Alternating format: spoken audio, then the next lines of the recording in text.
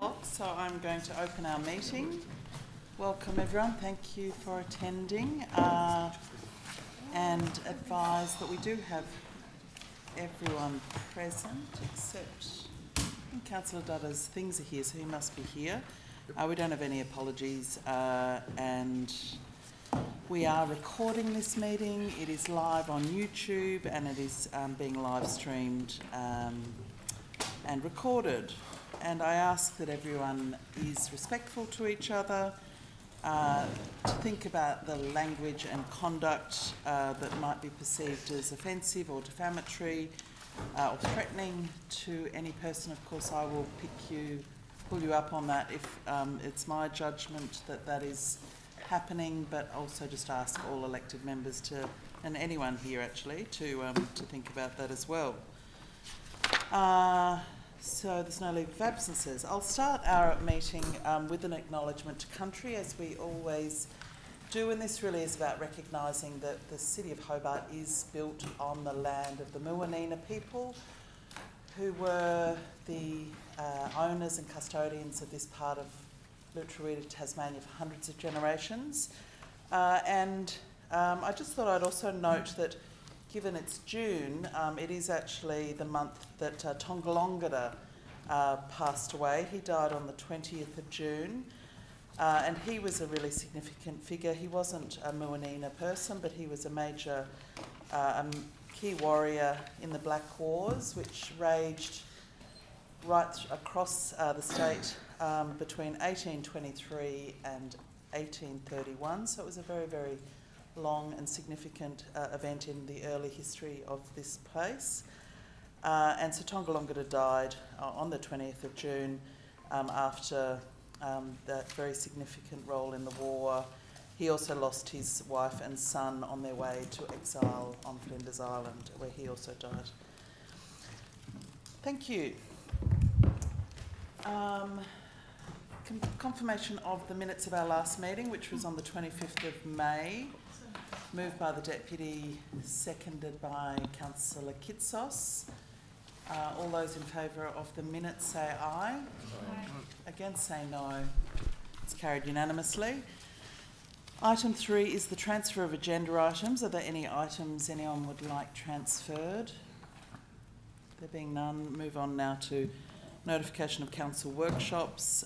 So there was a workshop on the 1st of June that talked about the Wellesley Park dog off-lead exercise area, which is on the agenda tonight. A briefing on winter events in 2026, a briefing on the future state of parking, and also a briefing on the draft annual plan and budget, which is also coming to our meeting tonight. Then there was a workshop on the 15th of June, which covered Tasmanian Government health officials, a presentation from Tasmanian Government health officials on the Royal Hobart Hospital project, Central Hobart Planning Scheme amendments briefing, the Macquarie Point Master Plan briefing, and the Greater Hobart Sports Infrastructure Strategy. And that was on the 15th of June. Okay, now we move on to public question time. And are there any questions? I think we have one. We have one from Jason Dale. Is he here? He's not here, so we'll forward on the response to his question in the mail. So we have two from the floor.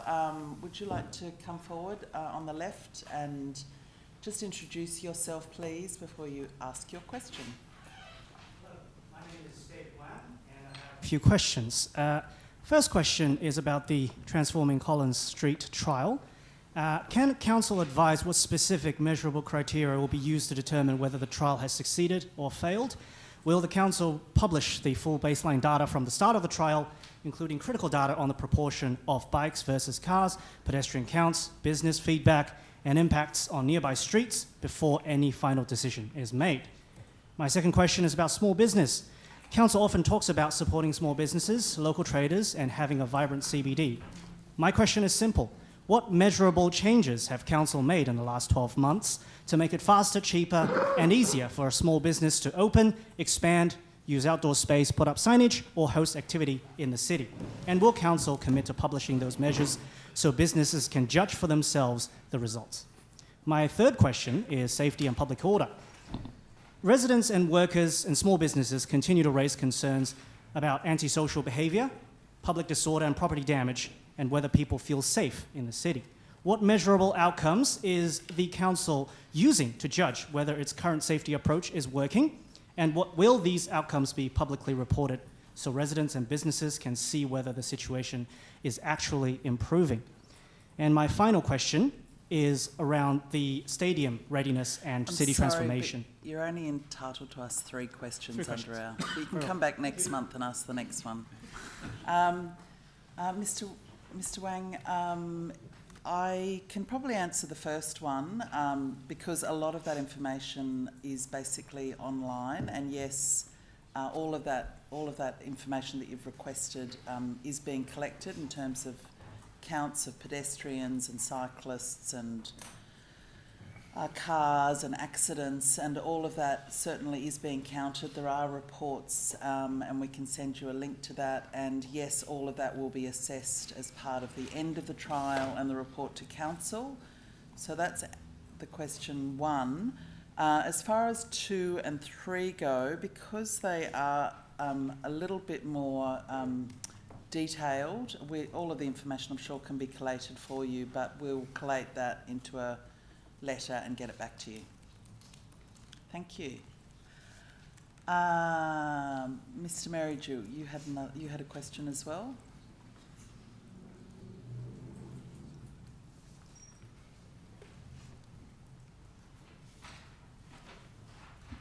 Thank you, Lord Mayor. As this is a budget meeting, these questions relate to areas of the budget. According to the press, the general rates will go up by 3.5%, or 3.5 million. Car parking, I notice, is going up by 20%. Car parking and infringements brings in 28.2 million. This is in the 24-25 figures. And I noticed in the advertisement in the paper this week that your $5 per hour will go to $6 per hour, which is a 20% increase. Am I correct in those statements? Now, when we look at also at the budget of 24-25, we had general rates of 84 million. But by the time we had, and that was an increase between 78.5 million in the previous year, by the time you get to the end of the state service rates, waste management rates, FOGO collection, all those 10 items of total rates and charges, it's 117 million, or 8.6 million over the previous year. What I'd like to be clarified is the 3.5 million just on the general rates, or are all the other matters going to be CPI'd by that 3.5%? When you look at a budget, you look to try and save money if you can.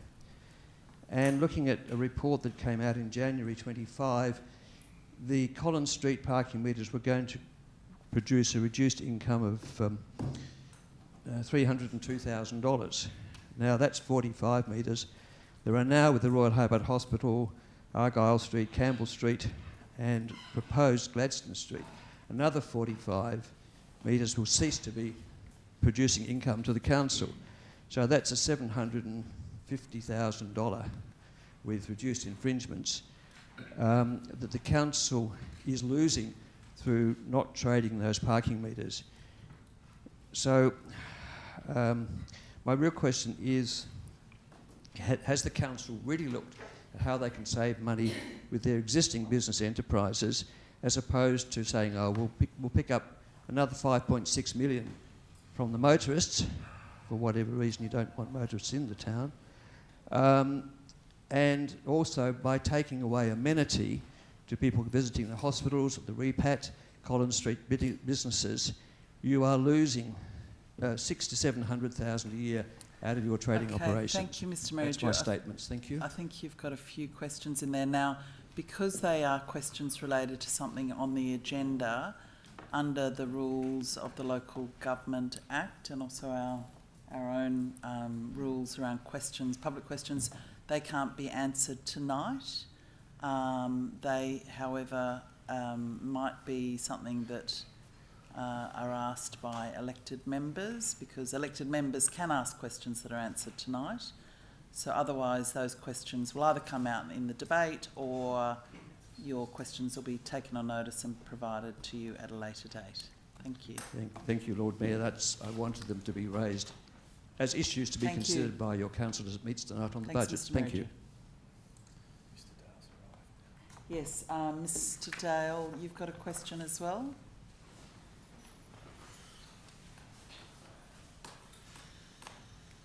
Thank you, Lord Mayor. In Hobart City Council's Inner Hobart Transport Network Operations Plan, the Council sets out the target minimum level of service for Inner Hobart's various streets with regards to traffic management, signals and congestion. Level D means on average significant delay, frequent downstream blockages, frequent delays. Level C means on average moderate delays. Some level C and D designated target streets in Hobart include Salamanca, the Waterfront, Collins Street, Liverpool Street, Elizabeth Street, Murray Street from Bathurst, Harrington Street, and these are all for driving, and then for walking, Barrack Street, Harrington Street, Murray Street, Brisbane Street, Patrick Street, and Warwick Street. The plan also notes that in Collins Street, buses regularly experience significant delays and that vehicles regularly join the back of an existing queue and take up to 2 signal cycles to clear the intersection. The plan notes similar congestion issues with the Hobart Rivulet Track and Mole Street. Can Hobart City Council explain how its target minimum level of service is set at the level it is for Hobart Street in the Transport Network Operations Plan? And secondly, can Hobart City Council explain the rationale with traffic congestion in mind behind reducing the number of lanes on Hobart streets and the transformation of certain streets to a one-way model? Thank you.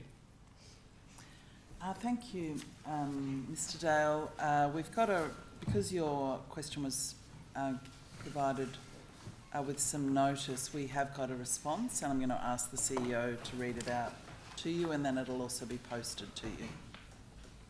Thanks, Mr. Dale. It's a bit of a long response, but I shall persevere. So, the Transport Network Operations Plan, or TNOP, the state government and council document, is a practical way of managing limited street space in a growing, constrained city. The central idea is that the Hobart streets cannot give every road user the highest priority in every location at every time.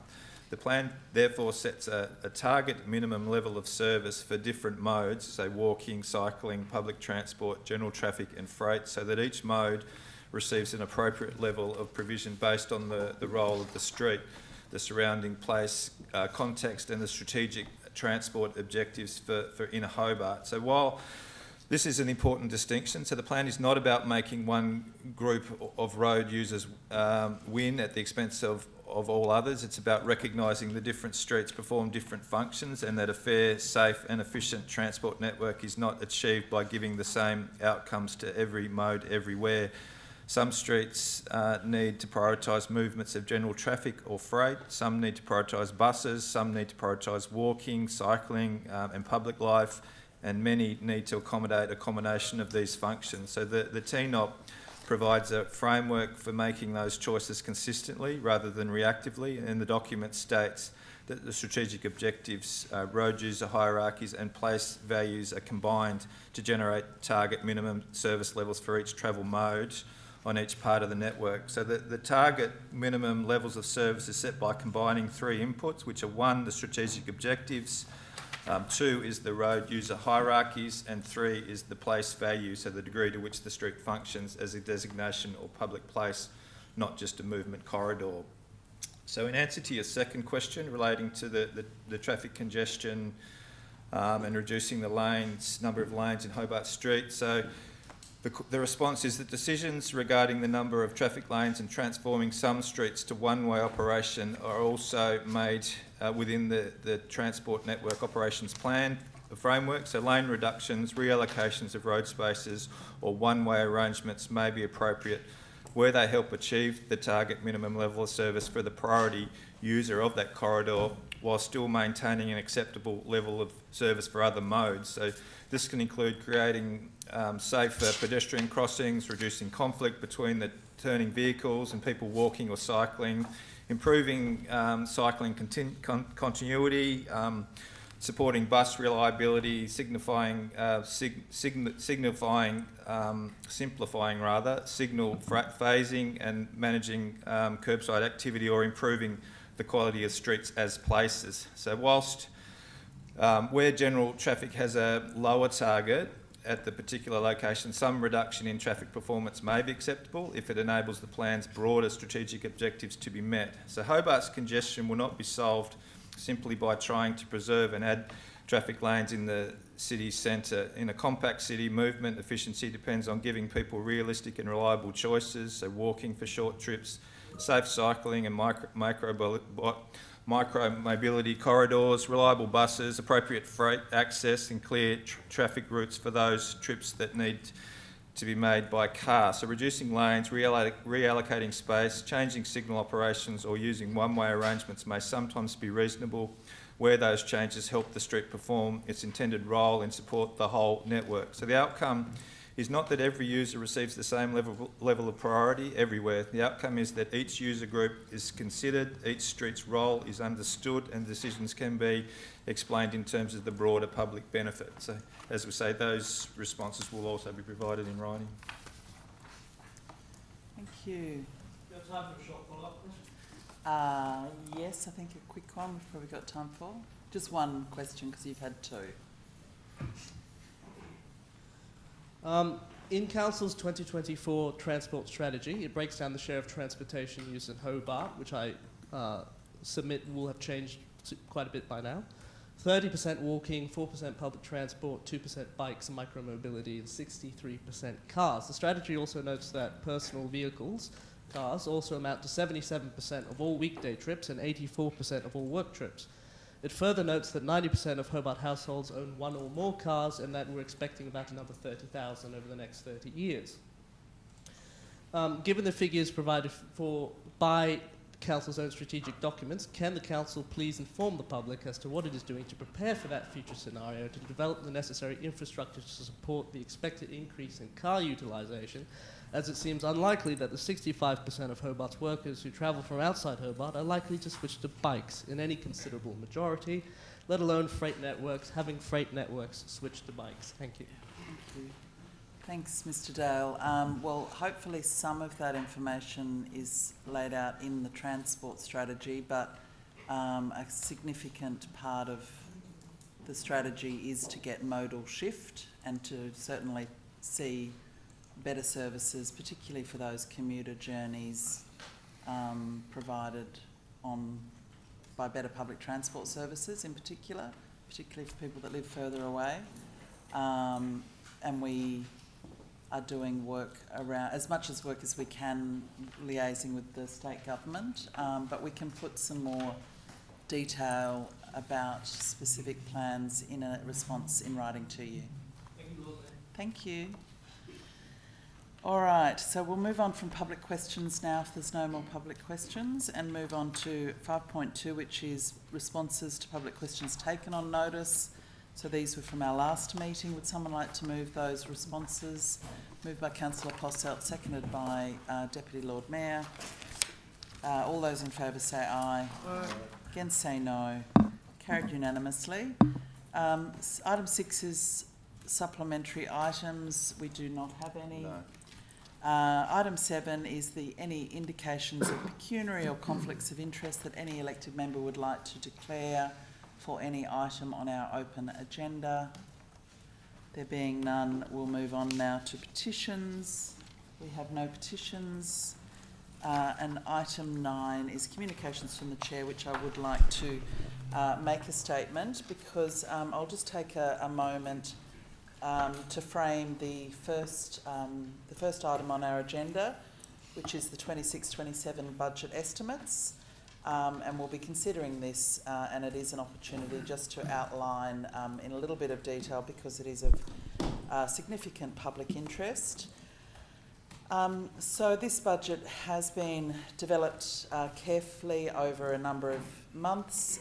Elected members will be aware that we've been part of several workshops and had input, and staff have provided updates and advice. In my opinion, it balances fiscal responsibility with the continued delivery of essential services to the community. The budget forecasts a modest surplus of $3 million from a total budget of $189 million.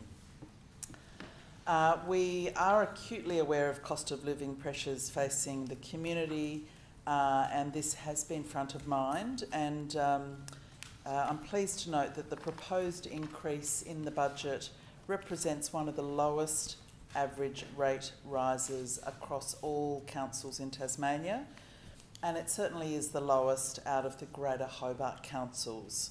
So we're proposing in the budget an overall 3.5% increase in rates revenue. For residential ratepayers, this equates to an average increase of approximately $1.82 per week. For our commercial ratepayers, the maximum percentage increase cap remains in place at 5%. The cap is a temporary measure designed to smooth the transition to full capital value rating and to ensure the equitable distribution of rates across property owners. Investment in services. This budget continues to invest in the services and programs that shape everyday life in Hobart. In practical terms, this includes $4.3 million for keeping our city clean, $3.8 million to collect and manage our waste and recycling, $19.6 million for managing our sports fields, parks and aquatic centre, $3.8 million for supporting community events and community programs, $2.5 million for creative programs, $3.7 million for economic development initiatives, and $1.1 million for positive ageing and youth programs. So these services and programs support the community and the broader wellbeing and vibrancy of our city. In this budget, we've also committed to this draft budget. We've also committed to $33.7 million in capital works, and that will support roads, parks, community facilities, and other critical infrastructure across the city. Of this 33.7, $8.9 million is supported through government grants. The program is strongly focused on maintaining and improving existing assets, ensuring that the infrastructure we already have continues to serve the community well. Key projects listed for work in this financial year are $6.4 million for the Greater Hobart Ferry expansion, which is about terminals, and it's work being done by the City of Hobart on behalf of the 4 Metro Councils. $560,000 for the installation of 2 new gross pollutant traps, $16.2 million for road and footpath renewals and upgrades, $600,000 in essential stormwater renewal, $1.2 million in upgrades at the Aquatic Centre, in particular the spa, sauna and steam room, $1.2 million to replace the track at the Domain Athletic Centre, and $480,000 to upgrade the Wellington Centre lifts.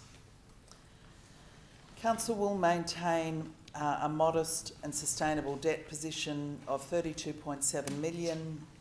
There are no new borrowings proposed this year, and $3.3 million of existing loans will be repaid. A total expenditure of $185.9 million within a $189 million budget is a measured and balanced financial position. Over the past year, the City has implemented a state-leading service review process to progressively assess services and deliver operational efficiencies. In addition, the City staff have identified more than $3 million in operational savings in the draft budget. So taken together, this means that Council is living within its means, maintaining its assets and continuing to invest in services that our community expects. I'd like to acknowledge my fellow elected members who've had input to this budget over a number of months, and also the many officers who've worked very diligently to develop a budget and continue to brief the elected members along the journey. So I do recommend and endorse this budget that we will be considering for our next item. Thank you. So item 10 is the 2026-27 annual plan and budget estimates, moved by Councillor Harvey, seconded by Deputy Lord Mayor. There are recommendations that have been moved. Any discussion? Councillor Kitsos. Thank you, Lord Mayor. Look, I'd like to just take a minute to address the 3.5% rate increase that you mentioned in your description of the budget just a moment ago. Look, I think this is what many members of our community are keeping an eye on when we do look to pass the budget in the chamber, and that it's understandable that that will be a focus given the cost of living crisis. Look, I know that no one welcomes higher rates, particularly while many households are experiencing these increased cost of living pressures, and we should never dismiss the concerns of our ratepayers. But I think that this budget actually strikes an appropriate balance between affordability and responsibility, and as we just heard from the Lord Mayor, this is actually the lowest of the Greater Hobart Councils and one of the lowest rate rises in the state. So we've got Kinborough at 6%, Central Coast at 6.1%, Clarence at 4.9% and Launceston at 4.9%. Even Burnie has 3.95%, which has been achieved through significant changes resulting from property reevaluations and targeted rating policies. So I think that really reflects on just how hard our staff have worked and just how aware this council is of making sure that we don't put families under any additional financial pressure. I think it also tells a story that councils right across Tasmania are responding to the same kinds of financial pressures that we are. So we've got inflation, construction costs, insurance, wages, and the cost of maintaining an ageing infrastructure. I think when councils across the state are facing these pressures, that we've actually struck a really good balance here between affordability for ratepayers and maintaining the services that our community expects us to deliver. I think we've achieved a really good surplus. The operating surplus of around $3 million is more evidence of a financially sustainable budget. It demonstrates that today's ratepayers are funding today's services rather than pushing those costs onto future generations. And it gives council financial capacity to continue to invest in our infrastructure now and respond to the future challenges without placing unnecessary pressure on future budgets. So in essence, we have a sensible rate rise now to avoid a bigger jump in the future through poor management. This is exactly what responsible financial management should achieve at this council. It's one that keeps rates low, but ensures that we don't leave future councils bigger bills because we've failed to maintain what we already had. The question for me isn't whether rates actually increase. The question for me is whether we can continue to provide the services and maintain the assets to a level that our community expects. And I think this budget really clearly reflects that. I'm also pleased that this budget continues to invest in things that make Hobart a really livable city for everyone. Our parks, our open spaces, our active transport network and community infrastructure, and our arts and cultural precincts. I think also this budget talks to the resilience that's needed in this city in the changing climate, and I think that's one that cannot be ignored. These investments are not optional extras, they're investments that actually do improve people's lives, and that's what people are paying for with these rates and reflective of the modest rate increase that you see today. I think this budget demonstrates prudent financial management, responsible investment, and a commitment to maintain the high quality that we currently deliver in this beautiful city. No budget is ever perfect, but I do really believe that this is a balanced budget, that Hobart remains financially sustainable and continues to invest in what people expect us to deliver at the quality they expect to see it without future generations footing the bill for neglecting infrastructure now. And so for those reasons, I'm pleased to support the budget and annual plan. Councillor Lohberger was up first. Thank you, Lord Mayor. Good here. Councillor Kitsos. Thank you, Lord Mayor. I won't take too long. I just think this is another fantastic result for Hobart's ratepayers. One of the lowest rate rises in the state again for the second year in a row, and paying down debt again for the second year in a row, a significant amount of debt. I think the members of this council have been very careful to avoid locking the council into financial commitments that damage the bottom line, unlike a succession of Conservative-dominated councils in past decades that made some incredibly expensive decisions for ratepayers about things like the Montpelier Retreat car park, and of course the years spent quietly supporting the wasteful UTAS plan to buy up CBD property for which it pays no rates. I just want to note at this point there are a lot of candidates running around launching campaigns and promising huge rate reductions without detailing where these savings are going to come from. I do think this particular budget is one of the best that we've delivered in many years, and I think it's very difficult to promise any more than this, and I would like to see a little bit of scrutiny on these candidates promising rate reductions as to where those rate reductions are actually going to come from. And I'll just use as an example, later on in tonight's agenda we have the Hall Saddle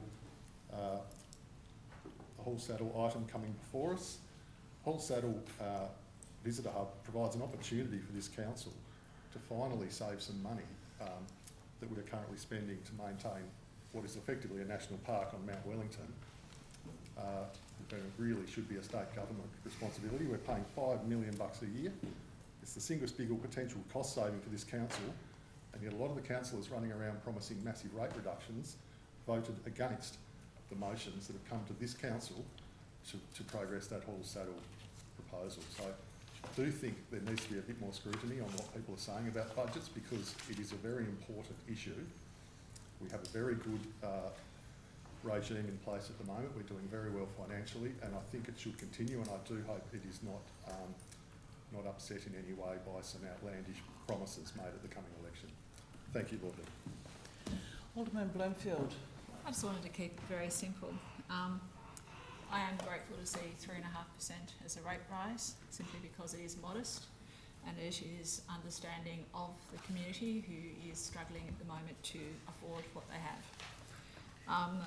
In the fact that wages and materials are profoundly affected by our current CPI, and they are the bulk of our expenses and outlay, so they aren't going to be any less than anybody else is currently suffering, and yet we're still managing to deliver 3.5%, which actually denotes the fact that we have achieved significant savings in our allocation and budgets, which is actually really quite impressive. So I do commend the staff and council being able to achieve that. It doesn't happen in a vacuum. It takes a lot of work to identify those savings.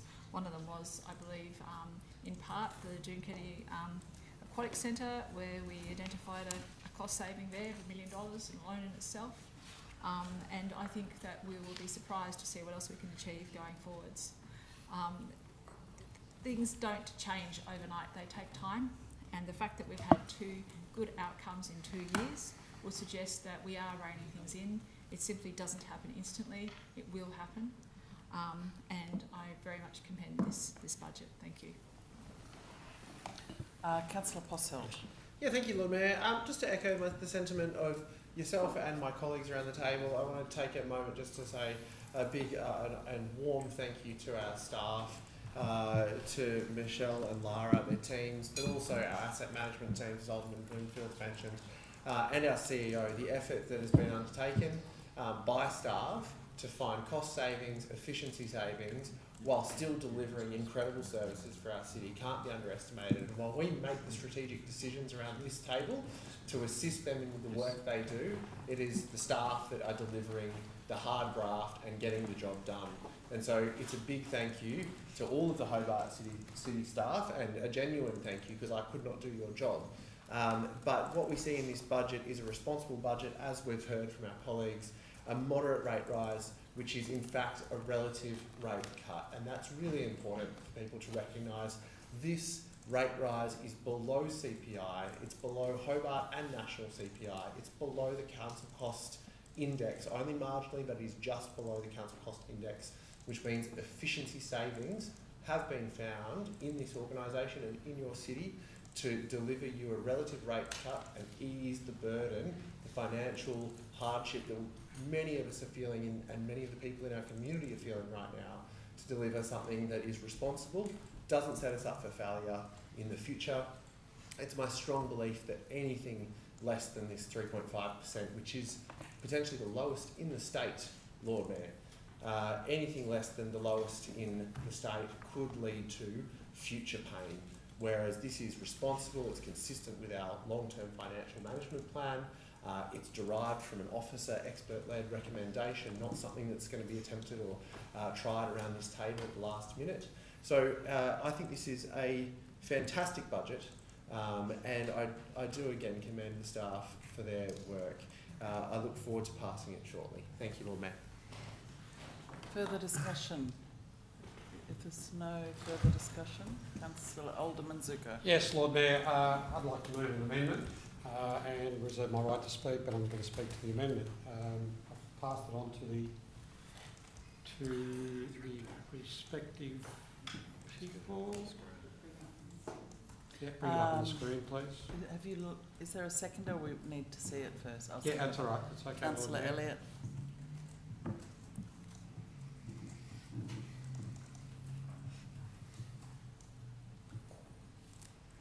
Okay, the amendment is, Lord Mayor, that the Council not budget for a $3 million surplus for the period of 26-27 financial year and reduce rates accordingly for this period. That rates for the 2026-27 period be at 1%. My rationale is based on the rates revenue of $106 million that are in the books. This equates to this $3 million equates to 2.8% of rates revenue. If we want to base it on the overall rates revenue, which is $125 million, which part of that rates revenue also has charges, this equates to 2.4%. And if you want to base that on the current 3.5% budget increase for 2026-27, this should reduce rates to around 1%. So if we didn't have a budget surplus, we wouldn't need a 3.5% rate increase. So if we have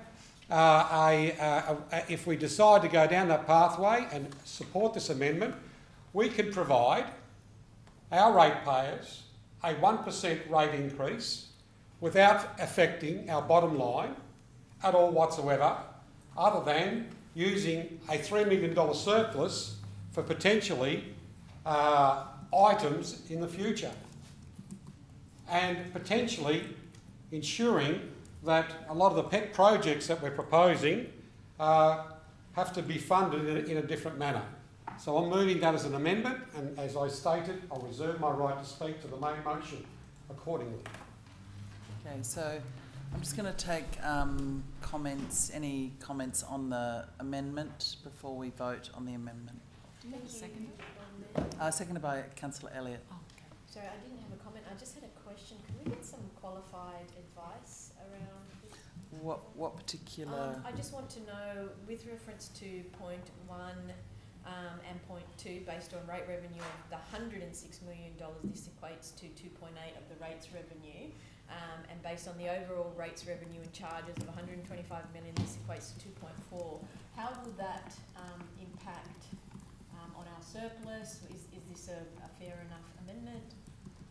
Thank you.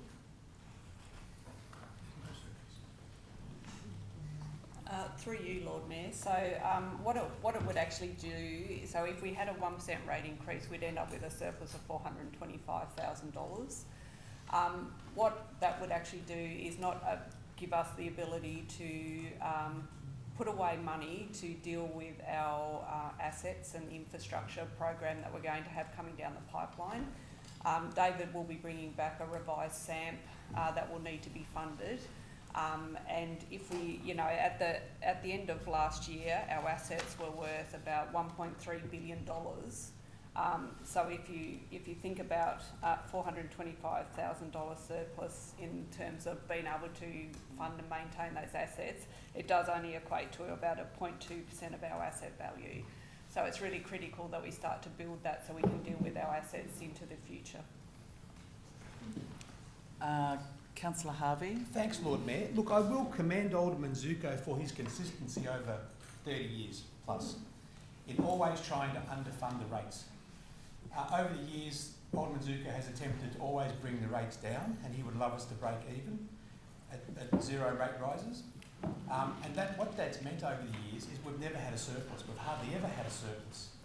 And that means over a number of years, we're not building up some stocks, some finances to put into those things that our finance officer has just spoken about. So I won't support the amendment because a surplus is important. And through you, I'll ask the CEO, what's the standard surplus, best practice for local government? Is it 2%? Sorry, I've just answered it for you. Maybe But anyway. Well, there's no best practice. It's all relative to where your organisation finance is at any particular point in time. Yeah, so, okay, thank you. But I think that $3 million, it's not a massive surplus, and I think last year we had a $2 million, so we're starting to build up some funds for the future, and the future is often quite unpredictable, and we don't know how we might spend it, but there's probably a high priority that we will need surplus funds at some point in time for whatever reason, especially if there's a failure of infrastructure and we need to replace it. So I won't support the amendment. I will, considering how we've done this in the past, where we have had to have big leaps in rates because we've underfunded the rates for a number of years, and suddenly you realise you can't fund projects that you need to fund because you firstly haven't had a surplus, because you've underfunded the rates. The rates haven't been high enough. And that's when you end up with big spikes in your rates. And you've seen that in many councils where some years they've gone from very low rates to suddenly need to have an 8 to 10 to 12% increase in the rates in order to catch up. So what we're doing here with this rates amount is setting a good standard so that we don't see spikes into the future where we need to push the rates much more higher in order to fund projects. So I urge everybody to vote against the amendment and stick with the rates that have been proposed and with the surplus that has been proposed, because I think they're very good figures and I'm really proud of how we've delivered the rates this year. I think we've done a superb job. When I say we collectively, that's the input from the councillors as well as our staff who spend the whole year working on this, on the rates. To suddenly change those rates at the last minute means a whole lot of additional work that needs to go into recalibrating how we're budgeting for the year. So it's not a good decision to support the amendments. I encourage everyone to reject it. Further discussion. I think Councillor Kitsos was up first. Thank you, Lord Mayor. Look, I just wanted to commend the comments of my colleague, Councillor Harvey, who just stood up and made all of the relevant points about why this amendment is a terrible idea. But I just wanted to also add on to that the fact that this has been a long process for elected members and for the council. This is almost a year-long process to get to this point. We've had this at workshop, we've had this at annual planning days. We've had the opportunity to put our views forward and to negotiate, hear from, workshop with staff what would be appropriate for this municipality. And to my knowledge, this has not been brought up at any of those occasions as a serious proposal. So in my mind, this is nothing but electioneering so early in the evening, which is unfortunate. If this was a realistic proposal, we would have had a chance to actually work this through with staff. So I'd like to just add that to the forefront of people's decision making tonight. Councillor. Lord Mayor, just a question, if I would mind. Lord Mayor. A question through to either the CEO or who can answer it. Did most recently Montpellier Retreat go to a workshop? The upgrades? Yes. Did I raise serious concerns about the expenditure? Look, I don't recall. I wouldn't doubt if you say you did, you did. Did we spend nearly $1 million, let's say $800,000 on the Collins Street Bikeway? Did I raise concerns about the Collins Street bikeway? I'm not electioneering. Okay, I think Alderman Bloomfield was up before Thank you. Councillor Dotter. Look, I didn't expect to have to explain this tonight. A budget surplus is part of budget systems, and frankly, it needs to exist. We have a very large organisation with an awful lot of money coming and going, and budget surpluses give us resilience. It allows us to have a little bit put away in case of fire, flood, or any other devastation according to infrastructure dramatics that might occur during the period. It allows us to ensure that instead of having to stop some other infrastructure or stop some other project, we can actually continue as normal and yet fix the issue and move on. So that's the resilience that we build. It builds certainty for the community, and it builds good productivity and continuity for the staff. And in the commercial world where I normally work, we would normally always have a budget surplus. It's normal, it's common, it's standard. And I've had this fight in this very room before, where I said that a commercial budget should normally have a surplus of at least 5%. And I don't even think this is 5%. This is actually a little bit less than that. So to rip it out and effectively go off bareback on our budget is probably not the kindest thing to do to the community, because it only takes one instance of one issue to come up and everything changes. And then we are less effective, we are less productive, we are less agile with our money, because we have to spend more to then realign everything and get it back on track. So to be fair, it's like I can appreciate the sentiment, and I will also speak in support of Alderman Zurko too. The reason why he couldn't have spoken about this before is because we actually, until this budget was prepared, we couldn't have known about the 3 million value to actually speak upon. So tonight was effectively the first time he could have spoken about it tonight. But having said that, as I said, it exists for a reason. It has a solid purpose. I was furious to see that money last time when the grant was pulled and 170,000 came out of another surplus. But it existed for a purpose, and it was used for that reason. And that's the other thing too. It's not just fire and flood and infrastructure. It's also the fact that costs can go AWOL. You know, petrol's about to change significantly again. We've obviously budgeted for it this time, but we were caught by surprise last year because we couldn't have possibly known that was going to happen, and it affects us profoundly. So it's things like that that this allows us for. It allows our community to have certainty of what we have budgeted will work, and that is why. Thank you. Any further discussion just on the amendment? Councillor Dutta? Thank you, Lord Mayor. I just want to bring my own experience about this whole process. In the workshop, I asked the CEO if I would be in a position to bring about a change of the rates, and I was told that it was too late. The point what I want to make here is this. Point number one, last year I asked the council during the budget session if we could give $15,000 extra to homelessness. Immediately people jumped on me. This is not the process. You should have brought this in the workshop. $15,000. We couldn't do it. Point number two is this. I think Alderman Bloomfield has made a very valid point. As a family and as a father, I have always said to myself, individually I need to have some money for a rainy day. On an individual basis. When I had a small business,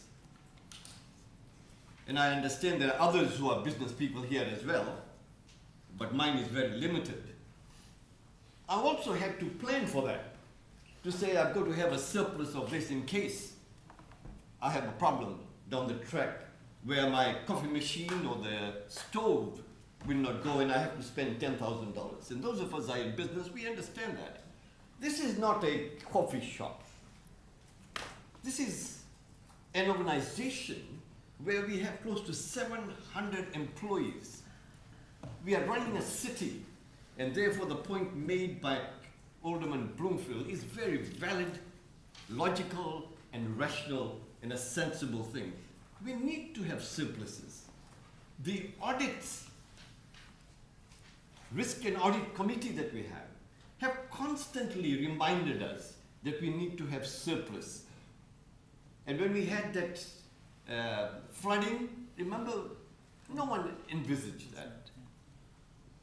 And when we look at climate and climate change and all kinds of possibilities that may emerge, to have no surplus, to have a business like this, to me, it doesn't make sense. So while I go along, maybe tomorrow we'll have a headline about this thing, but it's just one of those things. But I find it difficult that when I was stopped to propose a change of 15,000 for homelessness, here we're proposing at the last minute. And I'm telling you, I have evidence enough to say that I saw an individual staff member to bring about change from 3.5 lower. I made this statement in the workshop, if I can suggest a change to bring it lower, and I was told it was a bit too late. Thank you. It is a bit too late. Okay, this is Councillor Elliott. Thank you, Lord Mayor. I completely agree that that surpluses are a good thing. Saving is a good thing. But I also I support this motion for a few reasons. Firstly is that we are using that surplus for maintenance and renewals, then I would rather see that as specific items in the budget for the renewals. I don't actually have trust that that $3 million will be parked to be used specifically for that purpose, because from experience we've seen how if there is any money left, it'll be hijacked for basically for pet projects. It won't go to the assets renewals. That's a tried and tested theory here, and that's what happens. I also am acutely conscious of the environment we're in, and we spoke about the rate rises only equating to $1.82 per week. And I would, in this time and place, would rather that $1.82 per week stay in the ratepayer's pocket. I would rather it be in their pocket than ours. I don't think this is the time for us to be taking surpluses and earning the interest on it when there's people out there who that could actually buy a loaf of bread for. So yes, I completely agree in time and place that surpluses is the right way to go. Steady surpluses, you save for what you want, you chip down and pay down your debt. But this is different conditions, and for the reasons of lack of trust that the surplus would actually be used accordingly, and because of the market conditions and cost of living crisis, I think this makes sense, because in my mind this isn't the time and place. This is the time and place to be absolutely minimising the increase. And as Alderman Zuko's shown, we can minimise the increase by having a neutral budget. I think the only reason one of the reasons people might be nervous about that is if you don't have trust in your budget that it's accurate, or if you want to have those extra funds available for your pet projects that come up. So for that reason, all of the thinking holistically about it, I support the motion, the amendment. Okay, if there's no further discussion on the amendment, I'll put that. All those in favour say aye. Aye. Against say no. No. Show of hands, all those in favour of the amendment. Alderman Zuko, Councillor Elliott, Councillor Kelly. And all those against the amendment. Councillor Dutta, Councillor Coates, Councillor Passelt, Councillor Kitsos, Councillor Lohberger, Alderman Bloomfield, Councillor Harvey, Deputy Lord Mayor, Lord Mayor. That's 10 to 2. Hasn't passed. So we'll go back to the substantive motion. Okay. And Alderman Zuko, you'd like Yes, to Lord Mayor. speak? I'm going to speak on the motion. In the motion, in the budget of 25-26, we had wages at 75 million. We got 82 million. That's a vast increase in one financial year. I understand there are wage rises, but that is concerning, to say to say the least. If you look through the budget papers, there's proposals to go forward in the future, Montpelier, Elizabeth Street, and the list goes on. That's not looking at the future, to my point of view. It's going down the pathway of projects, and as we noticed, as we heard from the Salamanca Traders Association in the market, they weren't even consulted with Montpelier, but yet again we want to go down the pathway of spending some $2 million. I am so grateful of my esteemed colleague, Councillor Dutta, for highlighting $15,000. $15,000 to go towards the homelessness. I would just like to bring to the attention of everybody that in the 23-24 budget, I voted no, we had a differential rate implemented. Residential 6.9, commercial 8.9, CPI was at 5.4. So we implemented a differential. I also considered the homelessness in 2023-24 by moving an amendment that the additional rates raised from the general residential rate, that's the differential rate, be used for housing and homelessness. It was voted down. We had an opportunity then when we decided to put a differential rate in to use those funds for that. And I've got to say, and I will point out who voted for that at that particular point in time. Those four were Zuko, Barakis, the Deputy Lord Mayor, Kelly and Elliott. Those who voted against it were the Lord Mayor, Burnett, Harvey, Councillor Dutta, Bloomfield, Passot and Lohberger. So, you know, I understand we wanted to put 15,000, someone wanted to put 15,000 into it last year. I actually wanted to put a substantial amount into it, which was a differential rate that we implemented that year, which would have actually done something with the money raised. It's also been stated, I'm going to ask for a 3-minute increase, Lord Mayor, but I'll let you know at the time. It's also stated that I haven't voted for a budget for 30 years. 2025, I voted no. Increase 3.5, CPI 1.9. 2% above CPI. 24-25, I voted no. 6.5% rate increase, CPI 3.8. There's a reason why I voted no, above CPI. 22-23, I voted yes. So it was only a few years ago I voted yes. Why? Increase was 2.81, CPI was 6.1. 21-22, I voted yes. So over the last 5 years I voted no 3 times and yes twice. Why? 0.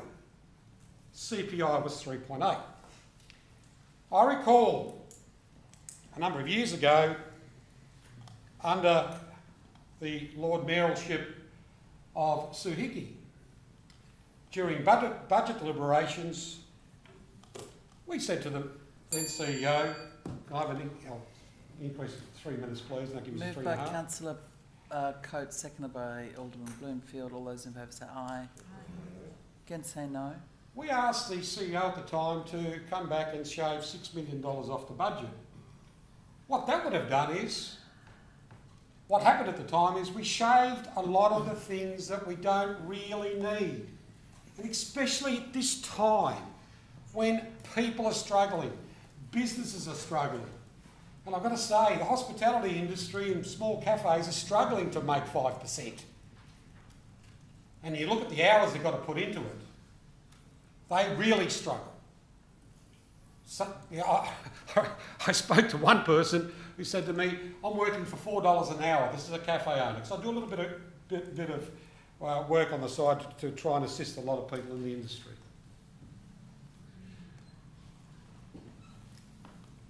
we talk about having a surplus to look at all our capital assets.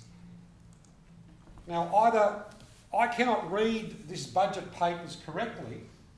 There's a lot of items in this budget that are totally, absolutely unnecessary. Because that poor pensioner who cannot afford to switch the lights on, that business person that struggles to earn a living, and I get sick and tired of these property developers making an absolute utter fortune. And every time we put the business rate up, like we did in 2023, that differential, do you know who paid for that? It wasn't the landowner. It was that poor cafe owner that struggles and works their butts off week in, week out. And they struggle to pay for that. We as a council have an obligation to ensure that we have a rate that's appropriate to cost of living, and in particular this point in time. Now, my amendment before demonstrated how we could have a 1% increase and still have $400,000 to put away for a rainy day. Now look, you know what? Should we worry about whether or not tomorrow it's going to flood? Or why don't we think more positive and say, how can we do things to improve our bottom line economically and encourage more people to come into our CBD and shop so that poor little cafe owner who's struggling can make more money. But what we do is we shut down Collins Street. We want to shut down Montpelier without even contacting the Salamanca Traders Association. I have advocated time and time again on how we should consult with people. And Montpelier is another prime example, $2 million. In the workshop the other day, it was near $5 million on PRET projects. I'm not here for PRET projects, I'm here for the ratepayers and not pet projects. Councillor Foster, I think you might have already spoken. Yeah, just a question through you, Lord Mayor, if it's in order. A question through to Alderman Zuko. Just because he's using the term pet project, and I'm struggling to understand what he means by pet project, whose pet project it is. Is it just a project that he doesn't agree with, or I just don't understand his definition and his finishes. Alderman Zuko, would you like to answer that question? My definition of pet projects are when we don't go out and consult with people correctly, as I've advocated time and time again, the landowner and the business owner and the property owner. We go and knock on the door of someone that we don't speak to, and as happened in the other day with the workshop, the owner of Chemist Warehouse in Montpelier said no one contacted me. To my point of view, when I am looking at a project that's got everything ready to go, right, without bringing the people on board with you, it's a pet project by somebody. I don't know who. Okay, any further discussion on the budget motion?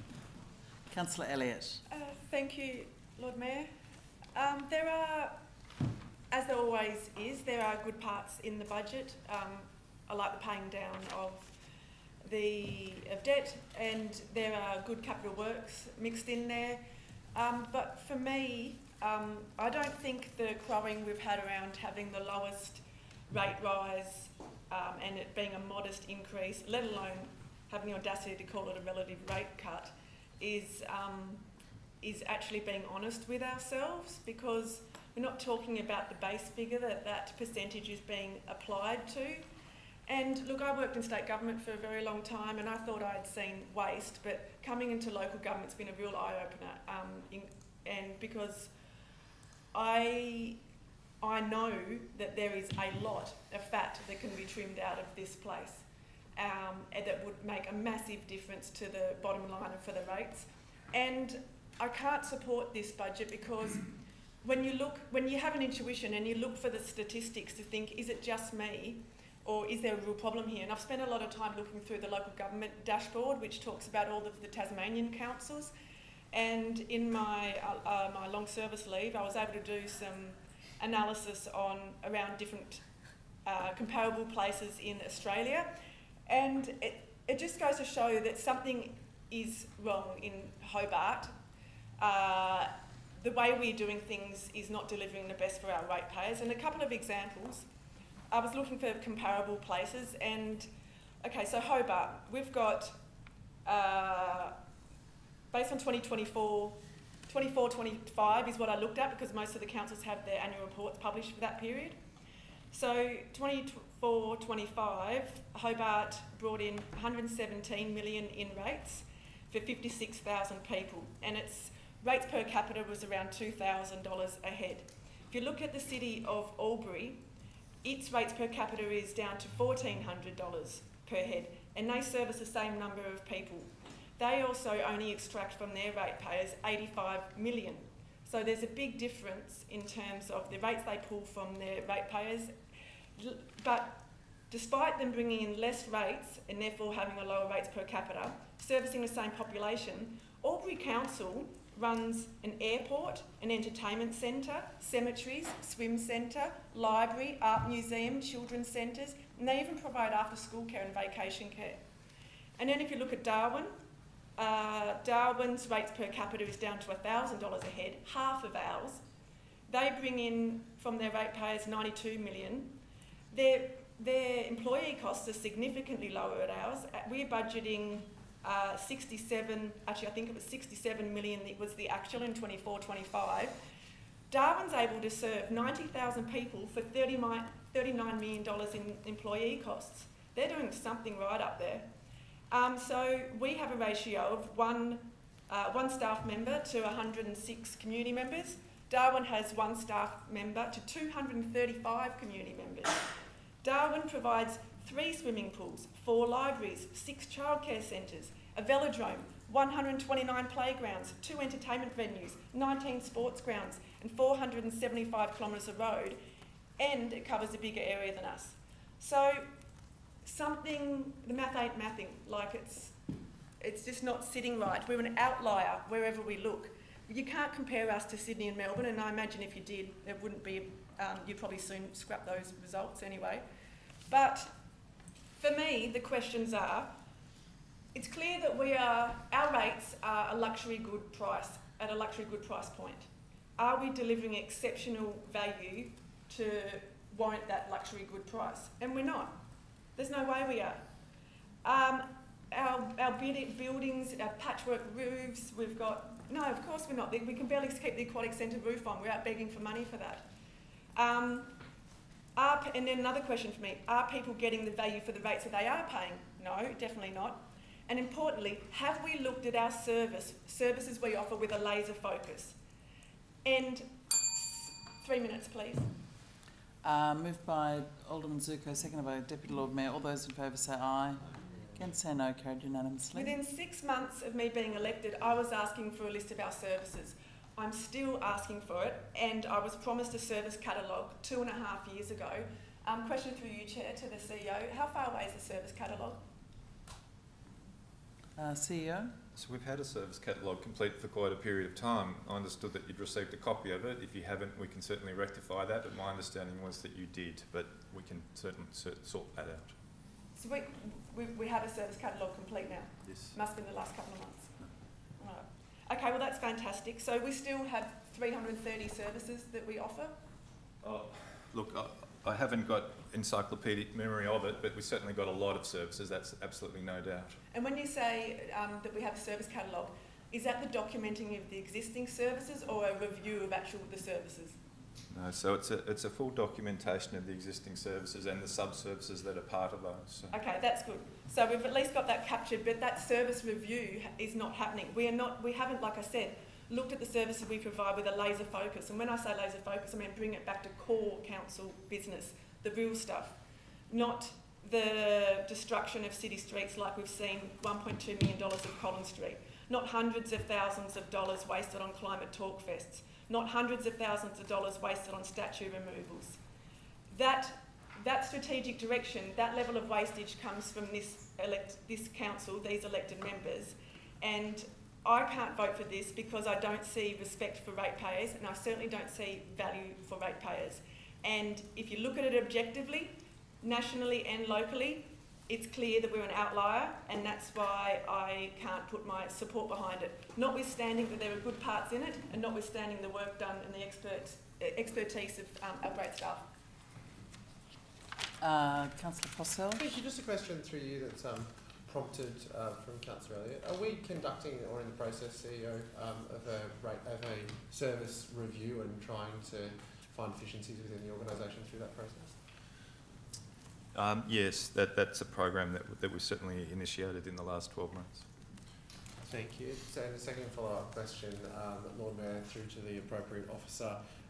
Many claims were made by Councillor Elliott in her speech, one of which related to a rates per capita measurement as some sort of tool to measure performance across councils.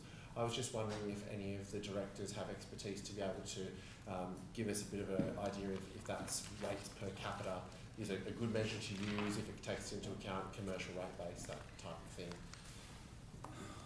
Look, it's a difficult one. Look, you do need to compare and benchmark yourself against councils that exist and operate within Tasmania and on the mainland, and we certainly do that. The rates per capita is certainly a measure that we do take heed of, and again, the service review project and a lot of work that we're doing is based around moving the metrics and a lot of that benchmarking that we have undertaken, and it's not just that figure. It's obviously a lot around service levels and around cost of service and a whole lot of range of things that we have, and that needs to bear out in our long-term finance plan, which is where I think the elected member will have the touchstone with that, certainly over the course of the next little while.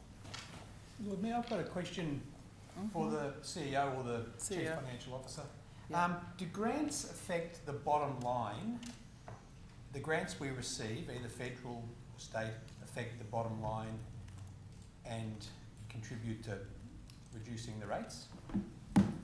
Yes, and the grants are a significant issue, and certainly from City of Hobart's perspective, we are a lot lower, and part of the benchmarking that we have highlighted is that the City of Hobart receives substantially less grants from state and federal government than other councils, so it does have a material impact. So the follow-up there would be, I just noted that Albury received $35 million in grants. Would that help lower their rates? Oh, look, it's all relative in terms of the services they offer and where they receive what they're receiving the grants for. But obviously, it's part of their funding mix. So yes, it would in terms of being able to have that level of grant coming in. It does mean that you can draw less from your rate base. Yeah, yep. But Hobart's in an awkward situation where we don't receive a fair share of rates across the state. Would that be fair to say? I think it would be completely fair to say. Thank you. Further discussion, Councillor Kelly. Thank you, Lord Mayor.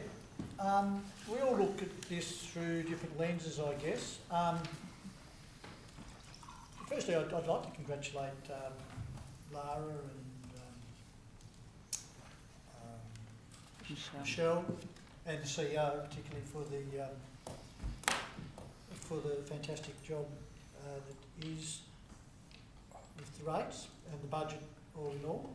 But to me, I look at the budget through two different lenses. When I was run businesses, I look at, okay, I can put money up selling something or I can reduce my costs. I'm just not convinced we are looking hard enough at reducing costs. To the CEO's credit, when he came here earlier on, he produced a fantastic table and did the benchmarking. And it's the first time I ever saw that or heard of it. And as he just said, we have to use some metric to pit us against everyone else. Yes, it's very hard to compare us to other people and all that, and there's always nuances here and there. Firstly, I'll say too, we've got to stop whinging to say we don't get any government money from whatever government of the day or feds or state it is.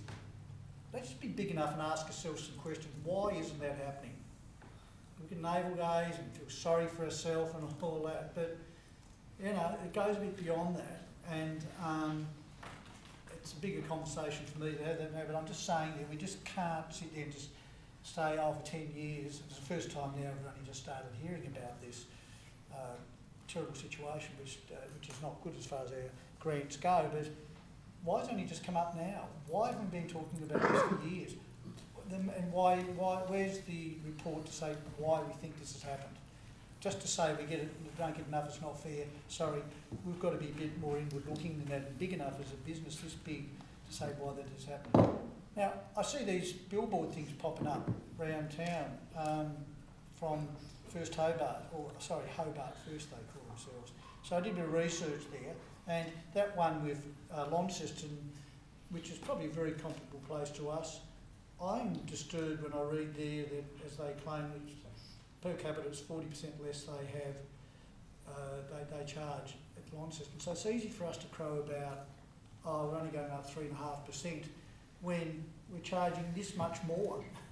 I mean, we've got to look at the whole thing in context here. And to me, that's not happening. I'm not convinced we're analysing closely enough where we can save money. I don't see the reports. You know, it's just, oh, well, we're just got to go up year by year by year by that amount because that's just the way it is. Wages are going up that way, vehicle maintenance and all that. Where's the evidence to me that we're doing better and a bit more of a deep dive on that? I just don't see that. So, once again, I congratulate everyone for the hard work they do, but I'm not quite comfortable looking holistically at this rates conversation instead of just what our percentage increase is pitted against everything else. Alderman Zirko. Yeah, I have a question, Lord Mayor, but it was stated that the City of Albury gets $35 million in grants, and it was answered by the CEO. Thank you very much for answering that.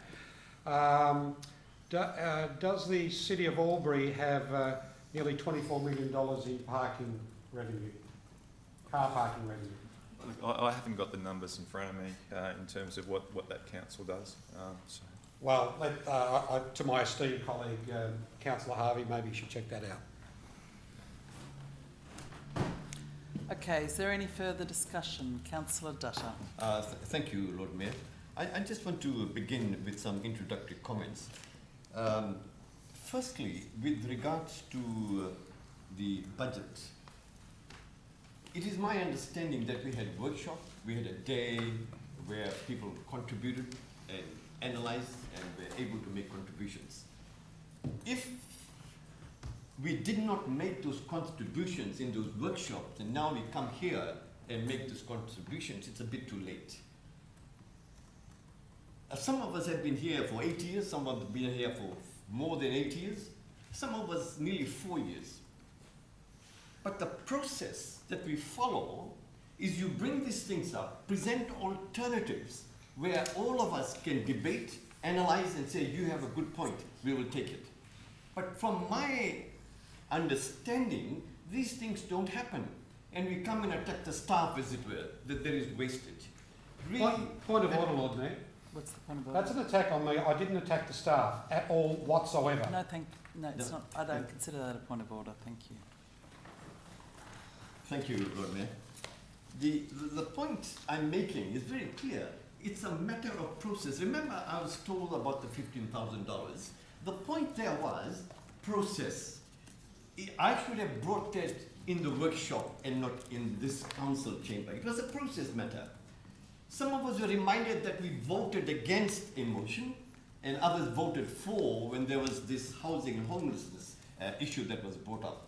Let me remind you that some of us voted for the South Hobart Oval for the dog restrictions and some of us voted against.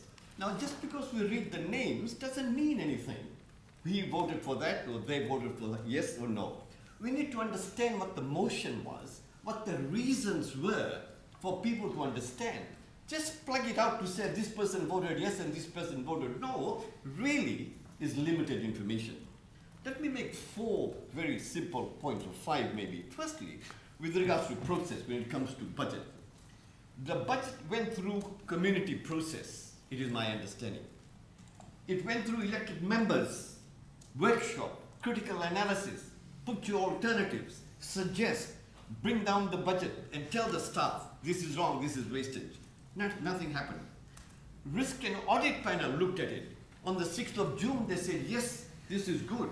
Make sure there is surplus. And then we, as individual members, elected members, went and saw some of the staff, and we discussed with them and told them what we wanted in the budget. So that was the process. Tonight is not the process to bring this up here. Point number 2, the policy principles that are used are very clear. They are fair, equitable, and reasonable. Now, when you look at the facts, it's very clear.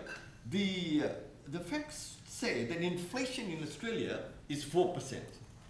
The CPI in Hobart is 4.2%. And the rate rise is 3.5%. So, when we look at the facts, let's look at the facts as it is. And let's not mislead and misrepresent to say it is ridiculously high. This is really not the way to go. Point number 3, the position that we arrived at, in my view, we've looked at these facts and we have said, okay, when we take these facts into consideration, we can't cap our rates like it has been suggested. Because in Victoria, rates are capped not by each council, but by the state government.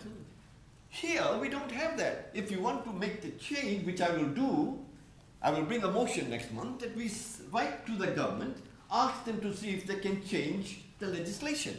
That will then be in a position. But today, what is happening, we are, in fact, in a position where we are guided by the Local Government Act. Now, when we look at these finances, it's very clear to me. The average in the last 8 years, when I look at these facts given to me, in the last 8 years, Hobart is the lowest, 3.25 in the last 8 years, average rates. And you compare it with other councils, it's much higher than ours. So, the fact speaks for itself. And therefore, I would conclude by saying, Hobart, as far as I'm concerned, I think this is a very responsible budget. Others have made the statements, and I will support this. And I think, to be fair and reasonable, we have looked at the principles of taxation in its all its fairness and reasonableness, and we have arrived at this. And I want to thank the staff for their work. Thank you. Alderman Zuko. Yes, through you to the appropriate officer that can answer this question. Does the current Local Government Act empower councils to have a rate cap? So there is no state government mandate. Each council can certainly, through their long-term finance plan, apply a cap. Yep. So councils can now, under the Local Government Act, apply a cap to rate rates. Thank you very much. Something you just learned. Service. Thank you. Not rich service. Thank you.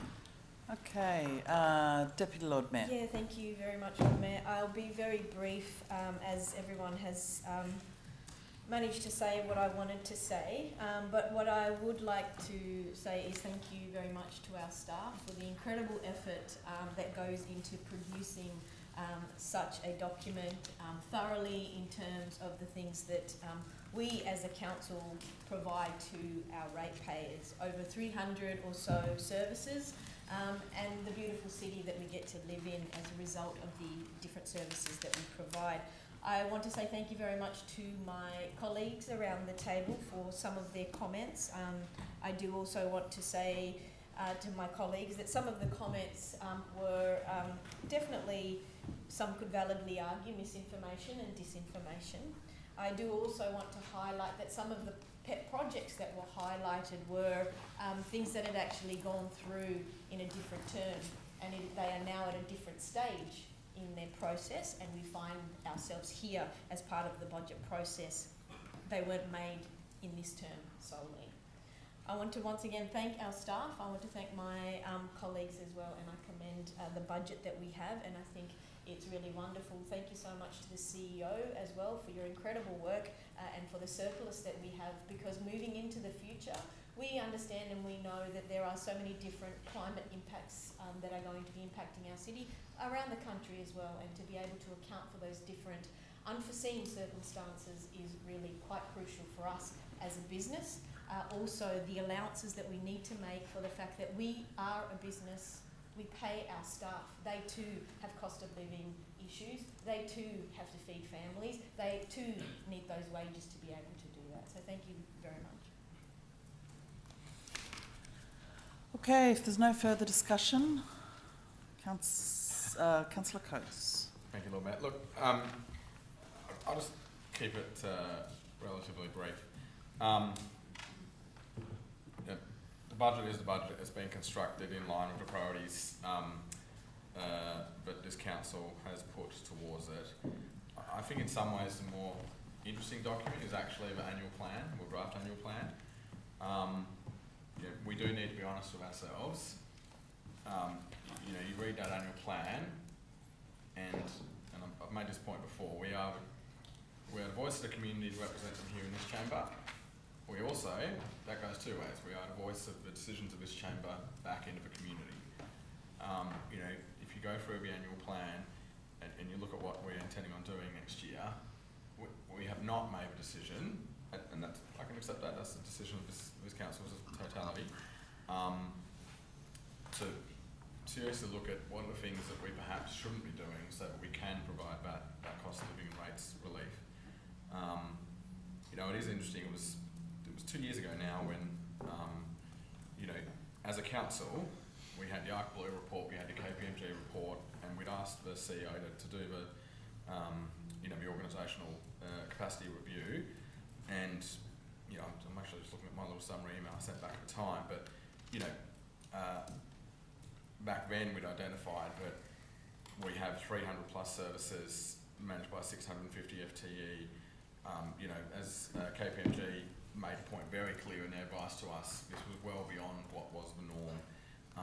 You know, I think it was identified at the time, but the City of Adelaide ran an aquatic centre at 50% of the cost, and yet I know that there's a lot of work that's been happening in the organisation, but you know, if I look at that annual plan for next year, you know, to me it doesn't read as though we've been perhaps as ambitious as we could have in trying to sort of drag us back to what would be considered standard practice around Australia. And it's not as though we haven't had work undertaken to investigate some of these issues. So, but I can accept that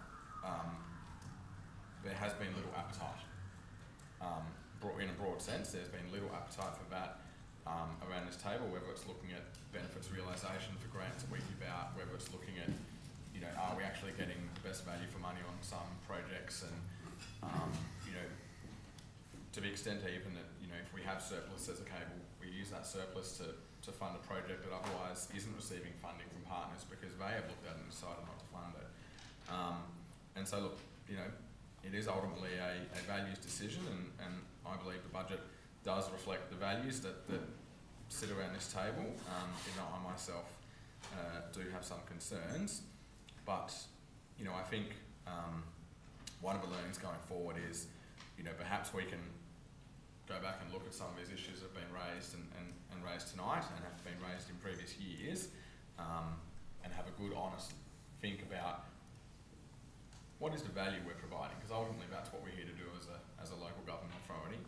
There will be reasons, very valid ones, why we will be operating a service on behalf of the community, and we should do so, and we should do it well. But there are also reasons why sometimes, to be honest, the answer just needs to be no. You know, we can't do it efficiently, we can't do it effectively, we aren't necessarily the best avenue for that service to be delivered, and there might be other means and ways of achieving the same outcome for the community, because I think that's what it's all about. But yes, I do know the budget. Thank you. I am just going to say a couple of things. I did obviously speak in my communications from the chair.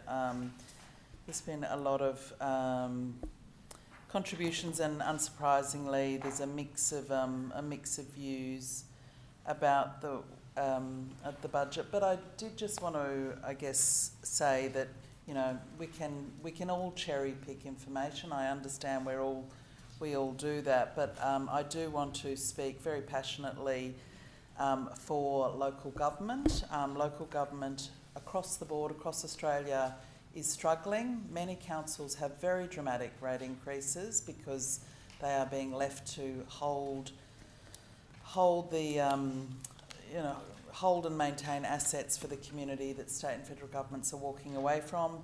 Local government collects less than 4% of the taxes that people pay, but the federal government doesn't send you a bill that you have to stick on your fridge.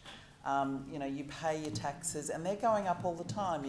The taxes through inflation are going up on GST, on your the taxes you're paying on your wages. These are all going up.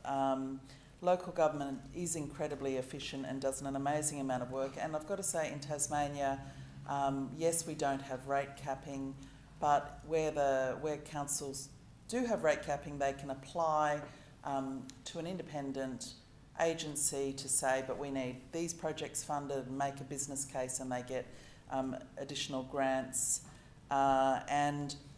Just pulling random things out of the air are really not helpful for providing a balanced and respectful picture of the city we have. We are doing a lot to cover for a state government that's in chaos. If you look at the financial state of this state government, I am scared and worried for the state. We have very little opportunity of being able to get many of our projects that the community does deserve better funding for in Hobart, like basketball facilities, and an upgraded Southern Tasmanian Aquatic Centre. We are covering for a state government that has got its budget in an absolute mess. Councillor Coates mentioned the Aquatic Centre in Adelaide. If you go to Adelaide right now, you'll see a beautiful, beautiful new Central Adelaide Aquatic Centre, fully funded by the state government. Over $200 million has been spent on it. It's gorgeous. But the state government generously decided to build that for the people of Adelaide. I'm very, very happy if the state or federal government wants to do that for the people of Hobart. But until they do, we are having to look after the mountain, look after so many amazing assets for Southern Tasmania. It is a juggle.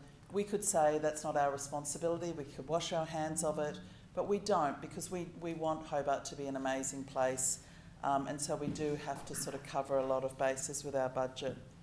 I think on balance, I think it's a good budget, and I really do encourage people to try and see the bigger picture and not politicise or sort of talk Hobart down when I think we and the local government sector generally do an amazing amount with the fairly limited resources that we have. Thank you. I'll put that. All those in favour say aye. Aye. Aye. Kent say no. No. Show of hands. All those in favour. Councillor Dutta, Councillor Passelt, Councillor Kitsos, Councillor Lohberger, Alderman Bloomfield, Councillor Harvey, Deputy Lord Mayor, Lord Mayor. And against? Alderman Zuko, Councillor Elliott. That's 10 votes. Coates. Pardon me.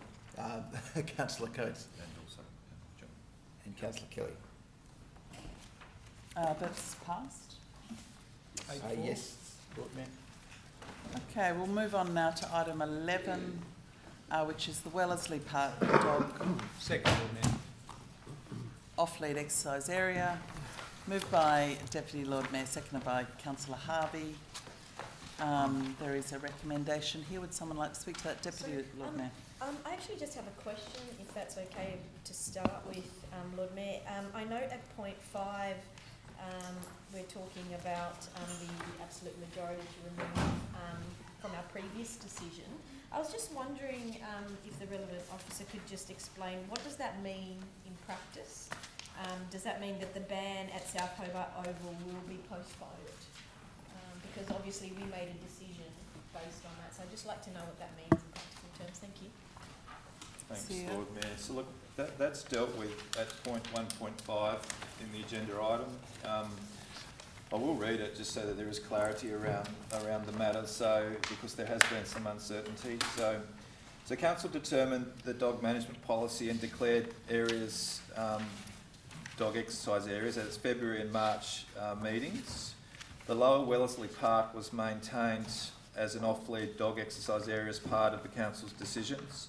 The resolution to construct the fencing was a separate measure and does not affect this status. So accordingly, any decision regarding the fencing project does not alter the park's designation.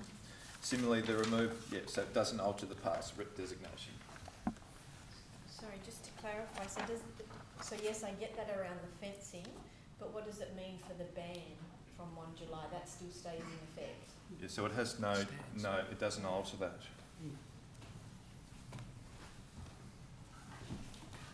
Further discussion, Councillor Posselt. Yeah, thank you, Lord Mayor. I did note in the officer's report that there was $30,000 allocated to repairing the fence and securing the fence around Upper Wellesley, and that this decision retains that money and expenditure and planned works. Just wondering through you, Lord Mayor, if we have a time frame for delivering those works, given the closure of the park. Mr. Lang. Thank you, Lord Mayor. Yes, we're requesting quotes at the present moment with that smoke in the next couple of weeks, and work should be undertaken in the next 8 weeks or so.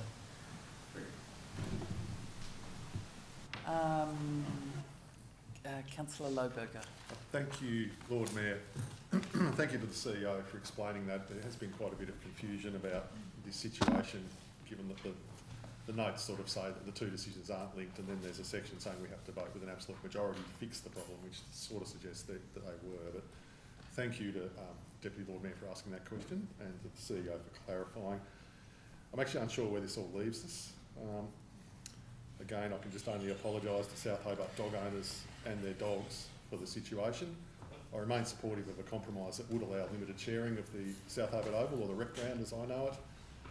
And I also remain really apprehensive about the rift this has caused in the South Hobart community. So I do hope a future council can have a look at this situation through fresh eyes, and I hope, thank you for that advice from the staff as well about the building of the fence. I do hope that can come along quicker, sooner rather than later. But I think that's it for me, Lord Mayor. Thank you.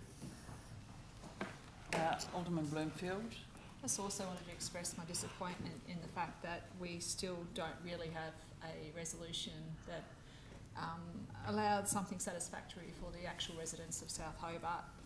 When you get a survey that actually comes out that says 80% of the submissions did not want this park established the way that was proposed, and I appreciate this is why we're running it back, but simply because they had something that they loved, they had something that they wished to continue to use, and we've shut that down.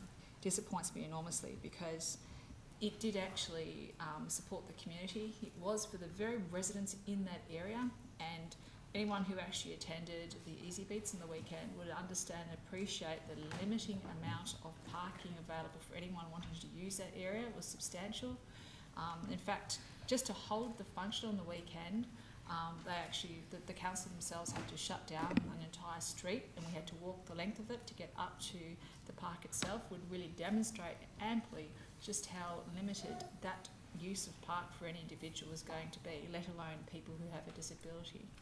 I appreciate there was another park not parking area down the road, but that was already owned and used by the badminton centre, and took quite a long walk to get up there to use it. So I just found that it was really not well thought out in the end at all, or such that it was proposed, and I feel that it was probably proposed simply because there was nothing else available to propose, and it really should shine a light back on the fact that we really should be reviewing what we've done with that oval and what we should be looking at for the residents, because they do matter. I feel that we have listened to a greater area to make a big change to a smaller area. And I know that if I lived in that area in South Hobart, I'd be quite upset that people who don't even live near me actually had probably a greater say than what I did. And one day that'll be, any of us in this room, could have the same thing happen to us. We need to actually establish and ensure that when we do collect this data, that we actually listen to the people who are immediately impacted, because they do actually genuinely probably have more skin in the game than others. Councillor Posselt. Thank you, Lord Mayor. Just some questions relevant to Upper Wellesley Oval, because I know there's people in the room that are part of the dog community. CEO, or through the chair to the relevant staff member, the lighting that's been installed there recently, is it still being adjusted, and we're getting a review to make sure the settings are just right? Yes, no, I'm across that one, and yes, so we have been working with the club as the installer of the lights, and that they're currently being independently assessed in respect of the light overspill to determine whether it's compliant or otherwise with the Australian standard, and any remedial action that we still need to take. We have undertaken remedial, or asked that remedial action be carried out already. Thank you. I've got two further questions on the item, probably for you, but through you, Lord Mayor, to the relevant staff member. There was some damage during those lights done to the surrounds of Wellesley Oval, particularly around access. I understand that's going to be remediated. That's the advice that I have, but I just wanted to confirm for those in the room that is the case. Yes, no, I provided that advice, so I can confirm that advice, that it's a truck damaged a substantial amount of soil that got bogged, and I think it was waiting for it to dry out, and they'll return and rectify that damaged area. Thank you, CEO. And the final question I have is, do we have a read, or can we get a read from the community on the desire for the lights to be switched on for dog users at particular times, or outside of designated bookings for the soccer club? It's obviously a balance of the local residents, the wildlife, but there's also potentially, it gets dark at 4:30. There's also potentially the opportunity to deliver a higher level of service to the dog walking community. Is it possible to get that read as part of this ongoing work? Through you, Lord Mayor, we can certainly have a look at that. I'm not really able to give you assistance on the costs or the processes around that, but we can certainly have a look at it. That'd be great. Thank you. Any further discussion? Councillor Kitsos. Yeah, thank you very much, Chair. Look, I think for me, this has obviously been an ongoing, complicated discussion.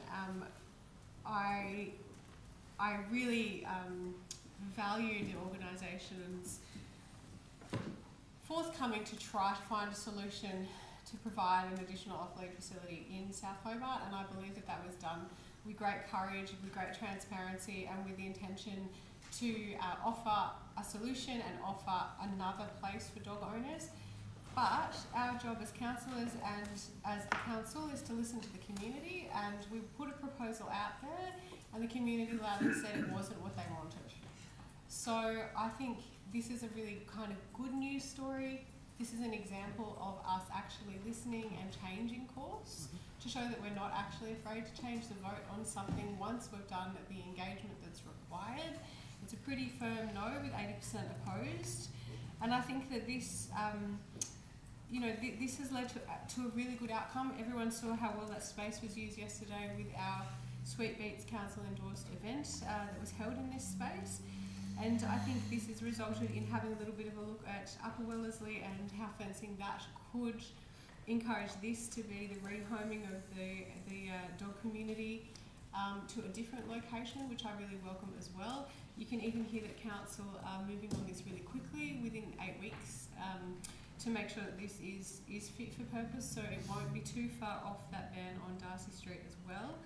I just want to mention that we're effectively endorsing another sharing arrangement that is as it stands in the Dog Management Act, and it doesn't need to be reviewed, and I think sharing is the South Hobart way.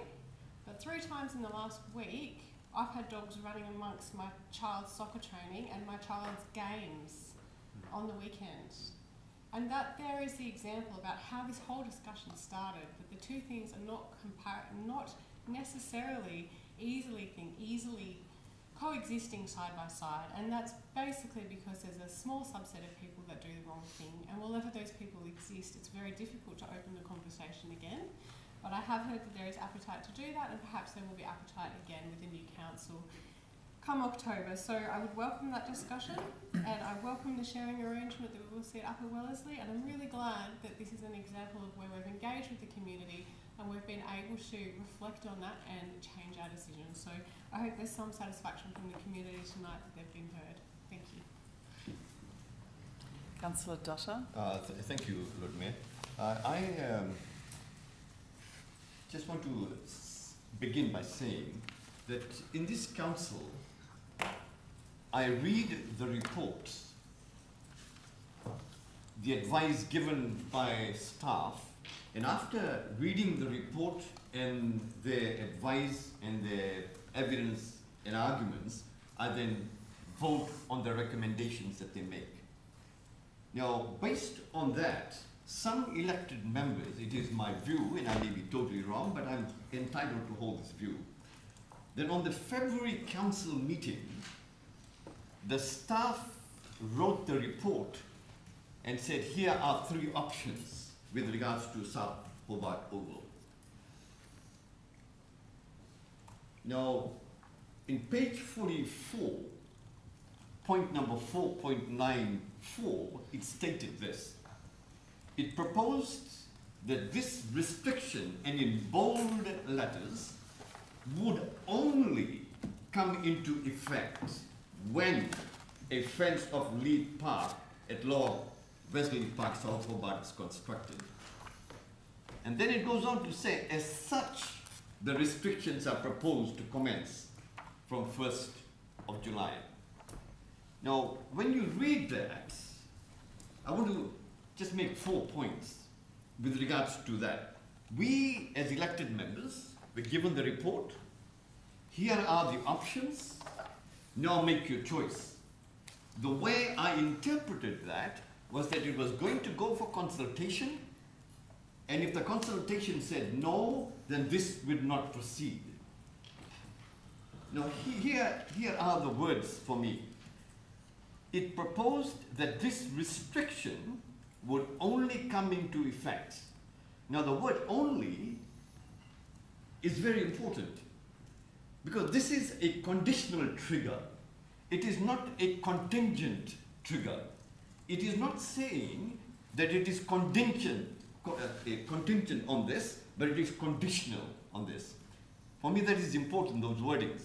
Now, if there is a conditional trigger, it simply means then, if you read the following, the simple interpretation of the English language is, when this happens, when a fenced off league happens, then the restriction. Now, so the word when links the commencement of the action that would occur, that is the fencing. That's point number 1, the simple, plain English language, the way I'm interpreting here. Point number 2, there is a interrelated dependency. It is not an independent 3 separate things. It was presented as a package. These things are all together. We will restrict, but we will provide. We will go in consultation. If the consultation says no, then the restriction does not happen because it will only happen, come into effect if this goes ahead. So there is a dependency that we need to be aware of. And point number 3, as I've already said, that there is an argument, I suppose, from the opinion of staff, which hasn't been tested. Remember, it's an opinion. It is their view that it is not a condition, but it is contingent on. Therefore, there is a debate. Now, this interpretation, if it's not conditional, but contingent on, then there is an inconsistency in the logical argument. That's how I see it. Because the ordinary meaning of that clause is very simple. And the final point I want to make here is this, that for me, there is a procedural fairness involved. We said we will go to the community for consultation, as already been stated by some of the elected members. 80% said no with regards to the fence. Therefore, logically, there won't be any fence, therefore no restriction. Now, administrative principle, for me, is important because when you consult for a purpose. And therefore, if you talk in the context of law, reliable and responsible reliance is important. Here, the community and we as elected members, as it were, had a reasonable reliance on the information given to us and the decision that we made. Thank you. Councillor Kelly. I'd appreciate through the chair to the CEO if we could probably just get a bit of an overview of this. I'm a bit confused now with this, and probably later on, not now, probably just an update of I'd just like to see that chronological thing that's happened there, so I can be 100% sure when speaking about this I've got my facts right regarding this dog issue thing, because there seems to be a bit of confusion in the media about that. But anyway, just a simple information. If no one else but me will appreciate that. Is that possible? Not now, but just to see. Okay, absolutely. Okay. Yeah. Would that be okay?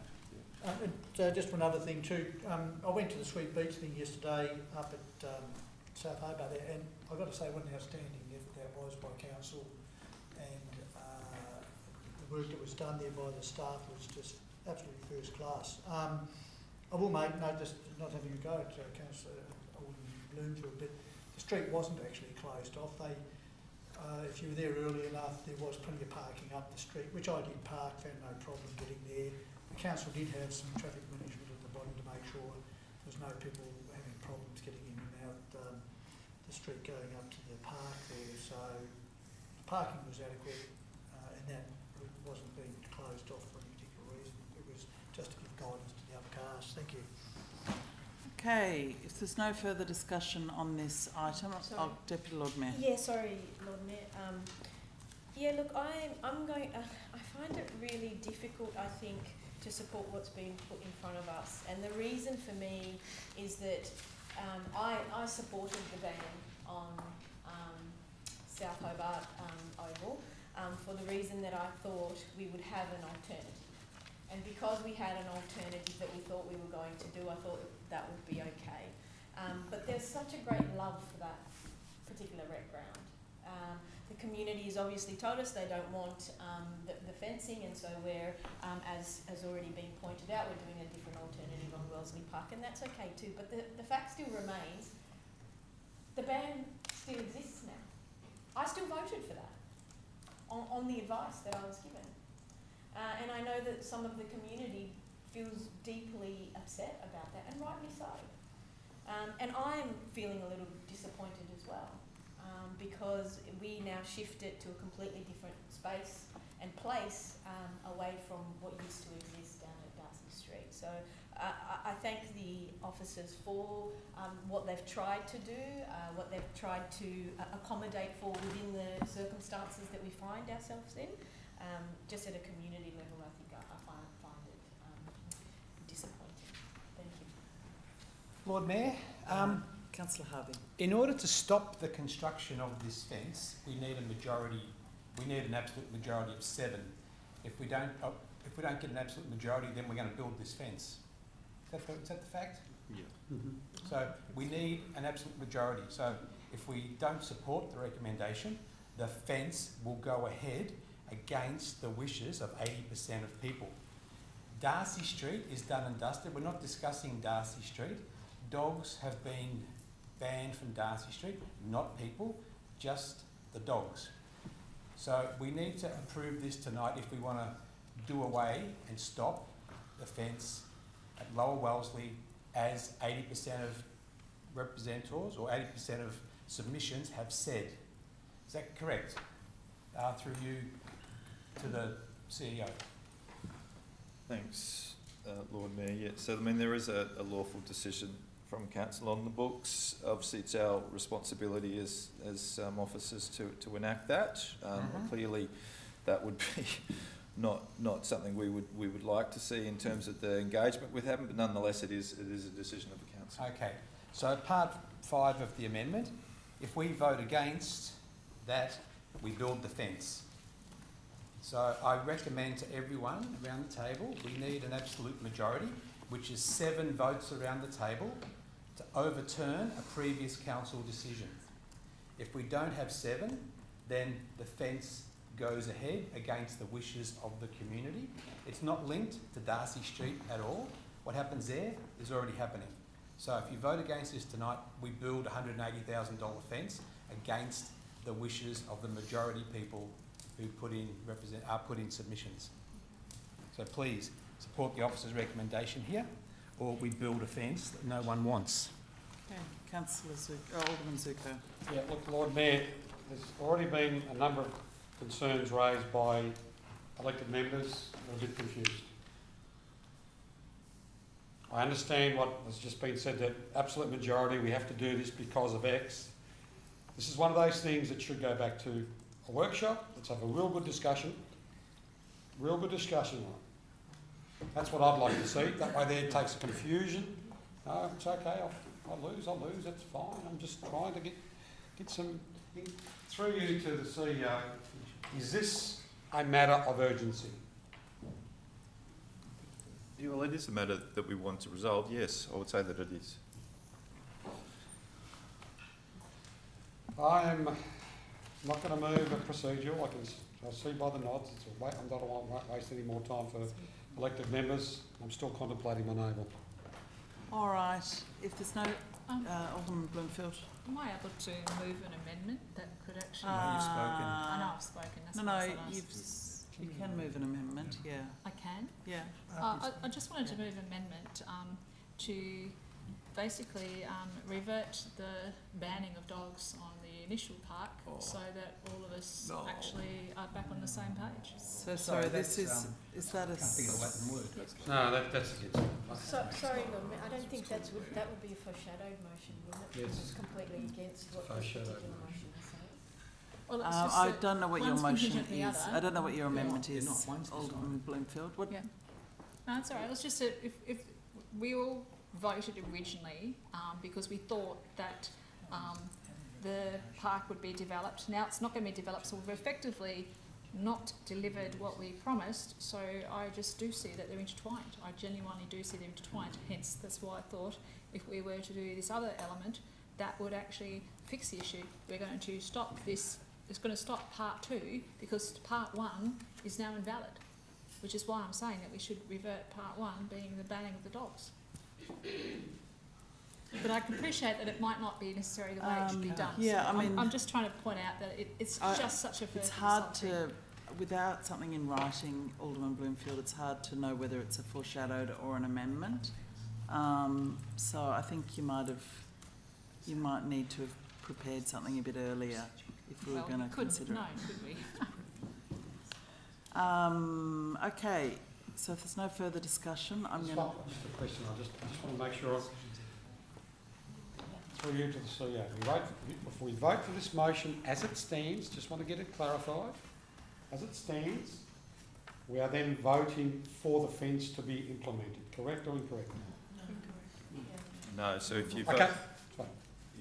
Yeah. Answer. All right. I'm happy now, I'm just clear as mud. All right. All those in favour say aye. Aye. Against say no. Carried unanimously. I'm moving on to item 12, and I just want to remind everyone that we have been going for 2 hours, and we've still got quite a few items to get through, so just a little time check there. So item 12 is the Salvation Army Street Time Program Partnership Proposal, moved by Deputy Lord Mayor, seconded by Councillor Lohberger. Any discussion? Councillor Lohberger. I'll just be very quick here, Lord Mayor. We had the Streets team come to talk to us at the Housing with Dignity reference group meeting several months ago, and they talked about all the excellent work that they've been able to do with an extra staff member, the extension of the program, and I'm aware that the program seemingly is having good effects at our side because we haven't had to engage police for quite a number of months now to deal with any homelessness issues because we've got this great Streets team that is now a little bit better resourced. Unfortunately, of course, this is one of those things that, yet again, we've had to step in and fund something that I suspect the government probably should be funding, the state government. So many, really, from the homelessness, the extreme weather protocol, and this is now 2 of these in the same area that we are now having to pick up because we bear the brunt of the homeless community in the state because we've got the hospital. That it is the single sole reason why we have so many homeless people here from out of area. A lot of people need access to that hospital, and Hobart is unaffordable. So this particular funding increase is I think it's really justified. It's having some really, really excellent effects on the ground, and I think anything we can do to support the streets team, we should. Thank you, Lord Mayor. Okay, Alderman Bloomfield. I just wanted to also support the motion because I do find it's not just practical, measured and compassionate, but it's actually doing something substantially productive to help sort the problem. We speak so many times of how we need to address homelessness, and here is an actual project of which has demonstrated it does something practical. It demonstrates that it actually does fix issues associated with homelessness, and it's actually quite modest in budget. At $35,000 per annum, it's actually something that's quite affordable in our terms, yet delivers so much more simply because, as Councillor Loberg has stated, it's actually using less resources elsewhere and yet allowing better respect and, most importantly, more dignity for the very people who are suffering the most. So I'm really quite grateful to see this. It also shows too how it is that our city can actually do these types of projects, because it's very similar to the Beacon Foundation one, where we leaned in to look after the kids who were having problems staying in school, and we were basically allowing a bit of funding there to try and help that area as well, and that's been really effective as well. These are the types of things I do like to see. As I said, they're modest in cost, but they're so much more effective overall. And it is absolutely part of what our city needs to do to ensure that it is safer for everyone, and more importantly, allows more dignity for those who are so vulnerable. So thank you. Okay, if there's no further discussion, I'll put that. All those in favour say aye. Aye. Against say no. It's carried unanimously. Item 13 is the Housing Action Plan, moved by Deputy Lord Mayor, seconded by Councillor Harvey.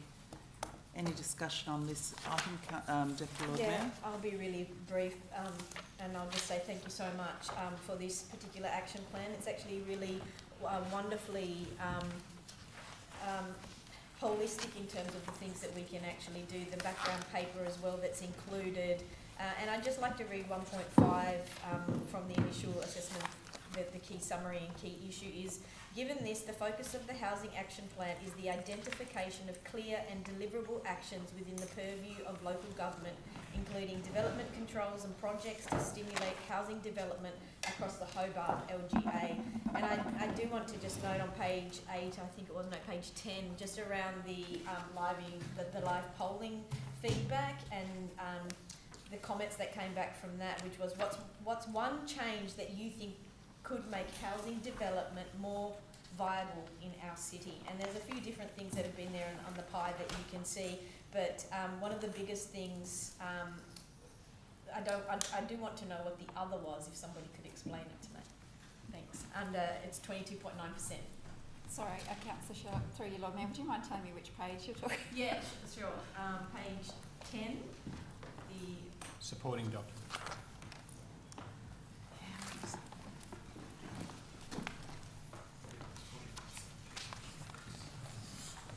of the draft housing.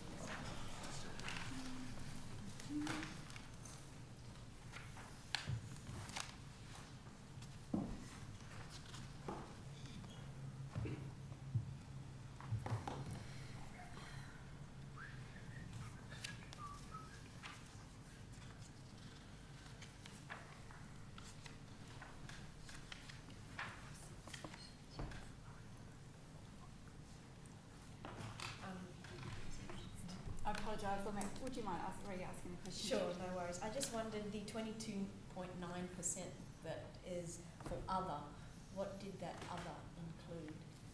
Some topics, what were they? On the wheel, on the...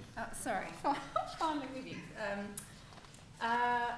There were issues relating to, for example, boosting the workforce, many of the practicalities, use of other materials, so modern methods of construction. There are lots and lots of varied factors that do play into this wicked problem, and this was just an acknowledgement that there were many of those factors bundled into the issues that people think about. Thank you. Thanks for that. And just going back to that 1.5 that I read out, at that 25% was reduced infrastructure costs. So I know we've got different things going on and different ways that we can do that, and 8.3% was reduced regulatory fees. So I'm really looking forward to some of those things actually at a practical level and what that means for this housing plan. So thank you so much to the staff. Much appreciated. Alderman Zuko. Yeah, Lord Mayor, in reading the report, I generally support it. We all should support it. Someone mentioned earlier that I haven't voted for budgets for 30 years, but I've got to assure people I've been around enough housing round tables in the past 20 years, and it just keeps on going, goes onto the shelf, and we don't get anywhere with it. There is a reality at the moment. The reality is cost. Cost is what is absolutely crucifying any potential housing development in our city. I'm not going to go on about what might have happened in the past and we lost a boat or anything like that. People know my viewpoints about how we could be, incentivising development. I put a paper out a number of years ago that this council has got in its coffers somewhere. Increased density is imperative, and I've mentioned that time and time again. But it's still, the bottom line is delivering the housing that we need, and we truly need. We could probably deliver housing, but it's not going to be in the bracket that we need it, and that's the problem. That's the reality of the economics of the building industry right in this point in time. Everything has to stack up. There is another thing that I'm not going to move any amendments or do anything, but I just want to make this a point of view. It could be one way we can look at potentially delivering some of the lower end housing and apartments. That's something that I've advocated for 25 years in shop top development. And that problem is the Building Code of Australia, Lord Mayor. We all know that. And I want to make this point.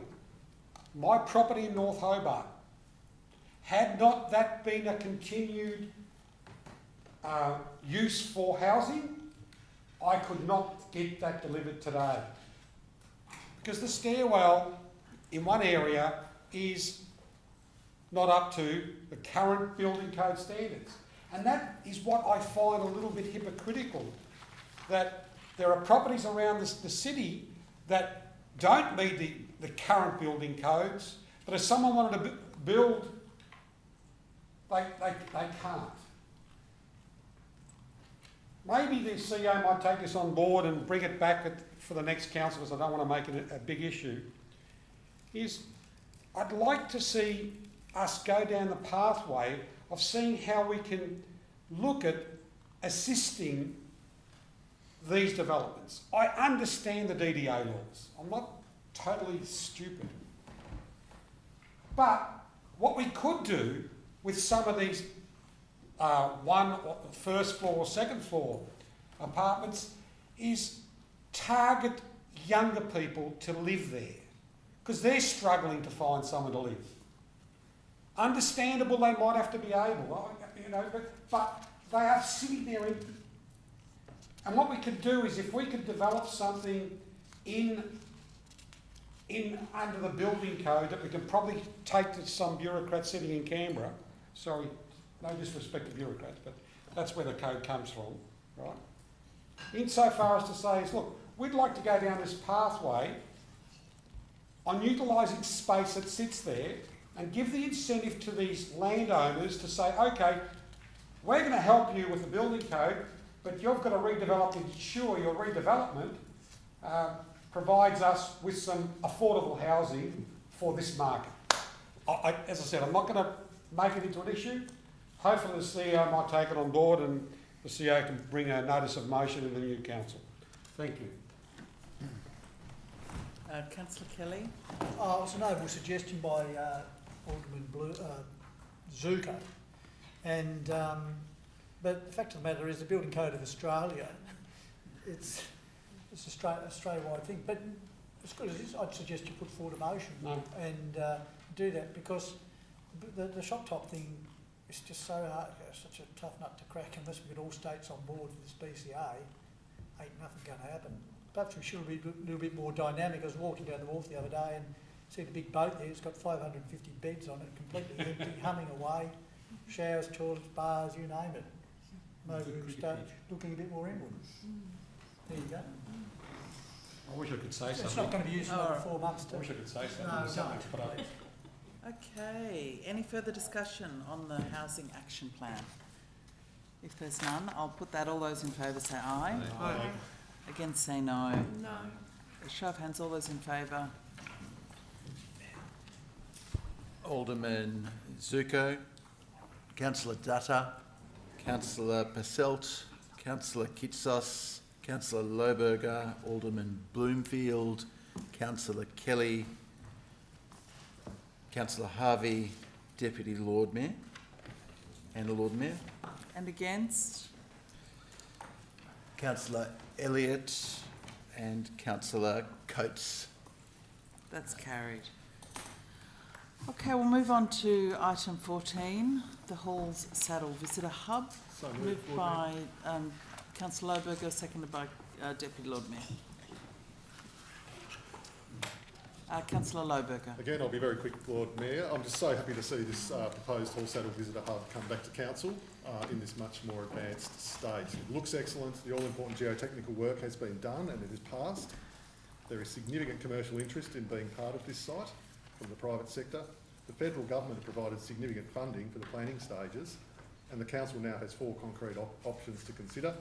My personal favourite is option 4, which caters for future growth, but I will wait to see what comes back to us on council before making a final decision. And I just wanted to thank all the staff for their work on this, especially Mr Noy and the CEO, and also all the councillors around the table here who've pushed to rejuvenate this proposal after many years of it being sidelined by the cable car. This really is the answer for the mountain, or is a big part of the answer for the mountain, and I'm so pleased that it's progressing quickly. Thank you, Lord Mayor. Councillor Harvey. Yeah, thanks, Lord Mayor. I'm really pleased to see this come back as well. This has been around for, 8 years or so. It was stymied a while back, pre-cable car, like the last incarnation of the cable car. So I'm pleased that we did get that grant, which allowed this body of work to be done, to go forward with these really detailed, more detailed plans, and to start to really socialise this project in Hobart as a solution to getting cars off the Pinnacle Road, and also getting cars off the Pinnacle Road who potentially are causing a hazard, as I note from a previous press release from the council, where cars can obstruct the road and make it difficult for emergency vehicles to get through. So I'm really pleased it's progressing. The big thing that I'm interested in, or the big potential handicap, is our mountain's future. The state government's review of the mountain, which we all don't hold your breath over. So I'm hoping that that comes to us at some point. What was the deadline for this to come or to be released? Does anyone know, through you, Lord Mayor? CEO does. Well, look, at the moment it says on the website that it's to be released around the middle of the year. So about now? Yes. Okay, so tomorrow is past the middle of the year, or day after. But that's the key to this. I'm hoping that that comes back to us with, this as part of the future recommendations for the site. And it would be wonderful if we had state government support to do this, because that would make it far easier to take this to the federal government to say, well, we're seeking funding from the federal government with a contribution from the state and a contribution from the City of Hobart to make this a really viable proposition. As Councillor Lohberger said, he prefers the 4th option, which I'm leaning towards as well, but I'd settle for the 3rd option and just have a really busy bus schedule, bringing people up from Hobart to the centre where they can do centre things, Hall Saddle, whatever the options are there, and then chuff up the mountain explore the local area on foot or on bike. Even options to have buses that take bikes up the hill and people can ride back, and it'd be much safer if there's a lot less cars on the road. There would still need to be access for cars, I imagine, but the options to get up and down the mountain would be fantastic if we did have a regular, reliable, appropriately designed buses like we currently have with the Kunani buses. They're a special bus that have special features that can lower and raise, and they can go through a bit more rugged kind of terrain than normal metro buses or coaches and things. So they're the style of buses I envisage into the future, but just a regular, hopefully a successful fleet of those, ferrying people up and down the mountain at an affordable cost, and that locals also embrace this as well. But be able to stick your bikes on it at some point in time and take them to the top and roll down again without the threat of all those inexperienced mountain drivers coming up the hill as well would be great. So I look forward to this continuing to move. The funding will be the issue down the track, but if we're ready to roll and we've got state support, that'll help us get federal government support, and happy days for Hobart. Councillor Posselt. Thank you, Lord Mayor. Just a question from me through to the relevant officer. The recommendation point 2 notes that the report identifies option 3 as the preferred option, and I do note that we're just noting, but I guess my question is, with what weight are we noting that recommendation? We've heard from Councillor Harvey and Councillor Lohberger that option 4 is tentatively their preferred. It's also my preferred, and I wonder if those two options should be switched. But I'd seek your guidance. Thanks. Through you, Lord Mayor. Look, the reason why the recommendation is for noting is because it's really difficult to be able to give a definitive recommendation on, because we don't know all of the factors. We do need to understand the outcomes of the state government review. We do need to work with the Wellington Park Trust around the business case work that they've done and come to a shared position on it. So I think the option 3 is preferred because of cost and because of unknowns at the moment. Obviously that changes if the transport solutions are different, or if the needs of Hull Saddle are broader than what's intended at the moment. So I wouldn't put a lot of weight in the fact that that's their recommendation, because it will vary depending upon the circumstance that will come in the next months and years. Thanks. I might follow with my contribution, Lord Mayor, if that's in order. Firstly, CEO, I do hear that. I think one of the tricks that architects sometimes use and developers is to apply for bigger and then downscale in relation to community feedback, and it's quite difficult to go the other way, to say, go out to community consultation and say, we'd like to do a 3-level building, and then 6 months later return and say, actually, can we make it 4? It's easier to go out to community and say, we're going to do a 4-level building. Hey, guess what? We've reduced it to 3. So I'm still pretty keen on 4 being the preferred option that we put, if we do put energy into one particular option as we move forward. And I would note that the floor area comparison in the supplementary information is really quite stark. We're talking about even just the amenities, and we know the amenities at the Springs once upon a time were fit for purpose but are not anymore, and I think that option 4 really delivers something that's future-proofed. The amenities in option 3 is 135 square metres compared to 240 for option 4, and that's carried throughout many elements of the building. But what I would say is firstly, thank you to Councillor Lohberger, who has been very strong around this table and in this council on Hall Saddle, and I genuinely commend him for his work and passion in this space, having been on the trust with him as well as a deputy. But Hall Saddle does present this opportunity to really change the visitor experience, really change it for tourists and for locals. We heard in the workshop, Councillor Harvey picked up some ideas around park and ride on weekdays in particular, when our tourist numbers aren't as high, and if we've got extra capacity built in, Ferntree locals might be able to drive, park, grab a bus down the hill. I think we heard Alderman Bloomfield and others around the table talking about a place of last resort, or a safe place in the event of a catastrophic bushfire. This is more than just a visitors centre, but it does change the experience. I love the idea of offering an experience to people that may not want to go for a 4 or 5 hour bushwalk or mountain bike ride, that can get up to the summit, come down, but then there are people in our society that would like to grab a massage with a great view of the mountain. And that experience is just as valid as somebody who wants to go for a walk to disappearing time. There's a range of different experiences for a range of different abilities, ages, personalities and desires. And I really think this is a step in the right direction. So it's honestly one of the most exciting things that I've seen in the 4 years of council. And I would say as well, Lord Mayor, that I have commended Councillor Lohberger, but I should also commend yourself, Lord Mayor, who has also been driving the Hall Saddle project as far as I've been on council. And I apologise for neglecting that early in the piece, but you have been a loud voice supporting this as well. So credit to the table, credit to Mr Noy, Mr Stretton. I do really look forward to seeing where this goes.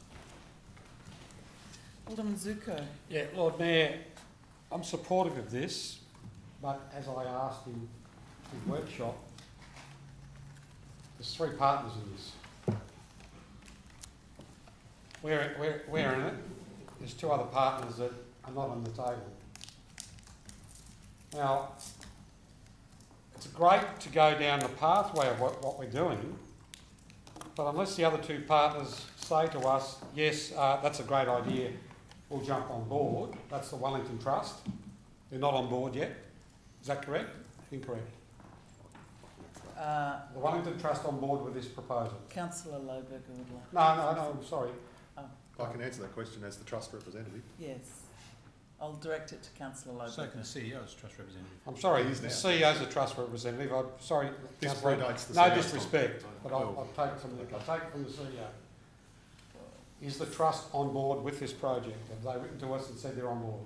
No. Well, in specific to this project, they're on the project control group with us, both the state government and the trust. But obviously, again, there's a lot that we need to work through. They are supportive of the concept of a visitor centre on Hall Saddle, but not specifically this proposal at this point. Okay, and that's where my concern is. We're going down the pathway of great. Look, I actually love the concept. But the state government, the trust, might turn around and say, no, we don't want that. We want an open. We want to do X or Y. I think we've got to just pull back a little bit and say, what we've got so far. Personally, I think we're better off at this point in time. If we want to really push this, is write to the state government, write to the Wellington Trust, and say, this is what we've got to so far. Would you like to sit down with the Hobart City Council and work on it with us? And actually put the acid test to it. That way we'll possibly get somewhere. So I'm going to move an amendment, Lord Mayor, that we do what we're proposing to do here, but also write to the state government and write to the Wellington Trust and say, the Hobart City Council has got this proposal here to this point. Would you be prepared to work with us going forward? And let's see what they say. So I'll move that as an amendment. A seconder for that, but then I think the CEO has some information or some advice on their Sorry, amendment. look, the only thing, and it's absolutely agree with the intent, but we already are working with them. So they've agreed the project plan that's outlined in the budget in terms of the forward works for this plan. So both the Wellington Park Trust, the CEO and the state government are represented on that group. So they are at the table with myself and Mr Noy in terms of the council's representatives. So I think what you're saying is already occurring. So you're ahead of that. Lord Mayor, that's confusing me more because I asked the question at the workshop. My question was very specific. Is the Wellington Trust and the state government on board with this? I was told, no, not at the moment. It's 2 different questions. Okay. Anyway, look, you know what? Sorry to say, I will consider which way I'll vote, but I've raised my concerns because I want all the players in the same box. Further discussion? Any further discussion? No further discussion. I might just say very briefly. Yeah, look, I'm really very happy with the work thus far. Just for your benefit, Alderman Zuko, I think, and I wasn't at the workshop, so I don't know the nuance, but it could have been the difference between that the state government and the Wellington Park Trust haven't yet chosen their preferred option,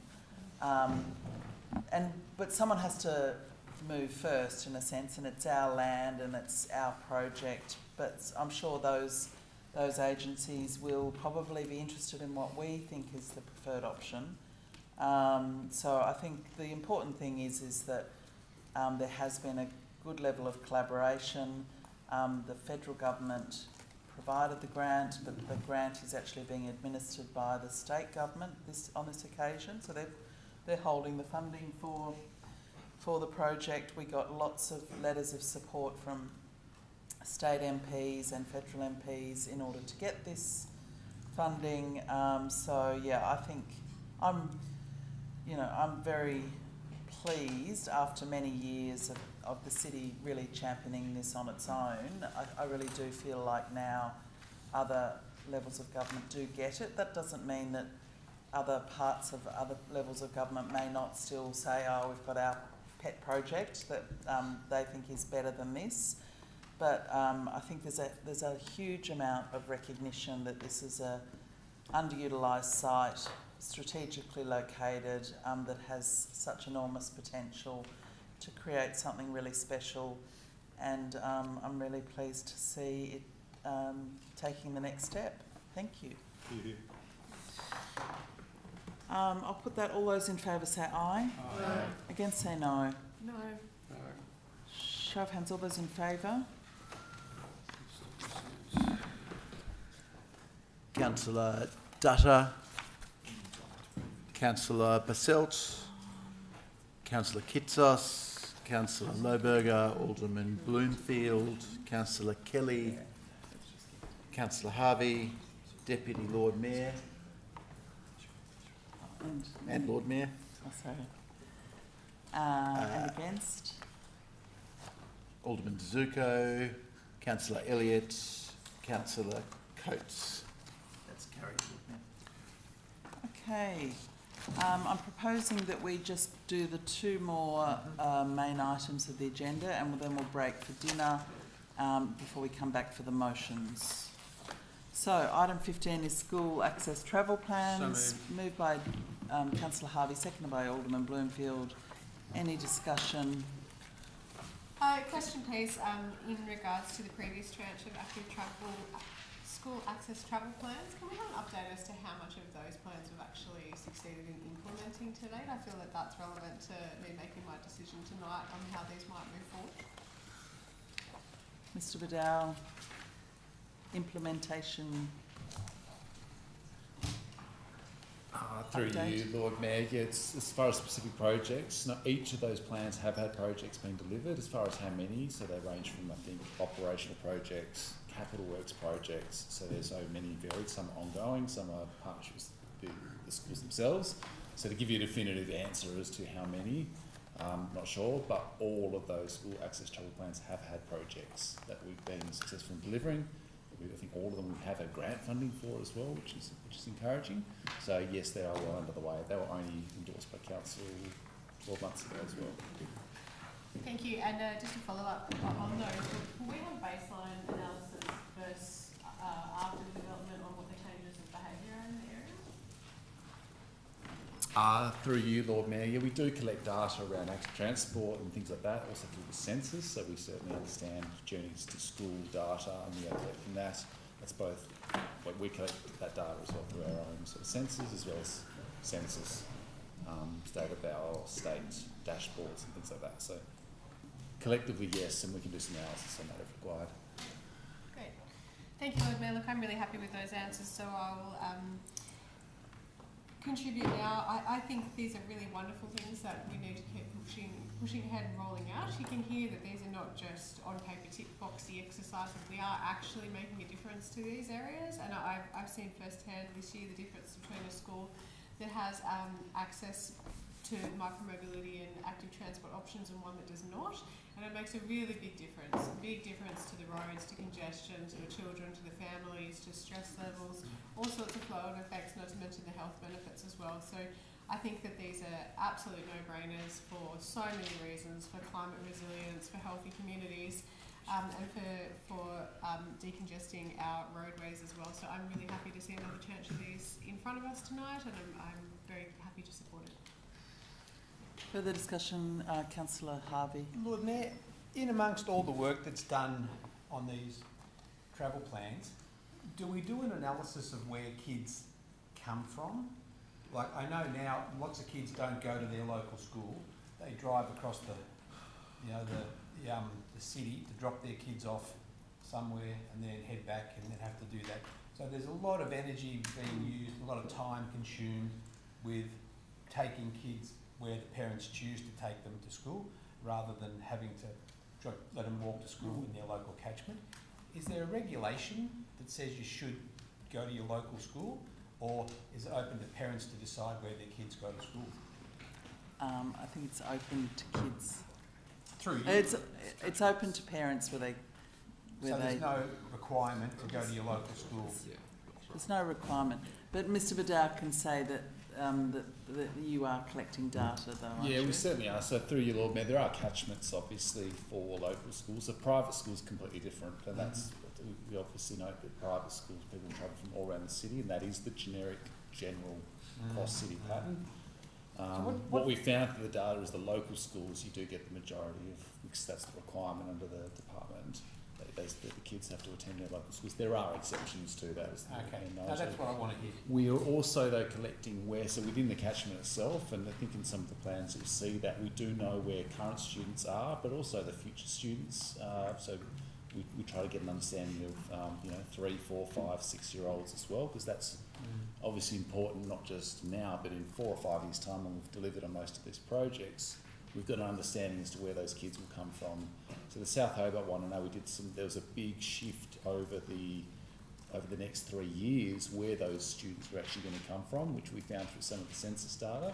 So that was really instructive in the way we crafted the projects. Okay, so we know where they're going to come from, we know where they currently come from. Where do they come from? Is it 80% of kids that go to, say, the South Hobart Primary School live in that catchment? Or do we know that figure through you, Lord Mayor? I'm just curious to see, Yeah, through you, Lord Mayor, it's even higher. So higher. We're really fortunate in Hobart LGA, yes. Most of our schools are in catchment. Yeah, I think the figures are up over 90%. Fantastic, thank you. Councillor Posselt? Yeah, thank you, Lord Mayor. I do commend road safety around schools. It's a massive priority for everybody. We do know that when a child is hit, they're lower to the ground, especially as our vehicles are getting larger and larger. So they're more likely to be injured, and I am a vocal supporter of dropping our school zones to 30 kilometres an hour in school times. At this stage, I just would like to ask our officer, at this stage, is there any appetite in the Transport Commissioner or the Commissioner for Transport to reduce school zones to 30 kilometres an hour? Mr Vidal? Through you, Lord Mayor, they're doing some work on the Tasmanian speed strategy at the moment, and I know it's been in some of the material that they've released for public consultation. So certainly at an officer and an evidence-based level, you are correct, but as far as appetite, that'll be dictated to by the state government, so I'm not sure. Well, there you go. So here's a shout out to the state government relevant minister to prioritise children's safety around schools and do what everyone else is doing, reduce all school zones in the state to 30. But I would also ask, through you, Lord Mayor, speaking of other states, there is really significant appetite in the community, particularly from people who have moved here at some stage from interstate, for more zebra crossings, for more wombat crossings and more zebra crossings. And I note that none of the school access travel plans we're assessing tonight propose a zebra crossing or a wombat crossing, including one that's long been called for out the front of Lena Valley Primary to the Community Hall and Park on Creek Road. So our first question is, why is that? And the second question is, have we benchmarked what we do in Tasmania against guidelines used interstate, which are very, very clear about where zebra crossings can be used safely, such as the New South Wales Government TS 43.1 pedestrian crossing guideline? Mr Vidal?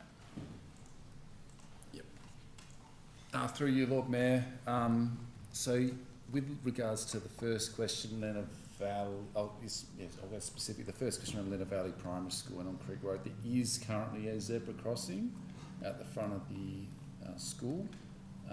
So we do note that there is a various sort of way that we sort of hit standards. Particularly in high sort of speed environments, zebra crossings are at grade, so we look to try and deflect vehicles through those zebra crossings. So wombats, which you also noted, Councillor Bossell, are probably the preferred treatment over zebras. Zebras make road managers uncomfortable because of that lack of deflection. So that's a part of it. We've been really clear, to go to your general question, we've been clear in the school access travel plans to emphasise the function over the form, and that's a really important piece because there are some instances where we haven't done the detailed design work where we can't say that must be the solution because we don't know. So an example there would be a proposal to implement a wombat could be unaffordable because of stormwater or other constraints, where a more simpler crossing type might be the more appropriate type. We do like wombats, we like the deflection, as I've noted, we do like the deflection, but we're not going to overly commit, noting we haven't got the financial delegation within this plan to deliver on that specific solution, noting we do prefer wombats in these locations. Thank you, Mr. Vidal. So I guess I did misspeak there when I'm speaking about Creek Road and did mean to say wombat, not a flat at-grade zebra. I think that some of the feedback I can give is that if a plan or a strategy like this doesn't have aspiration in it and looks only to budget for why something is not included in its aims, then we'll never have the opportunity as a council to authorise that spend. So the school I know at Lenna Valley wants a wombat crossing in this location and has done for some time, but we've never had the opportunity around this table to assess how much it's going to cost and whether or not we want to allocate the money for it, and also whether or not there's a VRUP grant, a Vulnerable Road Users grant, that may be available to fund it. So I do keep getting emails in my inbox from people saying, where are the wombat crossings? Where are the zebra crossings in Hobart generally? And there's no more important area than around schools where children, we know that children cannot assess a gap in traffic with a moving car. Their brains are not developed enough to adequately judge that, particularly around primary schools. Traffic needs to be stopped and the children given right of way. So pedestrian islands do not work around primary schools. So my strong leanings are please more zebra crossings, please more wombat crossings. But I would note that Mount Nelson does not have any infrastructure proposed, and I understand why that's the case. And for those around the table that don't understand, we recently endorsed the local area mobility plan for Mount Nelson, and that has a number of school-specific infrastructure investments that are in that plan that are not, copied over to the school access travel plan. And I just elected members, I'm going to propose a very small amendment. The amendment has been sent to you earlier in the day, that school access travel plans include pages that summarise the solutions, actions and recommendations from any relevant local area mobility plan. And the reason for this is that if you read the school access travel plan, in particular for Mount Nelson, in isolation and don't go and pick up the LAMP, you will not know that in fact there is infrastructure coming. You'll read the plan and go, well, that's a working group. What's council doing? So this is just the inclusion of a couple of pages from the LAMP to be copied over to the school access travel plan. I have spoken to the CEO about this prior to bringing the amendment. It's really just a communication exercise to make sure that these communities are aware, if they only pick up one document. Okay. Seconder for the amendment. So seconder. Councillor Harvey, if you don't mind, I'd like to just quickly vote on that one. It seems quite sort of a drafting almost. Yeah. All those in favour say aye. Aye. Against say no. Carried unanimously. Any further discussion? Any other discussion? Councillor Elliott. Thank you. I agree with Councillor Bossell and also support a lot more crossings and also the 30Ks in the school zones. But I do want, keen to get a bit more information, digging a bit deeper into the question Councillor Kitsos asked. With the plans we have developed and are in the stage of implementing, we have baseline for those individual schools, or in terms of the breakdowns? And I think Councillor Kitsos's questions was around, well, the effectiveness, how's it going? And I heard census, but do we have specific data for the schools, or so for this is for the plans we have implemented? What progress we're seeing? Yeah, through you, Lord Mayor, that's a good question. So we they were obviously endorsed 12 months ago, or just over 12 months ago, so we did the collection at the time through the schools. So the school provided us with a lot of data. We got it through the Department of Education, we got it also through census as well. So what's incumbent on us, I think if I'm hearing what Councillor Kitsos was saying, is once we've implemented the solutions, to go back and collect the data again to see if it's made any material difference. That's quite a logical and sound thing, something we'd like to do, yes. But we're not at that stage yet, we have that. We're only 12 months in, we have implemented some of those projects, but certainly not enough to move the needle yet. And in the plans, is it built in when we would have that? Is it like the 2-year mark? Is that factored in, or are we silent on that at the moment? I don't think we make mention of a specific timeline, but we do make mention of wanting to go back and understand whether they've been successful or not. Okay. Yes. Yeah, my general feedback is more rigour around the goal setting and reporting in these documents, because we see so many of these documents and they can be quite non-committal a lot of the times, like investigate this, so where we can firm things up. And I was, just in terms of Councillor Purcell's amendment, I thought that would have been a given that we were integrating the LAMP stuff into these, but it's a bit of a worry if it's not happening. And I agree with the sentiment that if there is existing knowledge, it needs to be transferred into a new document so that it's a holistic, standalone piece. Can you tell me more about, so these documents are developed in partnership with the relevant schools, I imagine with the principal and whoever they delegate that to. Who owns the implementation? Is that a partnership too, or is that something that we do? Yeah, through you, Lord Mayor. So certainly the infrastructure treatments are predominantly ours. They're on our streets that we own, so we do that as part of our normal capital delivery program.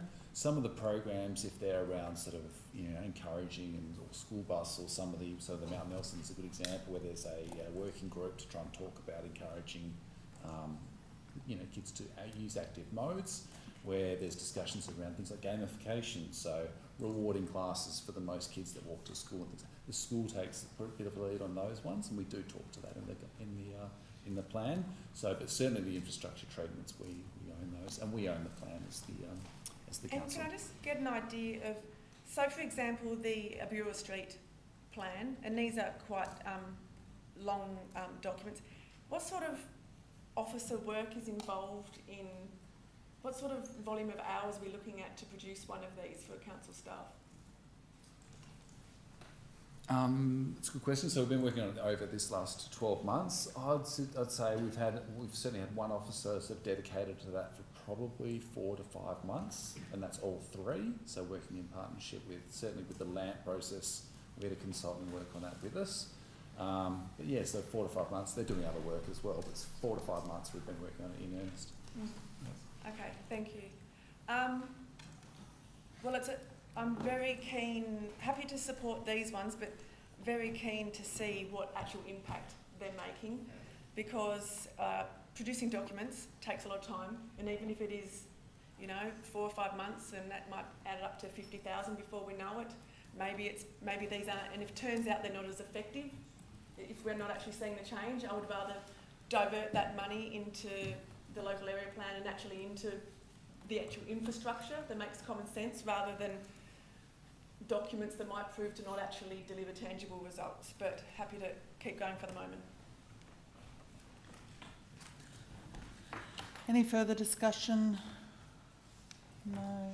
Just very quick point, just to note, I would also agree with an urgent need for more crossings around our schools, and I think I'd like to see the council just adopt a kind of a policy principle that will be aiming to have all key intersections with above a certain number of vehicles have a wombat crossing, within 500 metres of every school, like something really simple guidance for the staff that can be implemented over a decade, and we don't necessarily need, you know, a micro plan for every school. If we sort of have those broad principles that you don't want busy road and close to school mixing without a proper safe wombat crossing, and I think that could be a really good way of doing it. And just to point out, because of our discussion earlier about rates and why we have higher rates in Australia, in Tasmania, if these kind of projects do come into it, because in lots of other states it is up to Education Department puts money into this and gives schools money for doing this work, or there are state government programs, you know, safer it's to school programs or active schools programs that are again state government funded. You know, this is something that we could just say, oh, well, we won't do it because there is no state government money for this kind of planning, but we have chosen to do it because it's important work to do. So just another example of, I guess, council stepping in where potentially this work could be being done by the State Education Department if they weren't under-resourced. Okie dokie. I'll put that. All those in favour say aye. Aye. Against say no. Carried unanimously. And we've got one final one. Oh, I think it was unanimous. Yes. One final one before dinner break, which is the Aboriginal Heritage Bill exposure draft, moved by Councillor Harvey, seconded by Deputy Lord Mayor. Any discussion? I'll put that. All those in favour say aye. Aye. Against say no. Carried unanimously. We'll now have an adjournment for 20 minutes until 7:05 for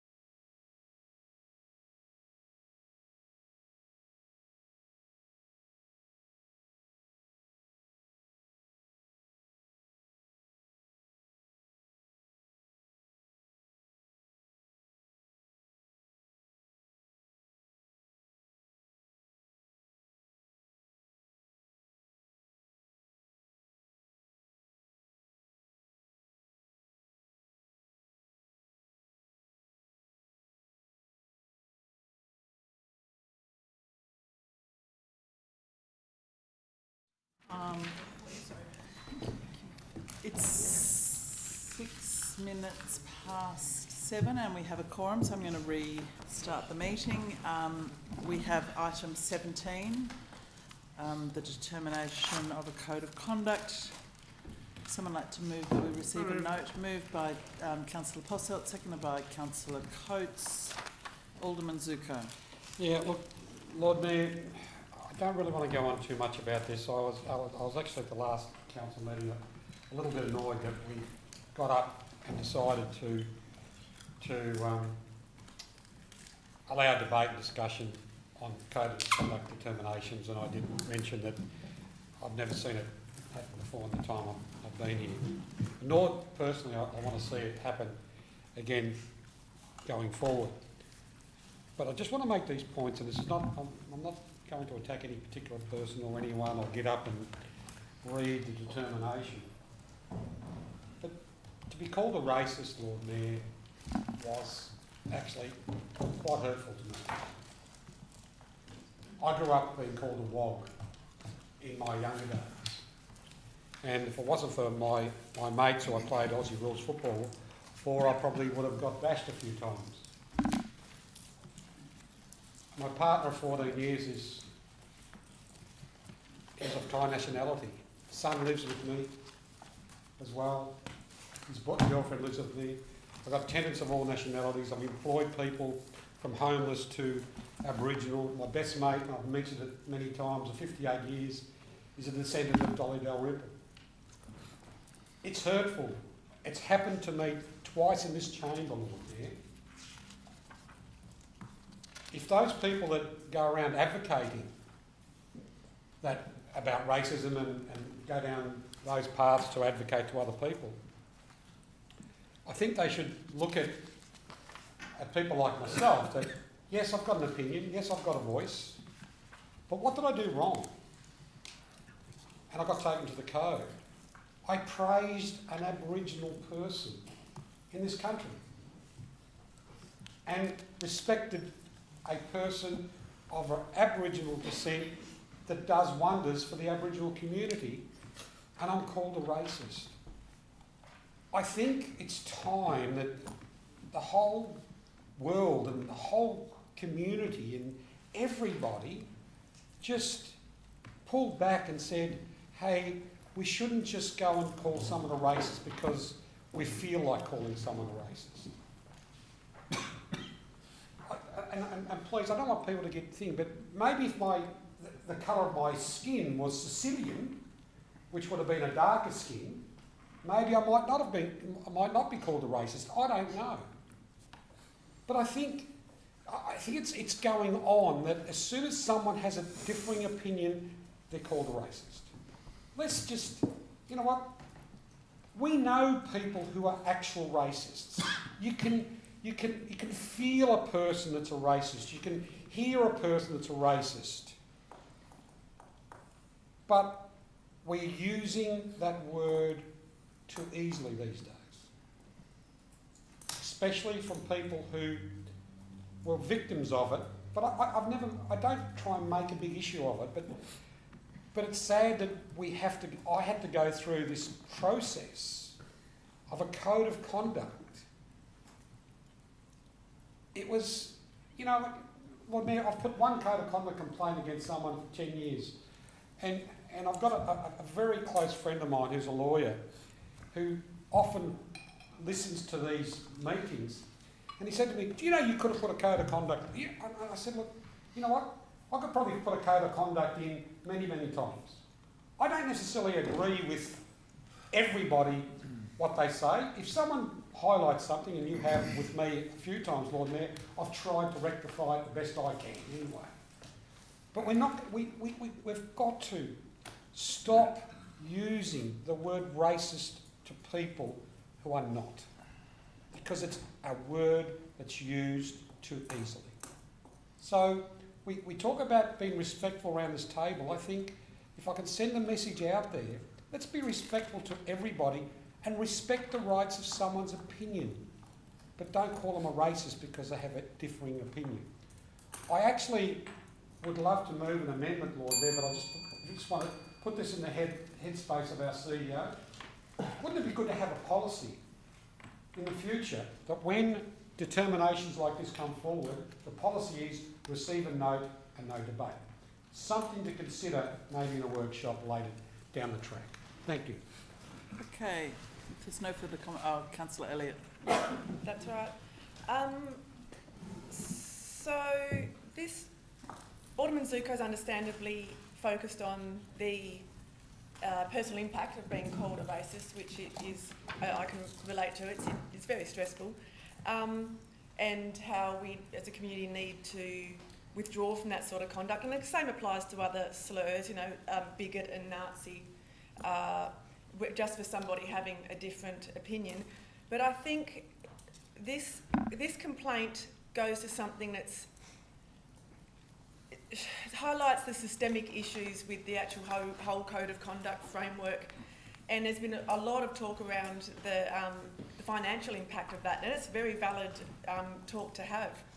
But the facts of the matter are that Alderman Zuko said he admired the awesome Senator Jacinta Nampijinpa Price. He admired her. He then received a complaint saying it was racist and wrong for him to do that, and that the complainant also threateningly said that he needed to educate himself in order for there to be basically, otherwise there would be an impact on the council in any form of reconciliation, which is just extreme allegations. And when I was reading through the determination report, I thought, oh God, this is going to be upheld, I can't believe it. But thankfully, a rare panel actually saw sense with this, but that wasn't until after the complaint had passed through an initial assessment phase. It should have been shut down at that very first point.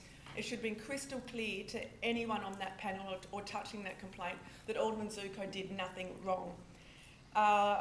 Instead, the determination reports talks about they had to consider it, they gave it considerable thought, whether it would be offensive or embarrassing, or whether Mr Riley had been treated unfairly. Of course he hadn't.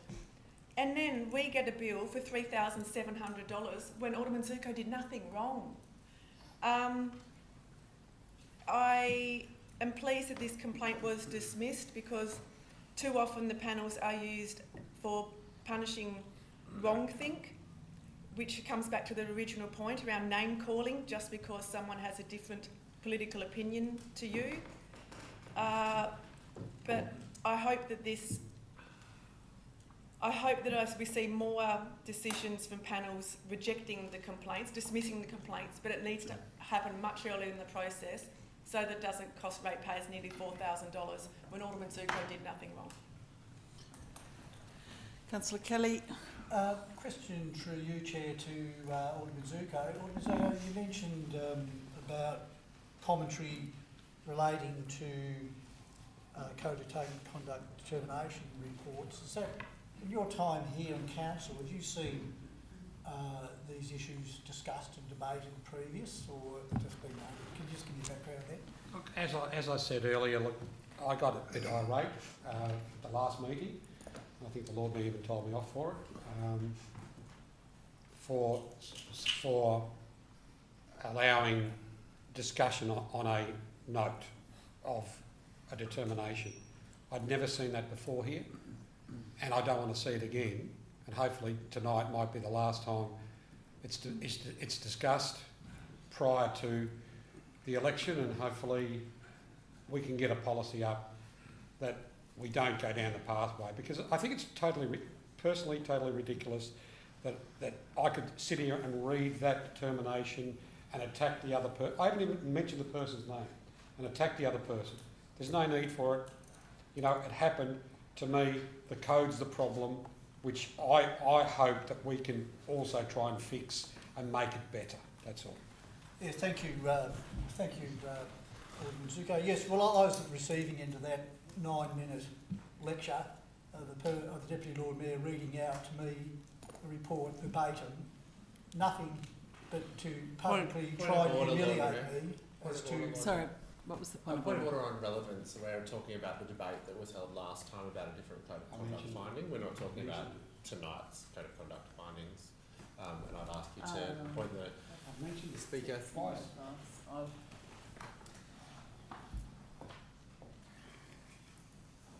mentioned it twice. Yeah, I think, Councillor Kelly, if you could just keep your comments much more broad about speaking rather than sort of re-prosecuting a particular matter.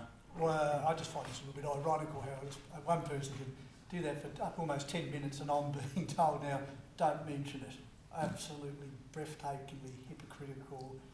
Sorry, Councillor Kelly. I've had enough. I've seen no, the piece. Councillor, and hopefully we've all learned from it.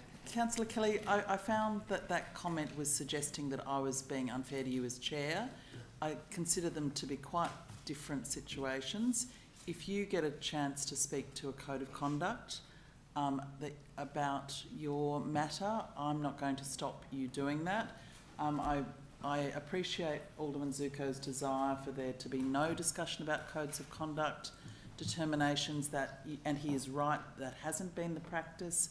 However, there is nothing in our meeting procedures that says this particular topic is off limits for elected members. If elected members choose to speak about their determinations for or against them, they can do that. They obviously have to be careful if the determination was against them, not to sort of, I guess, speak in detrimentally about what the panel's found.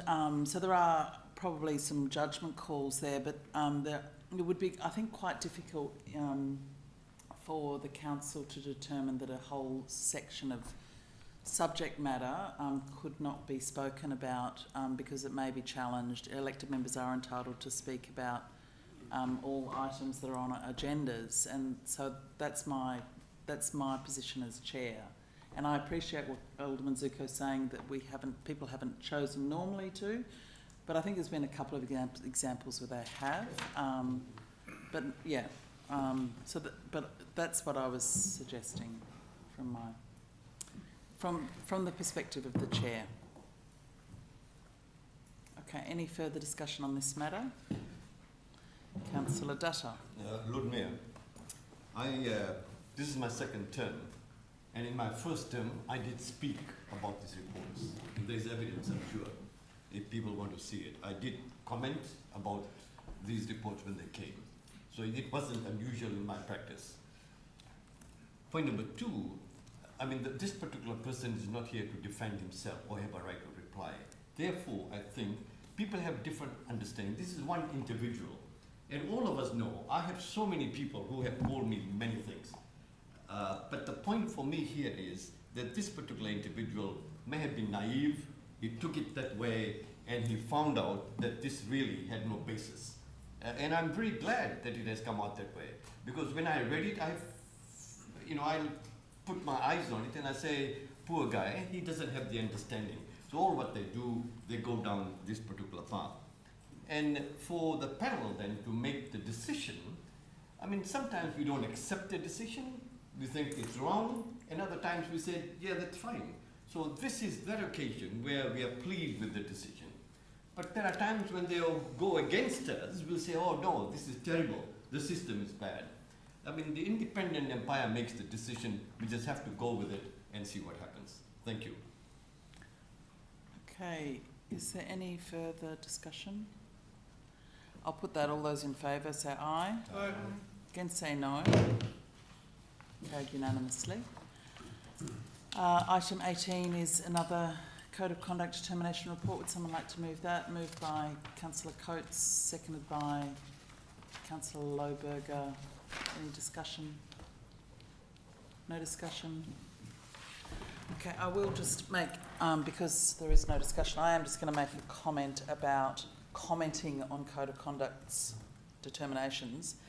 And just to reiterate that there is no rule against there being some comment about Code of Conduct determinations. And I just want to point out that people are being very precious potentially about what people say in the chamber about Code of Conducts, but if you're on your Facebook page or you're talking to the Mercury, you can talk as much as you like about your Code of Conduct determination. You can poke fun at Code of Conduct panels, you can say they don't know what they're talking about, you can repeat the allegations that were central to the code of conduct, even though they've been found not to be true. You can poke fun at their directions that they give.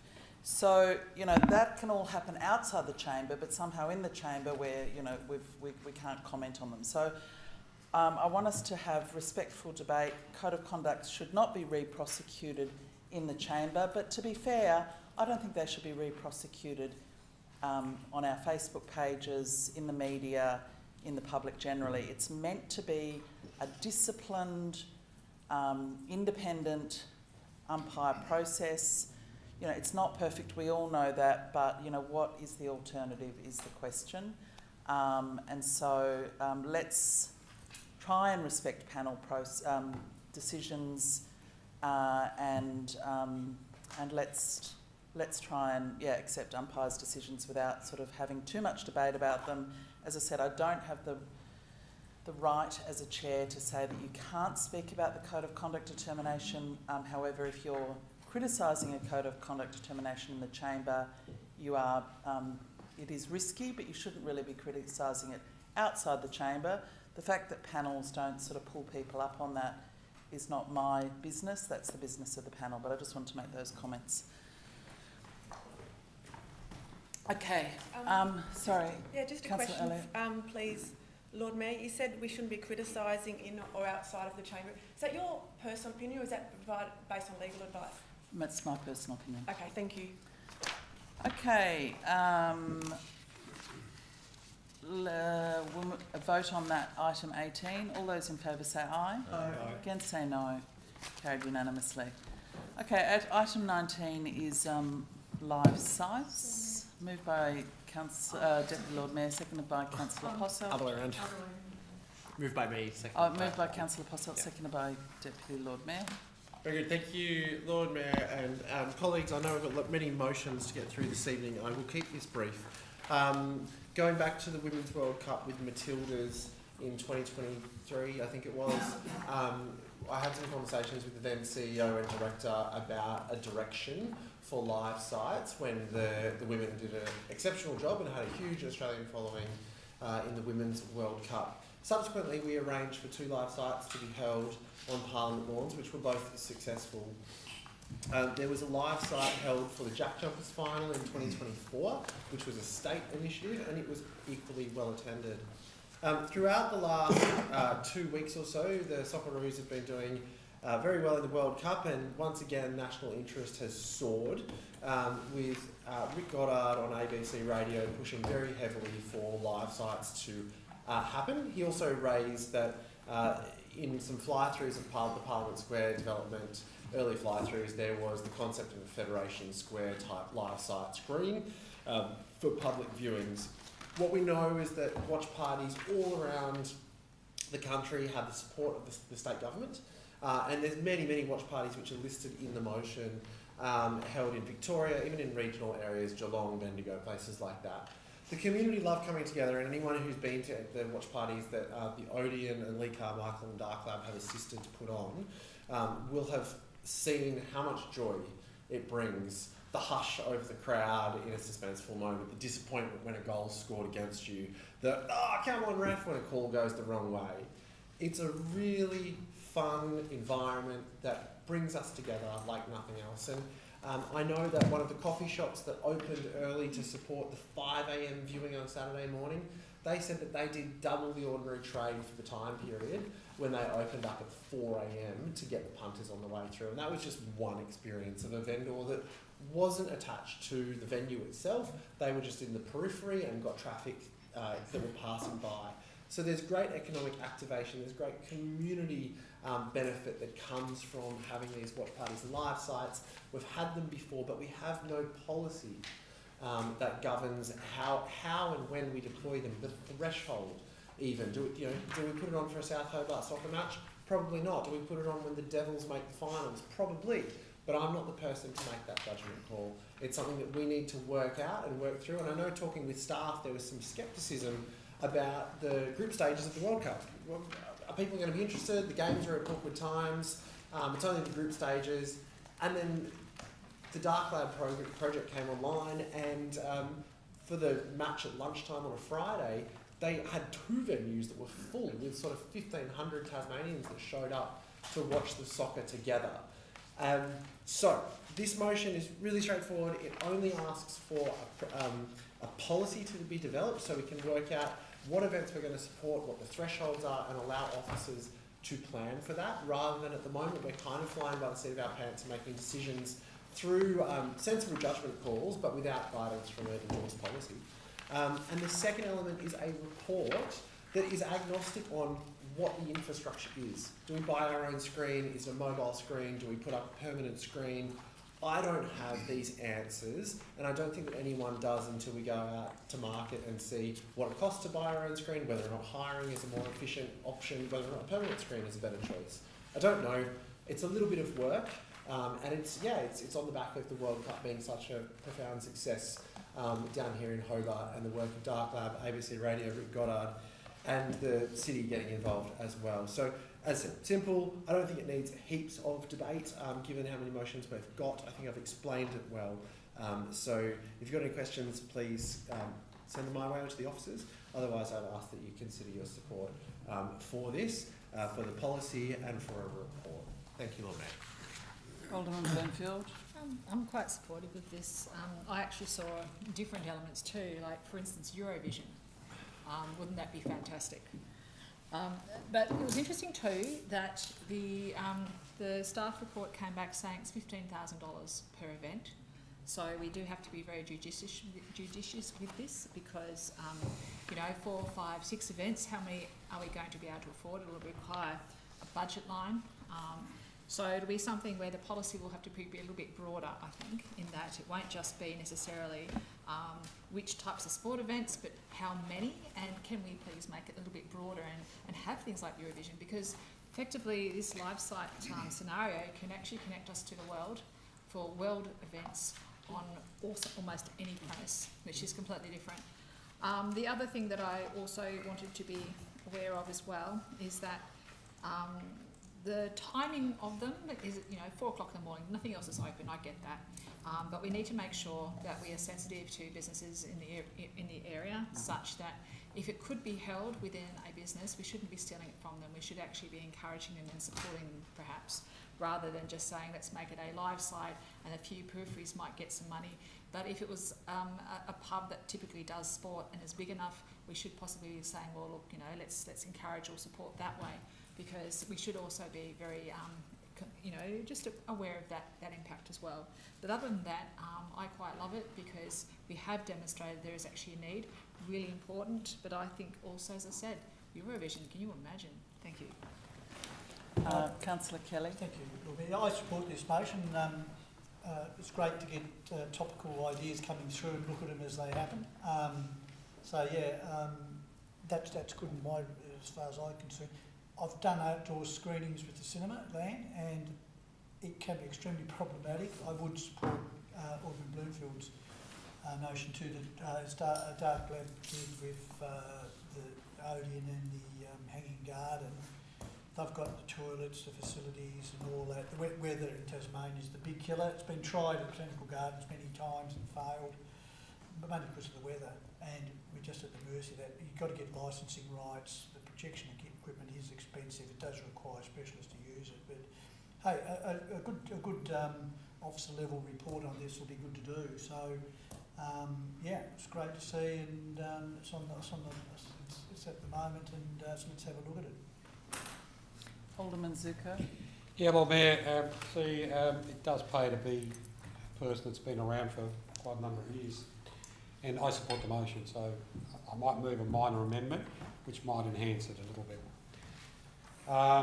And I admire people like Lee Carmichael and Dark Lab. They're an organisation that has done wonders here, and Lee did wonders with Dark Mofo in its inception and for years. But there was a potential proposal, and look, I can't remember who put it forward or how it came here, but I think it might have been Mofo, it might have been the Mofo group, for an amphitheatre style scenario at the old Bowen Morris Zoo site. Right? It was actually knocked back by this council at the time, right? But in that report that comes forward, maybe the CEO might want to bring that up as a potential thing. Yeah, I understand, yes, look, the weather plays a major role, but also if we're going to have something like a big event outside or whatever have you, like we have the carols and whatever have you, having the right venue. See, I think it might have been for the carols actually. It could have been. Look, I can't remember the detail. I remember that was a major report. So we could have the carols there, and that. So I won't move it as an amendment. I won't bother. I think the CEO's got it. You just dust it off the shelf somewhere. It should be somewhere there. But I think it's also imperative that we don't take dollars away from local businesses. And I want to explain this. When I was the president of the Italian Club 4 years ago, we ran an event at 1 o'clock in the morning. I cooked 220 bacon and egg rolls that morning. So there was 220 odd people there at 1 o'clock in the morning. Have it and they'll come, especially when it's special events where, in particular, Australia is playing or someone from Australia is there and whatever have you. And Italy wasn't even playing that night, just to give you an example. So, because Italy wasn't in the World Cup 4 years ago. Look, I support this. I think it's great. I think it's great what's happened so far. We've provided some assistance to Dark Lab and that. But yes, we need a policy on how we do it because, again, being a person that's run events as well over the years, it's very costly buying those units, very costly having someone running it and everything like that. That's why they're very expensive to hire. So we could, who knows, come up with a proposal whereby we can probably look at a venue like, you know, someone talked about the St David's Park, which is not going to work there, but look at the Bowen Morris Suicide if we can do something there, and we could probably work with some private organisation like the Dark Lab Group in developing something there. So I'm not going to move an amendment. I think you got the picture, and let's go with it. Further discussion? Can I just ask a question? Is there a reason why there isn't anything in the motion about the state government, like maybe a D to your 2 about the possibility of the state government taking responsibility for the live site by potentially activating PW1? Because my understanding of all of the places that you've got in your appendix, the vast majority of those major sites, Federation Square in Melbourne, Darling Harbour in New South Wales, South Bank in Queensland, are all state-owned, state-managed placemaking agencies that do this. And we were talking earlier before about why our rates are so high. And, you know, here's another, this is our second example tonight of us wanting to do something that in other states is done by state agencies and public management agencies. Yeah, thank you for the question, Lord Mayor. I would add that there's been a small administrative error. The motion was updated to include in the background that we should look at the state government as a partner, and unfortunately that didn't get updated into the agenda. However, I think that officers can take it as part of the report that we'll be looking for, and a question through the CEO. Are you happy to have a look at the state government for a partnership if they're interested, and working with them for PW1 and PW1 forecourt? Yeah, I think the background of the motion, I said I'm not sure what's happening with administration, but there was a comment in here about not ruling out commercial partners. You know, you go down to see the Vodafone screen or whatever, but commercial and state partners are meant to be included as part of that report. CEO, is that possible for that to be included just as a background comment? Thanks. If you read the last line of the officer comments, I would suggest that it is, which basically says that the report would examine potential roles for state and local government to ensure value for ratepayers. So the answer is yes. Thank you, CEO. Thank you. Appreciate that. Any further discussion? Okay, I'll put that. All those in favour say aye. Aye. Against say no. Carried unanimously. Item 19 is polluter pays and protecting ratepayers, from Deputy Lord Mayor to move the motion. Thank you. I'll move that. And seconded by Councillor Lohberger. Thank you very much, Lord Mayor. I'm actually really delighted that there are other of my colleagues around the table who have also put their hand up to put their name on this particular motion. I'd done some research and been in conversations with individuals from our community who have strongly advocated for this, and I was lucky enough to go to the Australian Local Government Association General Assembly, and this particular the comments and the motion itself was put forward by the City of Sydney, and it was absolutely wonderful, Lord Mayor. There was over 530 councils, probably over 1,000 delegates, and I'm happy to really report to our council that it passed unanimously. The motion from the City of Sydney, which is a reflection of what you see here today for the City of Hobart. I've also noted in the motion some of the comments that were made by the City of Yarra, and I'll just read that. The City of Yarra notes that our community is already experiencing the impacts of climate pollution, from floods and bushfires to heat waves and coastal erosion. Local councils are on the front line, responsible for roads, drainage, community facilities and emergency response. But right now, the costs of disasters are rising faster than council revenue. Now, the other thing that took place at the National General Assembly, perhaps it was in the news here as well, is for all the councils, over 530 councils, advocating for more funding from the federal government. So the structural change that is required to fund local governments. We've already heard tonight the amount of work that we do, the amount of money that we spend, and we also need support in this particular area.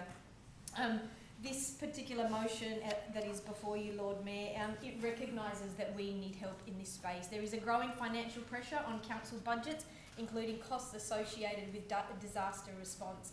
And it should be recognised that passing escalating climate-related costs onto ratepayers is neither fair nor sustainable, and risks undermining essential services, and thus the polluter pays principle holds that those responsible for pollution should contribute to managing its impacts. By passing motions together, councils can send a strong message to the federal government that communities need funding for climate impacts, and that money should be coming from big polluters and not from ratepayers. I do also want to point to the tipping points information that they have. If my fellow colleagues around the room had questions, some, for example, including, will this drive up energy prices for ordinary people? No, the proposal is designed so that big coal and gas export corporations, not households, pay the levy. There is also information on there about how would a climate compensation fund work. A climate compensation fund would collect a revenue from a levy on major coal and gas export corporations and distribute it to communities facing the impacts of climate change. There are also other issues that have been discussed there, and my fellow colleagues can also read the report, which is the Make Polluters Pay report, and I'm sure you are all interested in that and how that impacts us here at Hobart, specifically the City of Hobart and here in our municipality. One of the things that I would like to highlight within that information is, how do we make sure the fund is distributed equitably and in line with climate justice principles? And the information there says to us, equity must be built into the design of the fund from the start. The Make Polluters Pay proposal includes dedicated funding streams for communities most impacted by climate change, including Aboriginal and Torres Strait Islander communities and disaster-affected regions.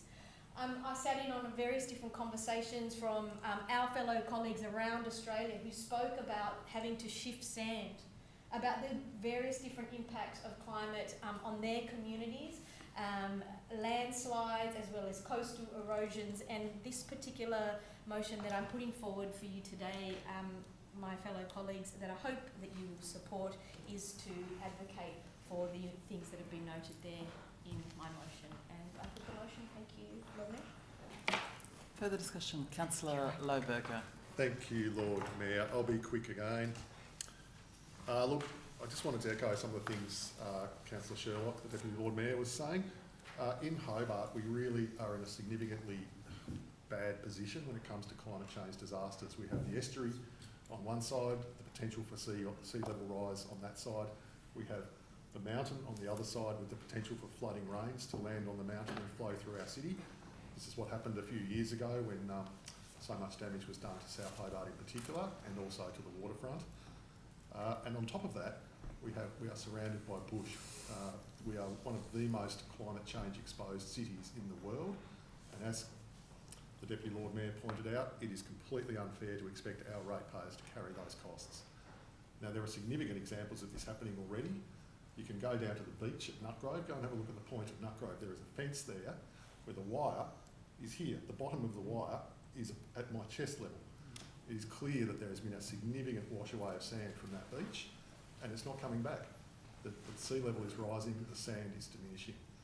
I've got a friend who lives in England, in Cheddar, ironically. It's 35 degrees over there. Train lines are closed because they are melting. Traffic lights melted in Berlin, causing a massive closure of the city. There's been huge economic damage to cities and towns across Europe from this weather. We've got schools closing early, public transport closed down, people staying home. People in England are particularly suffering because they live in stone houses and they don't have the same penetration of air conditioning that we do.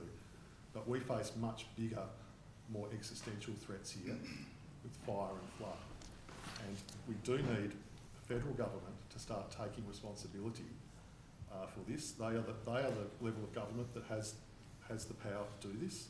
They are the level of government that determines levies and things like that that are paid by exporters. So I would call on them to support this motion. It is a very, very well thought out motion. It was brought to us, all of us on the motion list here by members of this community. And I might just read out who has lodged this motion because it's quite unusual.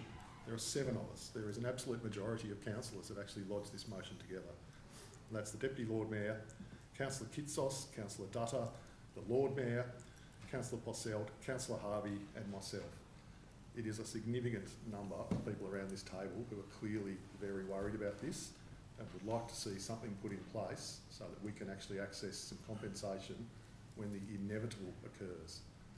We're already suffering lower level damage, but I think we need something like this to really help cover us for the big disasters that we know are coming. Thank you, Lord Mayor. Alderman Bloomfield. I understand the reason behind this, I do. And I'm also extremely conscious of the fire and flood hazards that we are potentially going to suffer in this city as well. I just see this, however, I'm just not really seeing how it's going to function, because I can appreciate that it's only going to go on to exports, and we're not export market, so therefore somehow the money will be gathered from elsewhere and we'll get the benefit later on, except that you've got to kind of look at how business works. If you have an organisation that sells fuel, like petrol or whatever, or oil say, you're going to have different arms, and if you're going to have one arm taxed, the overheads didn't change. Your profit doesn't really shift that much. It simply means that you simply raise prices elsewhere. We ultimately are going to find that the additional tax over on that arm will find its way as an additional cost over an arm that affects us at some point. So it will end up being user pays, and effectively what we're actually asking is almost a self-tax, user pays. And that might sound cynical, but I do see this not being an isolated tax only affecting one element to give to another. I promise you I don't see that's going to happen. I do see that we'll all end up paying. Now, the fact that we do need this money to be isolated is also vital. And we do need the money to be funded. And we do need to see something come through that is over and above what we currently have. So I understand the resource need. And I'd love to see that occur. But I'd rather we're a little bit more honest about it, to understand that it's a great concept. I will support it, but I'm not going to pretend that this is not going to come from us at some point. It will. It'll just be subtle. It'll be small. You won't see it yet. You will see it later. But yes, we do need the funding, absolutely. but I'm not going to pretend that this is a tax just for one side that's going to pay over here. I honestly think that it will end up being something that generically just flows through. Alderman Zuko. Yeah, Lord Mayor, I went on got a motorhome and I went on a trip right up to Broken Hill. And I went to Yanga Station, a very well-known station up in those parts. And I understand we've got to worry about what may or may not happen. But I just want to highlight this point. The worst flood in Yanga Station was 1852. The next worst flood was 1925. The point I'm getting at is there hasn't been another real bad flood in those parts since. Yes, there's floods all over the place. Yes, there's fires all over the place and all that. But you know what? What we're wanting to do here is get polluters to pay and protecting ratepayers.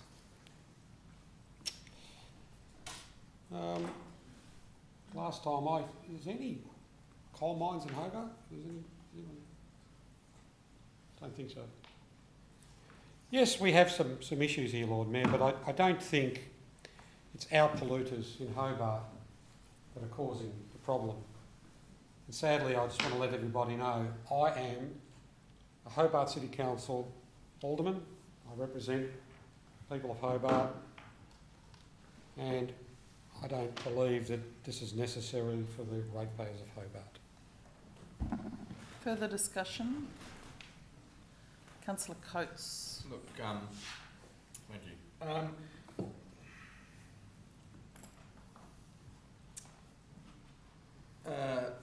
Look, I think fundamentally, sometimes on these motions, you've got to sit back and really read what it's asking us to do.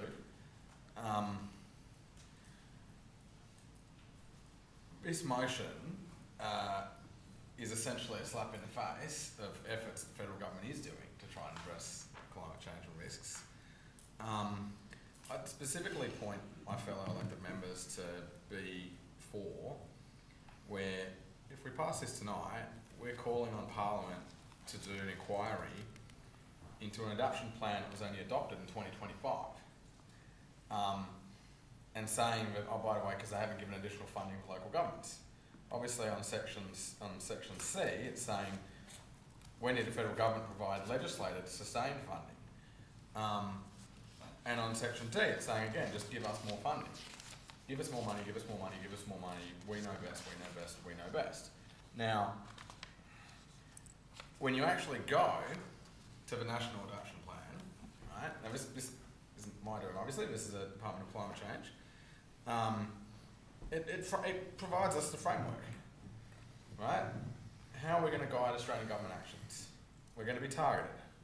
Where they're best placed to act. Where it's nationally significant risk. Action to support groups that are disproportionately vulnerable. Where there's long-term pathways. Where it's efficient. Where it's evidence-based. Where it's demonstrably urgent. You know, I go down and they say, well, we will be collaborative. We'll do action where it's place-based. So if there's something that's place-based, if it's specifically in Hobart, the adaptation plan can cover that. Like, I mean, yes, it's all really nice to be able to essentially pass a motion that says, we want the federal government to poo-poo something that's only actually just been adopted last year and hasn't even had a chance to properly run yet. We haven't identified the flaws in it other than to say that, we would love it if it just compelled them to give us more money. We've also got a whole section clause in there saying give us more money. You know, we can point to a whole lot of stuff that we've done very effectively when it comes to managing the municipality of the City of Hobart. But I have no qualms whatsoever in looking at the National Adaptation Plan and saying they've actually done a good job. They've got some good principles there. You know, I don't like this approach of every single local government just scream out for more cash and demand it. I don't think that's how you necessarily get the best results. You know, it is quite likely that the biggest risks, the biggest opportunities, perhaps across the whole of Australia, don't sit within the 0 point something percent that we represent. You know, it sounds good when you get up and talk about it, but when you actually look at it, all that motion is doing is poo-pooing what essentially is the Department of Climate Change's recommended approach for how, and principles they've put out for how we actually tackle this issue. I'm less interested in passing a motion that essentially is saying, federal government, you've got it wrong, we're going to write to our local MP, we're going to write to the minister, and we're just going to, you know, cast all these aspersions across what Department of Climate Change is doing, rather than actually going in and saying, well, what is it in these principles that we don't agree with? Because I want taxpayer money, federal taxpayer money, to be spent where it's targeted. I want it to be spent where it's nationally significant risks. I want it to be spent where it supports groups who are disproportionately vulnerable. I want it to be evidence-based. And, you know, when it comes to if they do stuff with the City of Hobart or Tasmania, I want it to be collaborative. The framework that we're here debating, that's not what the motion seems to tackle with.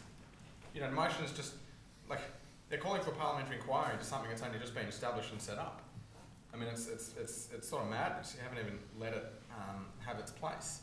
So, look, I urge members to seriously look at those clauses that are in this motion, seriously go on and have a deep dive and a read into the actual plan that we're attacking here. And if you vehemently disagree with the plan, great. You know, go public, poo-poo the Department of Climate Change. But, you know, we're not here debating whether or not you believe in climate change or not. We're here actually trying to advocate and undermine what is the national plan of the climate change plan. So I can't be a part of it. Further discussion? Councillor Elliott. Thank you, Lord Mayor. When I look at this, I just see it's just another tax, and it's trying to tax people that we perceive as polluters so that we can then grab that money. Australia, less than 1% of emissions.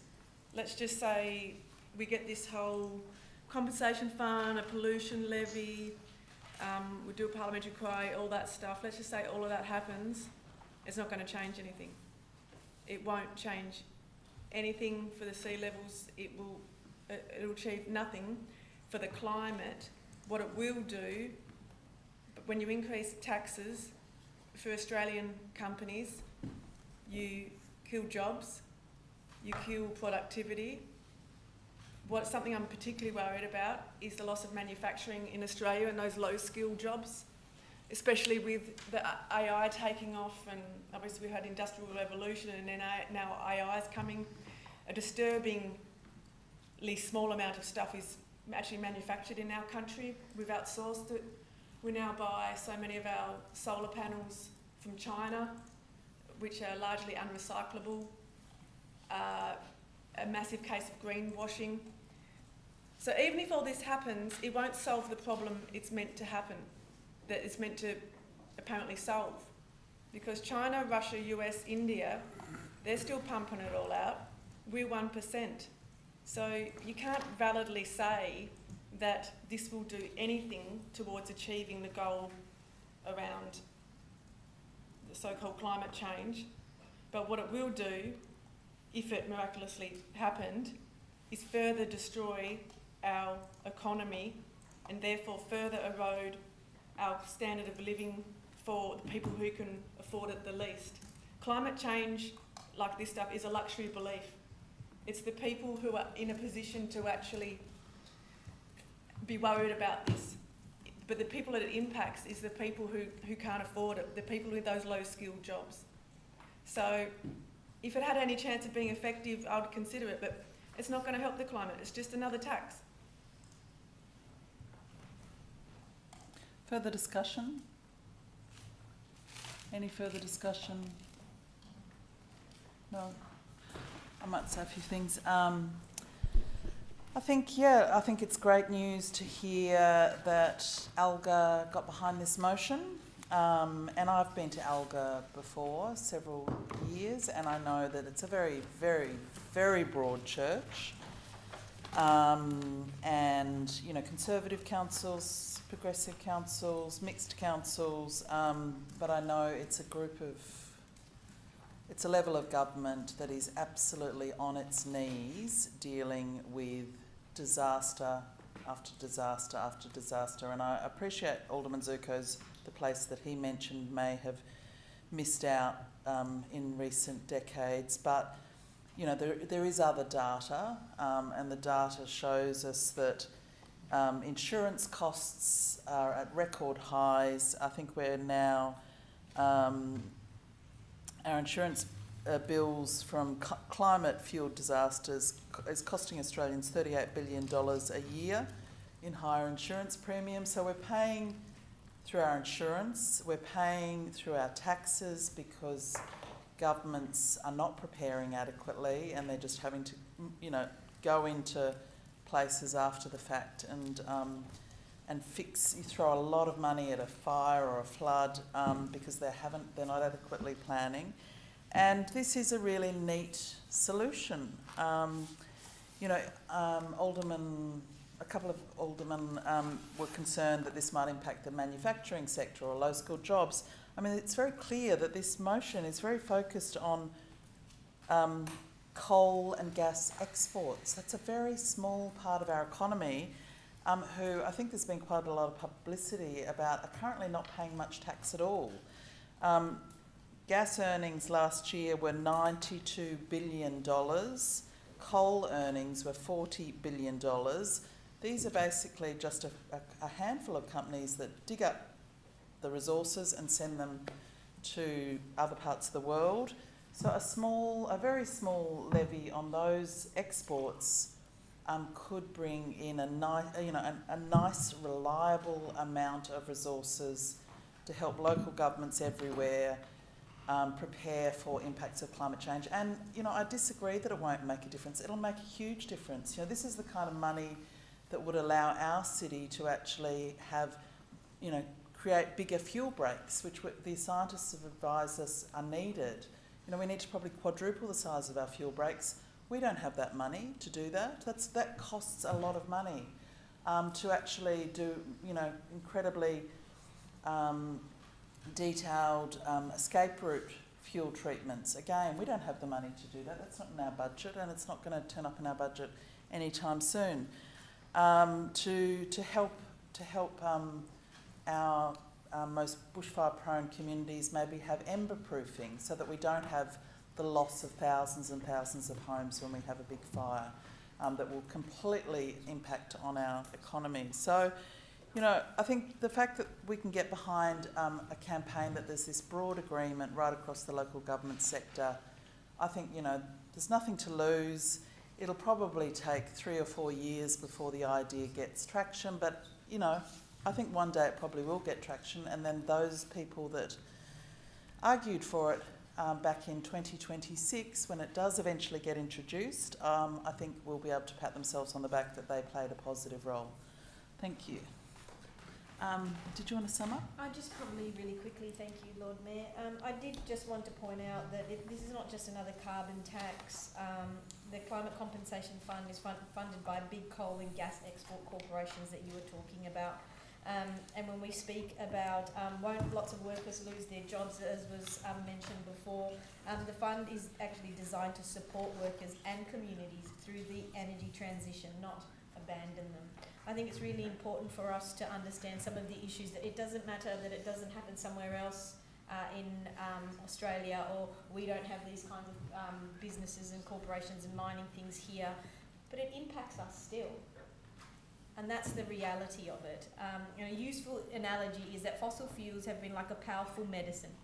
They cured many ailments of poverty and scarcity, but prolonged overuse produces serious side effects. The challenge for modern societies is not denying the benefits they delivered, but not ignoring the harms they caused, but managing a transition while reducing those harms and implementing a way for those who cause the harm to contribute to the problem that they've created. And that is the essence of this particular motion. Thank you. Okay, I'll put the motion. All those in favour say aye. Aye. Against say no. Aye. Show of hands, all those in favour. Councillor Dutta, Councillor Passelt, Councillor Kitsos, Councillor Lohberger, Alderman Bloomfield, Councillor Kelly, Councillor Deputy Lord Mayor, Lord Mayor. And against? Alderman Zuko, Councillor Elliott, Councillor Coates. That's carried. Okay, we'll move on now to motion 21, or the item 21, protecting local post offices across Tasmania, moved by Councillor Sherlock. Yes. Deputy Lord Mayor, sorry. Yep. And seconded by Councillor Posselt. Yeah, thank you very much, Lord Mayor. I won't spend too much time speaking about this. It's written there in the motion itself. I would like to thank Councillor Posselt, who strongly advocated on this particular issue. He organised a public meeting, and we had close to 200 people from my recollection at that particular meeting, and really strong engagement from the community around what is happening with their local post office. There are obviously businesses as well, and supporting our businesses, supporting the way that these local post offices are actually, the licensing issues around them. Whilst I was at Alga, I also had the opportunity to go and speak to Minister Arnica Wells' advisor. It was a sitting week, and talking about this particular issue, and specifically in question time, our member for Clark, Mr. Wilkie, also raised this particular issue specifically about West Hobart and what can be done. So I also note the advice as well from the staff, and that this would be something that we could put up to Legat. So I would put this motion, and thank you hopefully for my colleagues supporting it. Thank you. Further discussion, Councillor Posselt? Thank you very much, Lord Mayor. I too will be brief. So just to explain to my colleagues around the table the etiology where this motion came from. This motion fell out of the community meeting when West Hobart Post Office suddenly closed without any warning at all.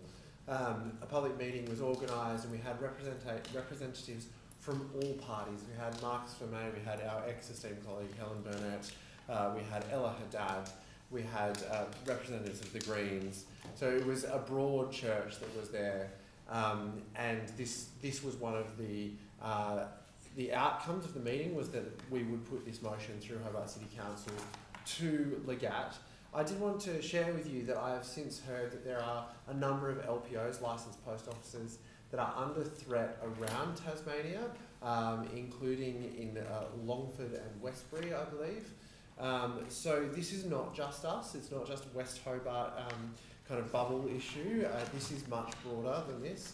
And I actually think from what I know that this will likely be supported at Legat, but obviously I can't predict that. Super simple, just asking that we write to the Minister from Legat, from all of the councils voicing our concerns about licensed post offices, and asking for a Senate inquiry into the future of post offices. I would also just advise that the current legislature at the federal level hasn't been reviewed since 1988, the Australia Post Act, and it only references Australia Post as a letter service. It doesn't even reference the fact they do parcels, let alone banking and all of the other things that we've come to expect from our local post offices. So super simple. Again, I'm not going to take much of your time, but I would encourage you to support it for the benefit of communities all around Tasmania. Thank you so much. Further discussion? Councillor Lohberger. Thank you, Lord Mayor. I'd just like to thank the two councillors for bringing this motion. I grew up on Hill Street, on the other end, up near Hill Street Store, which is now Smile Kitchen. But as a child, that was a really central part of the community in West Hobart. There were two really central locations, commercial locations in West Hobart. There was that one, and there was Hill Street Store at either end of Lansdowne Crescent. The loss of it for the community, and particularly the really quick loss where it just closed suddenly, is really devastating. I still have friends and former neighbours that I still know up there. They're all pretty unhappy about it, and the difficulty in them now using a post office is incredible. I understand the North Hobart Post Office is opening slightly longer hours, but of course people could go into the West Hobart one well outside of hours, because that shop is open quite late at night, opens early in the morning, opens on the weekends. So it is a problem facing lots of communities, and I know it's being really sorely felt in West Hobart. I look at this motion, it's a very easy motion. We're really just asking for a letter to be written, which I certainly can support here. But I do think, you know, for such an important issue, this is a very small act that we can do to try and help. So I do support the motion. Thank you. Alderman Zuko. Yeah, I'm just a little bit disappointed, Lord Mayor. Like there's the Deputy Lord Mayor, Councillor Sherlock and Councillor Passol. Would have been nice to know. I could have put my name to this as well. You know, it would have been really good to be asked to be one of the people that you know, put the motion forward, because it's only sending a letter. I've never been against sending a letter to somebody. That's all we're asking to do. It's not a problem. But if we're trying to tell the federal government what to do, it's a different kettle of fish. So I support this. But I just want to make this point. The Lord Mayor and each and every one of us can write a letter to any federal member, to the Prime Minister, anytime we wish to do so. We don't necessarily need it as a motion, but next time you've got something like this going, yeah, give me a buzz. Okay, any further discussion, or did you want to sum up at all? I'll just sum up really quickly and say thank you so much to Alderman Zuko for his comments, and I appreciate that's going to go both ways. I look forward to receiving and being part of his motions into the future as well, and I think the difference about this one is that we as a council are collectively advocating for it to go to Legat as well, so being a broader thing coming from all councils. So thank you very much. Okay, I'll put that. All those in favour say aye. Against say no. Carried unanimously. Item 22 is a motion on regatta key concept from Councillor Kelly. Thank you, Lord Mayor. I will give a little bit of a preamble. Oh, seconded by Councillor Elliott. Due to the large amount of work and effort's gone into this, I will give a little bit of a preamble to it. And so the Derwent Estuary and its shoreline have been part of the very reason for human habitation from the Muwena people through to European settlement. It has defined the city, and even to this day, remarkably, there are still sections of the foreshore on the edge of the CBD that remain in a derelict and abandoned state. I regularly enjoy walking, running and cycling on the foreshore, and have always lamented the state of the Regatta Ground precinct that has been left near abandoned, apart from a handful of dart use during the year. On one such excursion I had, which was only yesterday actually, I walked across the potholed and cracked bitumen surface of the car park near the boat ramp that you'd be all familiar with, and encountered broken beer bottles and litter strewn everywhere. Not a person or activity in sight on a weekend. Old buildings, peeling paint, time stands still, a boulevard of broken dreams. Arriving at the gates of the boarded up HMS Huon building on the waterfront, I was greeted by the grisly sight of dead possum and seagull carcasses. They're on display, walking distance for everyone to see. The motion tonight is revisiting a proposal that was presented to Council some 2 years ago. It is about imagining the space with the Regatta Quay concept, a significant mixed-use development proposal with the potential to respond to a number of important issues facing Hobart, but not limited to parking, housing supply, tourist accommodation, childcare, health services, hospitality and a free terminal facility. Some 3,200 underground car parks, 220 new homes are the centrepiece of the proposal that will be able to deliver up to $7 million every year in rates and revenue to the City Council here in Hobart, without any financial contribution or risk to the ratepayers. The missing link for the CBD to the Domain, Botanical Gardens, Soldiers Memorial Avenue, Beaumaris Zoo site and the proposed Domain Aboriginal Cultural Centre will be established. A boulevard for all to enjoy, be it walking, cycling or running. This was the inspiration for the motion today. The time is not only right, but it is imperative that we as a council look with open eyes and minds to something that can be great for Hobart and the broader Tasmanian community. The Macquarie Point Development Corporation will need to consider this proposal in conjunction with the stadium design, so time is really of the essence.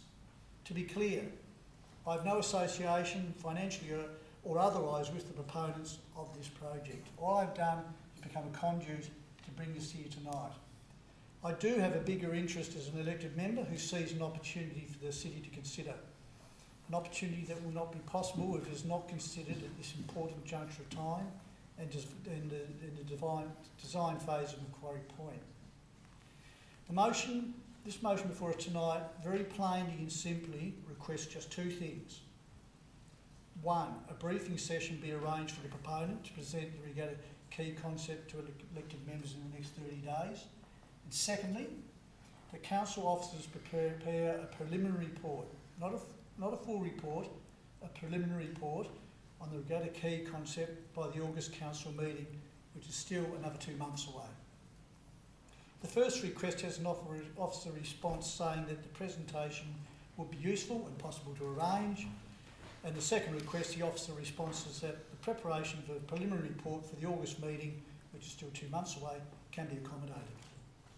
Let us remember that this very council, during this current term, was given the presentation by Mr Coleman and other experts with advice on the Stadium 2.0 proposal on no fewer than 4 occasions. 4 occasions presentations were made to the council.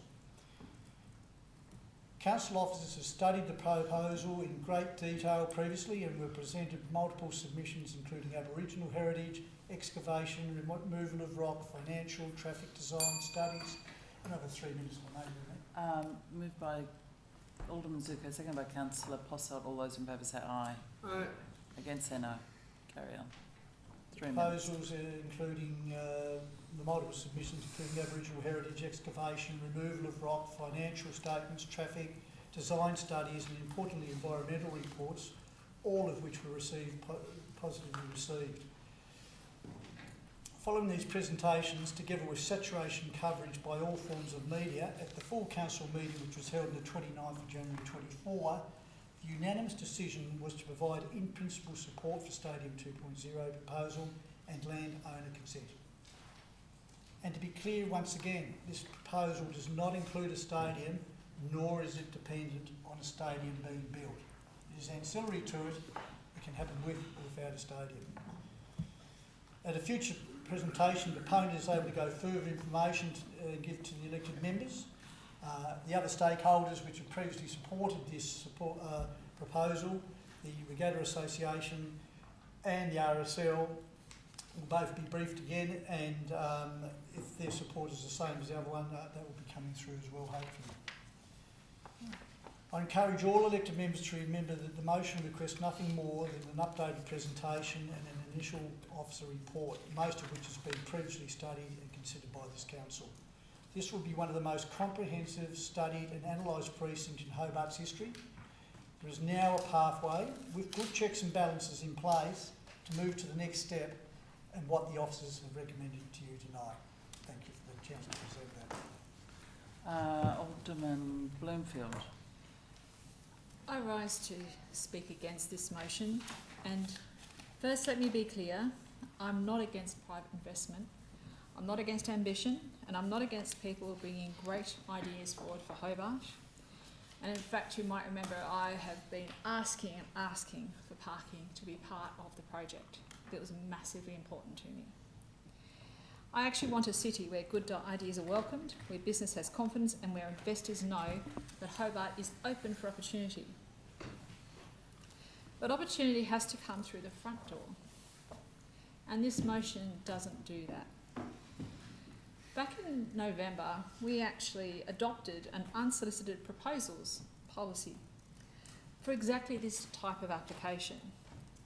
And it exists because when a private proposal involves public land, public assets, infrastructure, long-term leases or development rights, the process must be transparent, consistent, lawful and fair. It's not red tape, it's making sure that we maintain public trust. A political favour doesn't have to be a brown paper bag full of cash. It doesn't even have to be unlawful. A political favour can be the use of public office to give one private interest special access, special momentum, special credibility, or special priority outside the normal process. And that's the danger here. Because this motion appears to take one private developer's proposal and place it on the council agenda with a request for officers' time, proponent briefing and a report within a short time frame, before the ordinary policy process, the one that we agreed to back in November, has even been started. That's not how good governance looks. If this proposal has merit, it should stand on its own 2 feet, it should be submitted properly, it should be accessed under the same rules as any other business, any other developer and any other community proponent. No one should get a shortcut just because they're no elected member. No one should get a fast lane because they can generate a headline. And no one should get council's machinery moving for them before the public can see that the process is fair. This is not about just legality, it's about appearance. In public life, appearances matter because trust is fragile. Once people believe that a system is being bent for mates, it's very hard to convince them otherwise.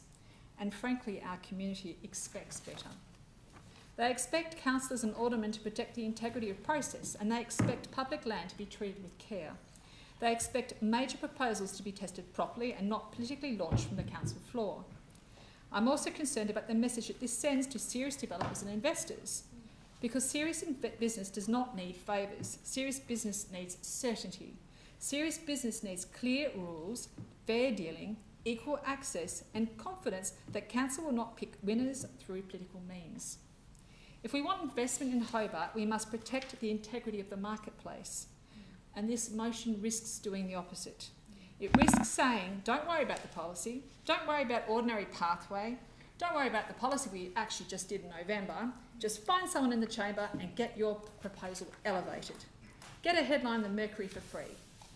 That is not pro-business, that's anti-confidence. And I say this with care because I'm not making a finding about a motive, I'm not alleging unlawful conduct, but I am saying the behaviour and the motion appear to sit outside the policy framework that we agreed to and outside reasonable community expectation. And that's enough for me. Public office is not a concierge, Public office is not a concierge desk for private proposals, and it is not there to roll out the civic red carpet for one idea while others line up at the counter. For those who might remember in this council, we've actually had other developers bring ideas to us, and the first thing we said to them was, please don't bring it to us like this, go through the policy that we have drawn up in November for exactly this point. And if the proponents believe that this project is good for Hobart, they should submit it through the unsolicited proposals policy. Let officers access it properly. Let probity be protected. Let the community have confidence that every proponent is treated equally, because that's the clean path, it's the fair path, and it's the only path that this council should support. And for those reasons, I unfortunately cannot support this motion. Councillor Kitsos. Thank you. Oh boy, I'm so glad you got to stand up before me because you just said everything I needed to say for me. So I completely agree with everything that you just said. I mean, to open the Mercury and see a headline from an elected member, a colleague who you share an office space with, who has not approached you about this, about publicly owned land is quite simply outrageous. I mean, does this mean that we can just bring whatever idea we might have for the municipality to this room? This is not following direct procedure.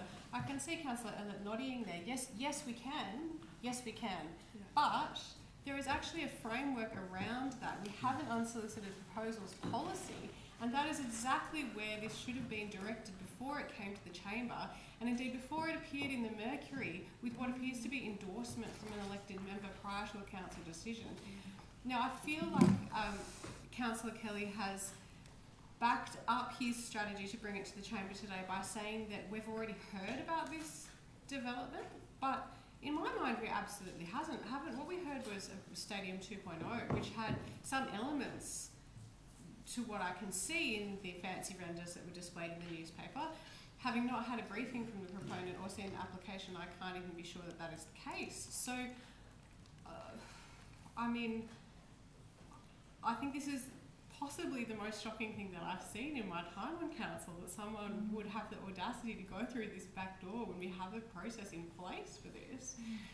So, look, I think we're at a crossroads here. I think tonight we either continue this debate and potentially the vote goes one way or the other, or I can do a favour to Councillor Kelly and move to defer this to the workshop, and I hope that the proponent brings it through the appropriate avenue, through the unsolicited proposals policy, in the meantime so that we can actually review this application on its merits, not on a newspaper article, as should have been the case in the first place. So I'll move that procedural motion now. So that's a procedural motion to defer. Seconder? Yes. A seconder for a procedural motion. Is there a seconder for the procedural motion? Was that your hand up? Yes. Didn't you move? Sorry. Did you move No, No, okay. Sorry, yeah, okay. Seconded by Deputy Lord Mayor. So just to be clear, this is a procedural motion to defer this item. To defer this item to the workshop. To a workshop. To the Hobart workshop. To the Hobart workshop. Or just Once there's it's got to be quite clear for the staff. Look, my understanding what is it that we can't provide caveats on the deferral. It will be up to the CEO to schedule it to the Hobart workshop according to the other things that we have to What address. you're doing in a procedural motion is deferring this decision to a workshop, not a presentation or anything like that. It's just this decision is what you're doing. So. Well, I still think that this is an option that needs to be considered around the table tonight, given the using Alderman Bloomfield's analogy, the backdoor way that this application has come to us. At a bare minimum, it deserves to be discussed at a workshop. But if people are against the deferral, then I'm happy to vote the motion down entirely. Oh, so you still prefer to have the... Can I propose an alternative way to deal with this? no, I think I've just got to go with the procedural motion unless... Procedural motion, you can. Yeah. Unless... and you're happy to stick with the procedural motion? Yes, I okay. am. So we'll put the procedural motion that this matter goes to workshop. All those in favour say aye. Aye. Against say no. No. Show of hands, all those in favour.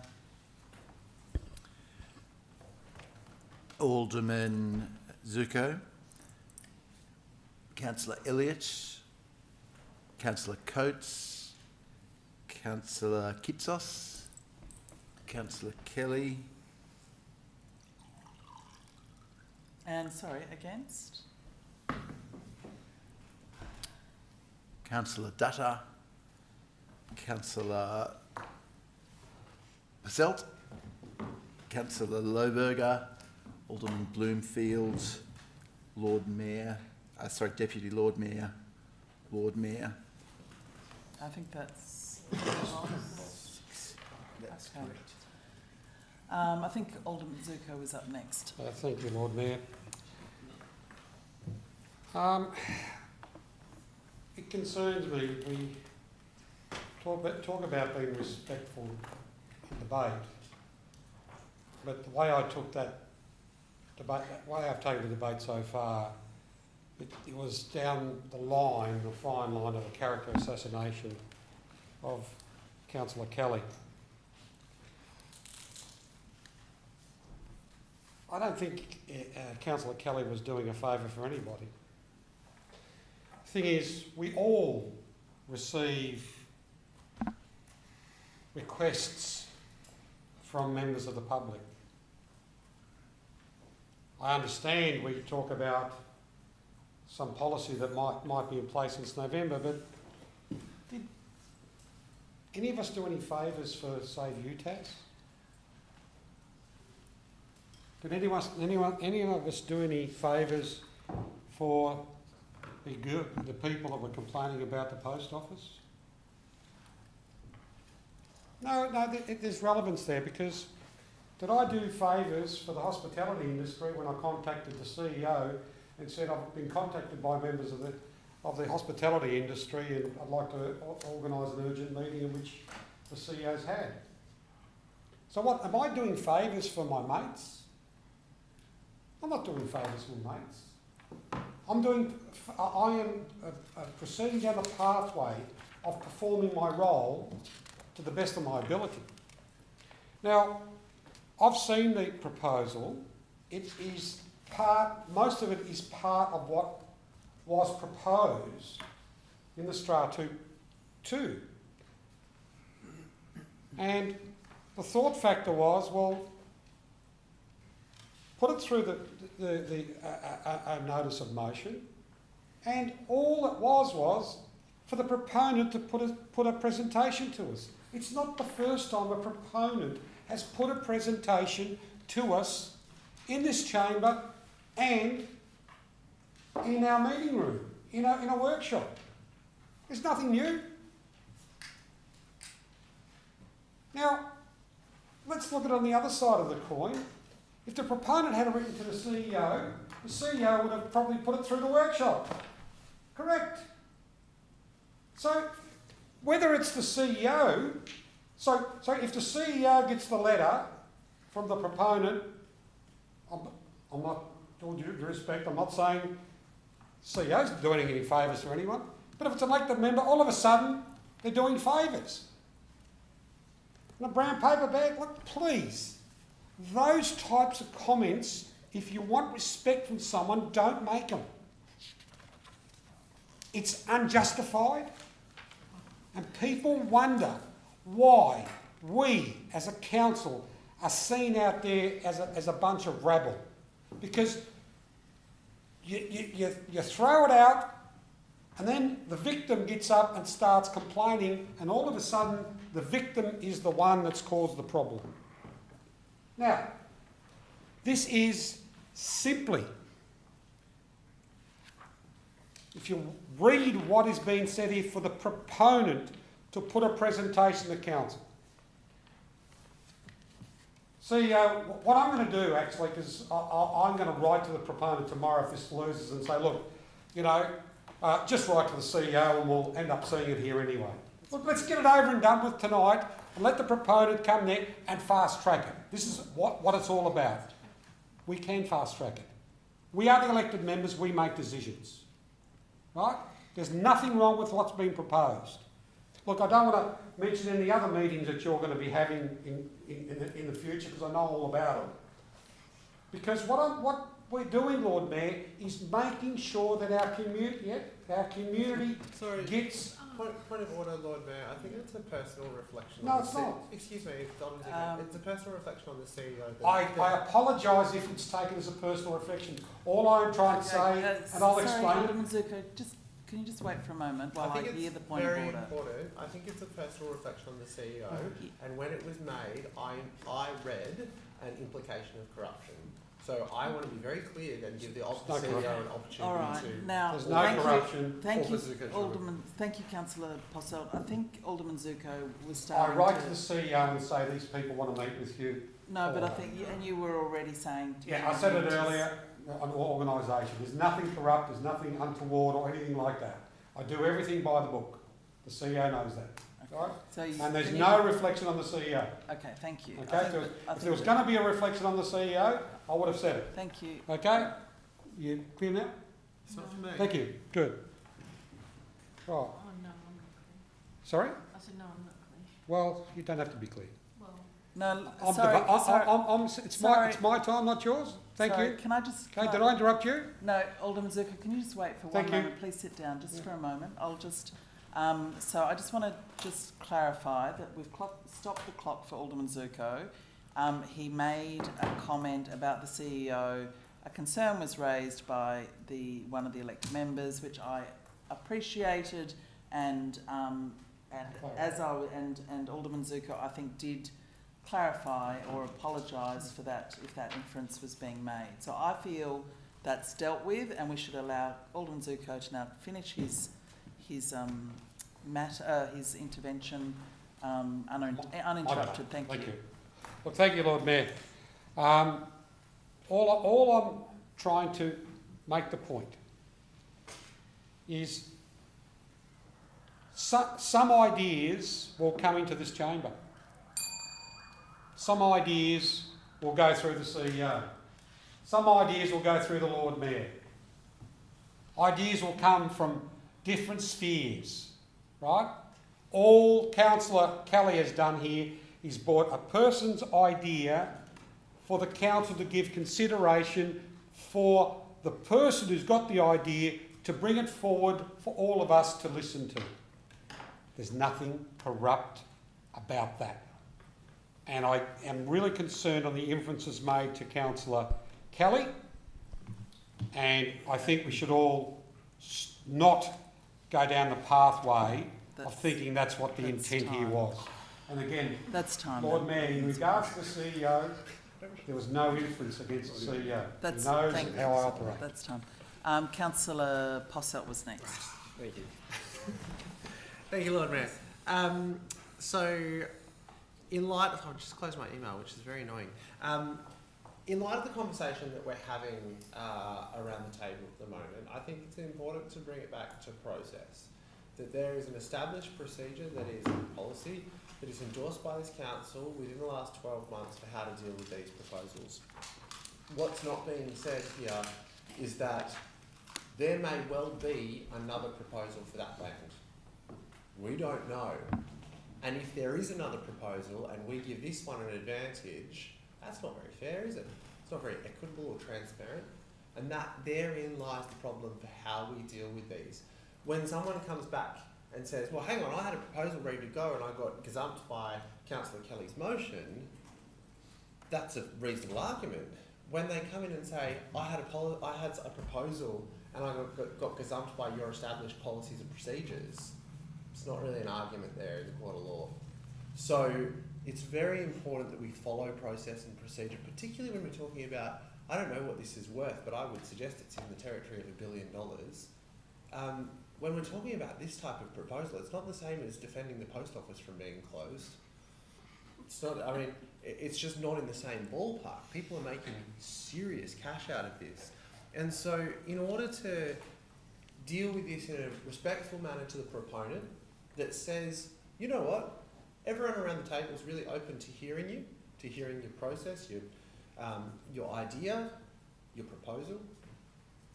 I've got a foreshadowed motion prepared, which I think our administrative staff has available for us to read. I've closed my email, so I'll read it off the screen when it comes. But it basically proposes that we put this proposal back through the formal procedures, and my email's open again. So, Council notes that this proposal falls within the City of Hobart Unsolicited Proposals Policy, which was endorsed by the Council on the 24th of November 2025. The policy provides a clear and transparent process for the consideration of such proposals, particularly proposed dealings on council land owned by the public.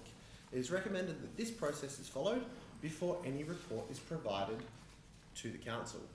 Council notes that critical stakeholders, in particular the Returned Service League, so the RSL, have not been consulted as was claimed publicly in the media.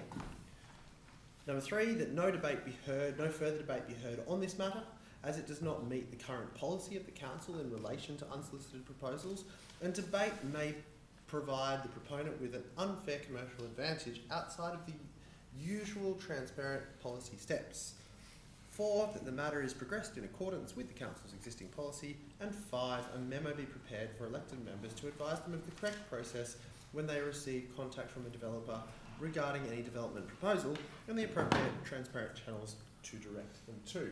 That's a foreshadowed motion, Lord Mayor. I'm a little concerned about the direction of the chamber, and we can continue to discuss the process in the foreshadowed debate. So it's not a gagging motion, it's just an efficiency motion. So in the interest of that, I would move a procedural motion that the substantive motion be put, and we move to debate on this motion, which is largely the same, but maybe takes out the personal element a little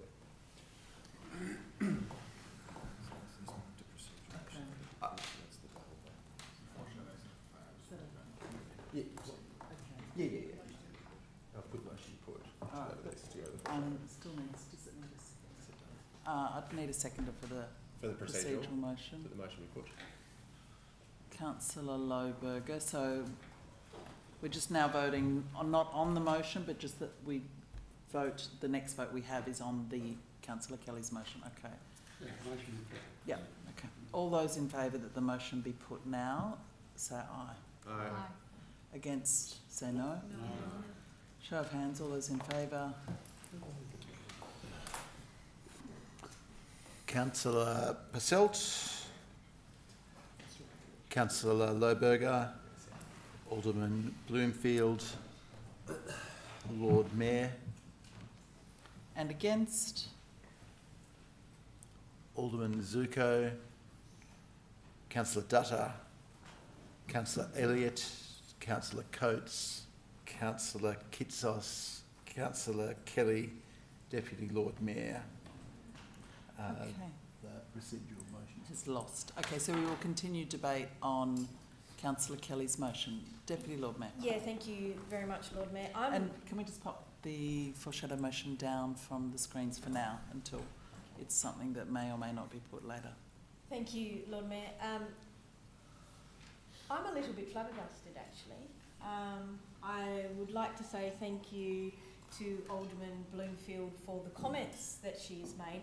And I thought to myself, I wonder if I was in Councillor Kelly's position and I brought forward a motion and I was in the paper talking about some development with some developer and I didn't follow proper process and I didn't follow proper procedure on a policy that we already have established. I just thought I could bring it as a motion, which Councillor Kelly's entitled to do. He is entitled to bring a motion if he so pleases. That's freedom of speech. It's the same as talking about a code of conduct determination. It's freedom of speech. So Councillor Kelly can do that. But I wondered if I did that, I wonder if some of the comments would be said about me. Potentially it's corruption. Potentially it's a conflict of interest. Potentially this. Through potentially me, that. if you wouldn't mind, Sorry, Deputy Lord Mayor. potentially this, potentially that. And so I thought to myself, you know, I think it was really disappointing that we didn't actually follow through with the deferral.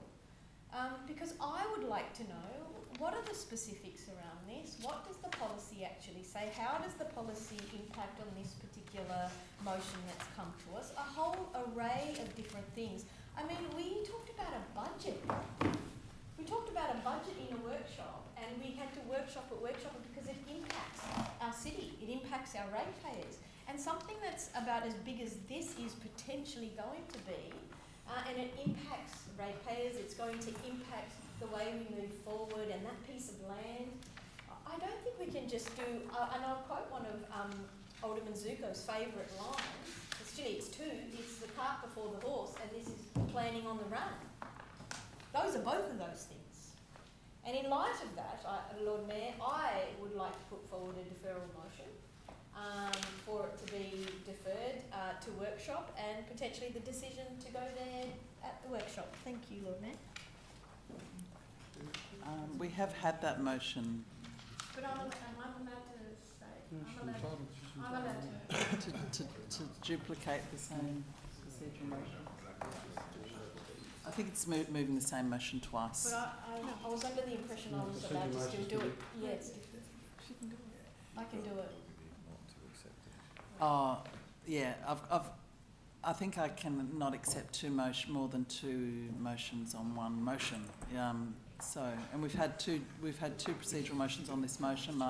I'm using my prerogative to stop the procedural motions. Okay. No worries. Okay, Councillor Lohberger was next. Thank you, Lord Mayor. Look, I'll be quick. Alderman Bloomfield pretty much said everything that I wished to say, but I did have some questions for Councillor Kelly, just based on something that Councillor Posselt said. So just through you, Lord Mayor, I just would like to ask the bringer of the motion. He went on the ABC radio last week, Councillor Kelly, with Rick Goddard, and Rick Goddard asked him, is the RSL okay with this proposal? And Councillor Kelly said yes. So I was just going to ask Councillor Kelly, have you specifically consulted with the RSL about this particular proposal before you went on the radio and said yes, that they were okay with it? I have not been involved with this proposal, stakeholders and the like. As I said before, I am the person who saw an opportunity here for the city. I approached the proponent, different to what Alderman Bloomfield, who was totally, utterly wrong as usual. They did not approach me. I approached them. Point of order, that was making expressions Sorry, of okay. personal reflection on Thanks. Bloomfield. Excuse me? No, No, I didn't hear. okay, Would you all like right. to say it louder? No, please, Deputy Lord Mayor, sit down. Councillor Kelly, two things you did then were offensive. You said it was an insult to Alderman Bloomfield that she's wrong as usual, and I did see what you said to Deputy Lord Mayor off through the side of your mouth. That was not becoming of your role, and I ask that's a warning to you, and just ask that you proceed, but please do so in a more respectful way. Alderman Bloomfield was wrong. I did not. I was not approached by the developer or the proponent. I approached that person. So that's the first thing I'll say. Secondly, on the Rick Goddard radio interview, I was referring to Dean Coleman's original proposal, which had the backing of the RSL and the Regatta Association. That's what I was referring to. And I made the comment too that this is virtually a duplicate of that. It's the 2.0 proposal without the stadium. That's my point, pure and simple. I'd like to confirm too that there were no brown paper bags, as also has been suggested. It took part as well. Sorry, Sorry, can I just do a point of order? I've been misrepresented a couple of times there. In fact, I've actually been quite clear that I did not actually suggest that... Okay. Yeah. Thank you, Alderman Bloomfield. Yeah, I think if we listened back to the recording, there was not a suggestion that there was brown paper bags involved. I said specifically I'm not alleging No, unlawful exactly. conduct. No, I heard that, Alderman Bloomfield, yeah. just one further question through you, Lord Mayor, just to Councillor Kelly. Are you aware of the Council's unsolicited bids policy? I'm extremely aware of it through you, Chair, to Councillor Loberg. I was at the workshop, I was at the meeting where we passed it. In fact, it's proposed, it's in the motion. If people read the motion, it says this is where it should be going. I mean, black and white. It is recommended that this process is followed through the unsolicited bid proposal. Question to Councillor Loberg, have you read the officer's response? There it is, black and white. Okay. Administration response. It says that. All right. Okay. So can I, if that answered your question for you? Yes, just that So one. do you recognise now Sorry, that Councillor the, Kelly, been in there? I think you've answered the question. Yep. I heard your answer, which was that information wasn't in your part of the motion, but in the staff Councillor response. Loberger, just through me, please. Sure. I will just ask one further question. Did you make Mr Coleman, the developer, aware of the unsolicited bids process and simply ask him to go through that, like any other developer? Through you, Chair, to Councillor Loberger. Yes, it was discussed with Mr Coleman, and I read him exactly what the administration response to the motion is. I fully support the motion, so I'm getting up and standing. The officers have made it black and white. I mean, I agree. The officers agree. What's the issue here? I mean, is there any other questions I can enlighten you with, Councillor Loberger, or anyone else? Yes, I've got a question through you, Chair, to Councillor Kelly. Can you please explain to us what distinguishes your motion from special treatment or preferential access? Councillor Kelly, you can choose to take these on notice. You don't have to answer all the questions. I know. Through you, Chair, to Councillor Kistos, what can you be more specific, please? What about this? What part of this whole submission? The Aboriginal study, the geological studies. What part are you referring to, please? I'm referring to bringing this application to the chamber as opposed to directing the developer through the unsolicited procedure policy that we have in place. But through you, Chair, it is coming through the unsolicited. Did you read the response? Okay. Just in response to that. Look, no, sorry. I'm going to just draw a line under this. I think we've had a bit of Q&A. I've allowed that. That is allowed in the meeting procedures, but I think it's now becoming a dialogue. So if I can ask you to sit down, Councillor Kelly, and I'll see if there's anyone else who hasn't spoken who'd like to speak. I think... I want another question. Quick question from Alderman Zuko. Well, my question's in regards to administrative response to the motion. Right? And my background on the administrative... No, just the question, please. Yeah, a little bit of background, tiny. The administrative response is something that we get from our officers. Yes. And the CEO has a right to determine whether or not it's legal, illegal or otherwise. What's the question? Right. Could I ask the CEO to advise the council on the administrative response, in particular to points 1? You want him to read it out? That's what I've asked. I'll talk to the administrative response. So obviously it's the prerogative of all elected members to submit a notice of motion. In respect to this proposal, obviously it came to us. There's nothing illegal that what is being proposed. So in terms of a suggested pathway, obviously the recommendation is that it ultimately is considered under the unsolicited proposals policy that the council's adopted.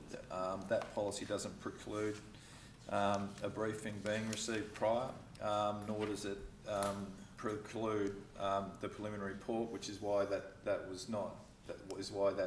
is such in the officer report. So there's nothing precluding it. Certainly, the motion is seeking to find an appropriate pathway for the council to formally consider the proposal, and that is very likely what the council is what will be recommended. So, sorry, can we just show some respect to the CEO? No, I'd ask both of you, please allow the CEO to answer. I didn't interrupt, Lord Mayor. He interrupted the two of you. Okay. I heard the two of you. So just to finish, so the motion calls for a preliminary report. One of the factors is providing appropriate pathways for council. Again, it's as per the motion and the response that we've suggested. It is certainly likely that that's, well, it's not likely. That's what we would do, is direct it into the unsolicited proposals. Following the notice of motions. Okay, I think Councillor Elliott was up first. Thank you.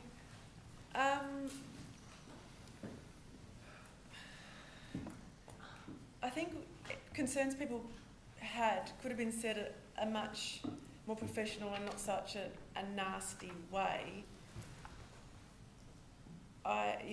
Anyway, I mean, people are allowed to express their concerns, but I am a bit stunned, which doesn't happen often, because Councillor Kelly has also done nothing wrong. We're allowed to bring motions.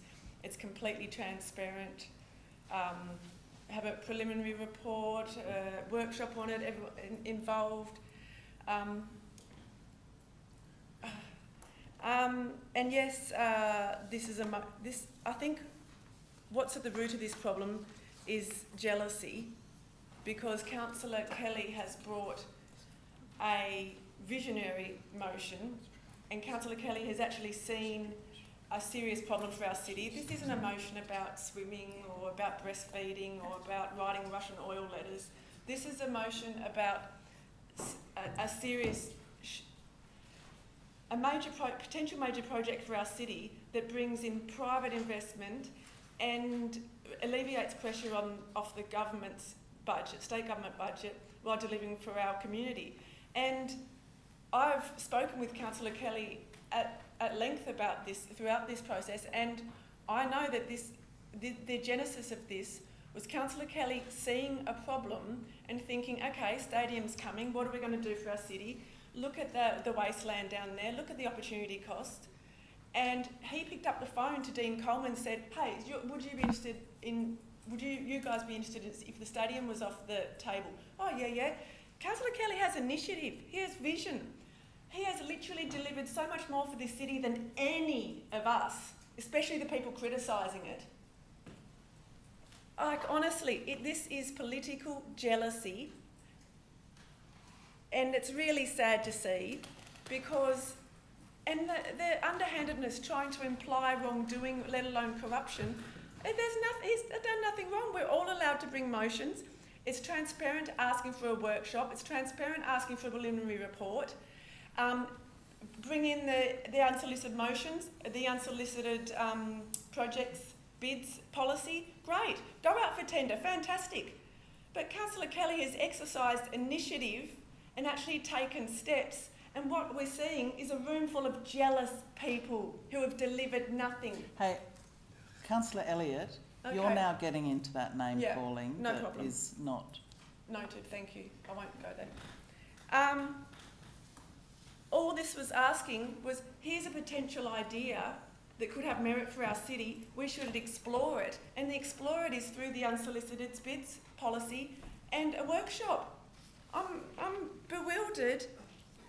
I truly didn't think it would this way, but the only explanation is outright pure jealousy. Councillor Coates, I think, was next.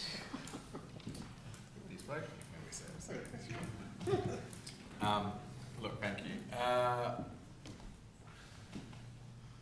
look, like most things, there's two ways to count to 12, a dozen.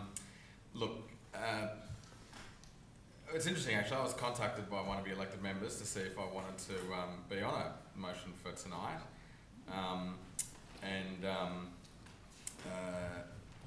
I did reflect that I'm not sure a motion's the way to go.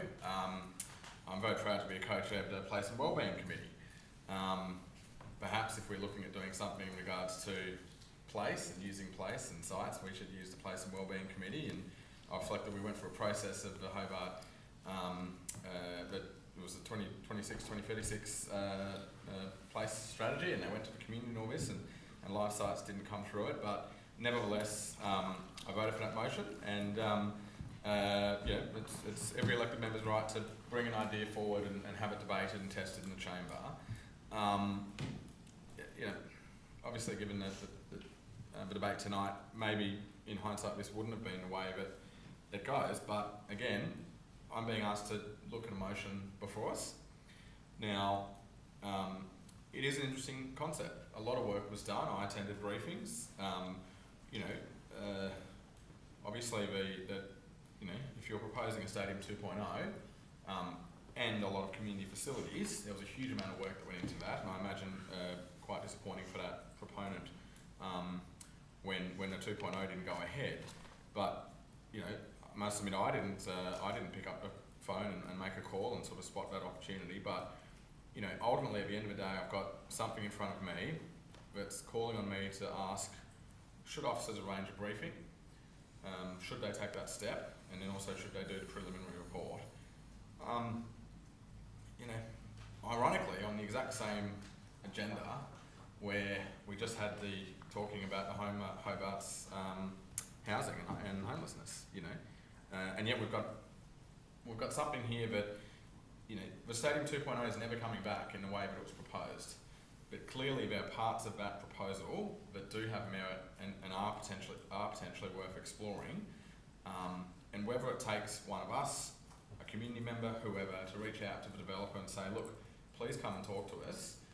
You know, we're interested in exploring this. Now, I note the officer's response. I don't see that response as necessarily fatal. You know, you can always consider, oh, maybe if I'd go back, I would have done it a different way. But, you know, I think what is actually being asked here is reasonable.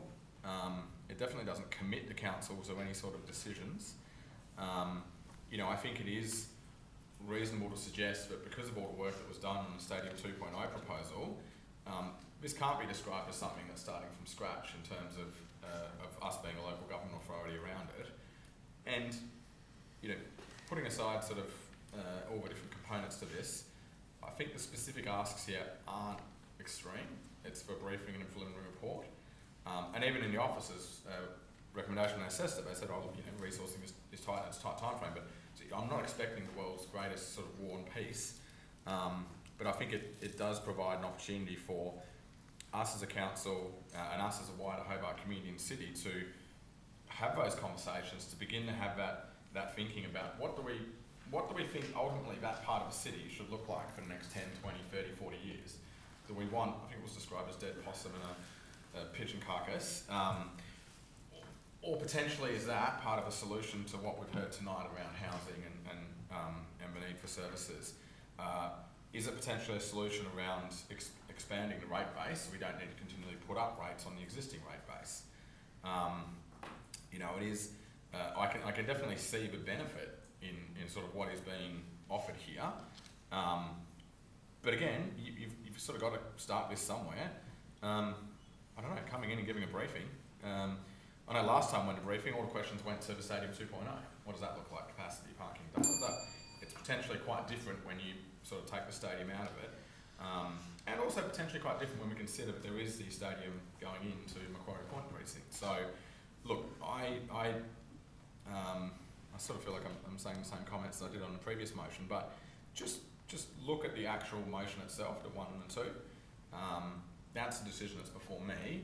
And look, maybe there was a better way of bringing this forward. Maybe there was a better way, an alternative way. But we've got the way now, and I think we should support it.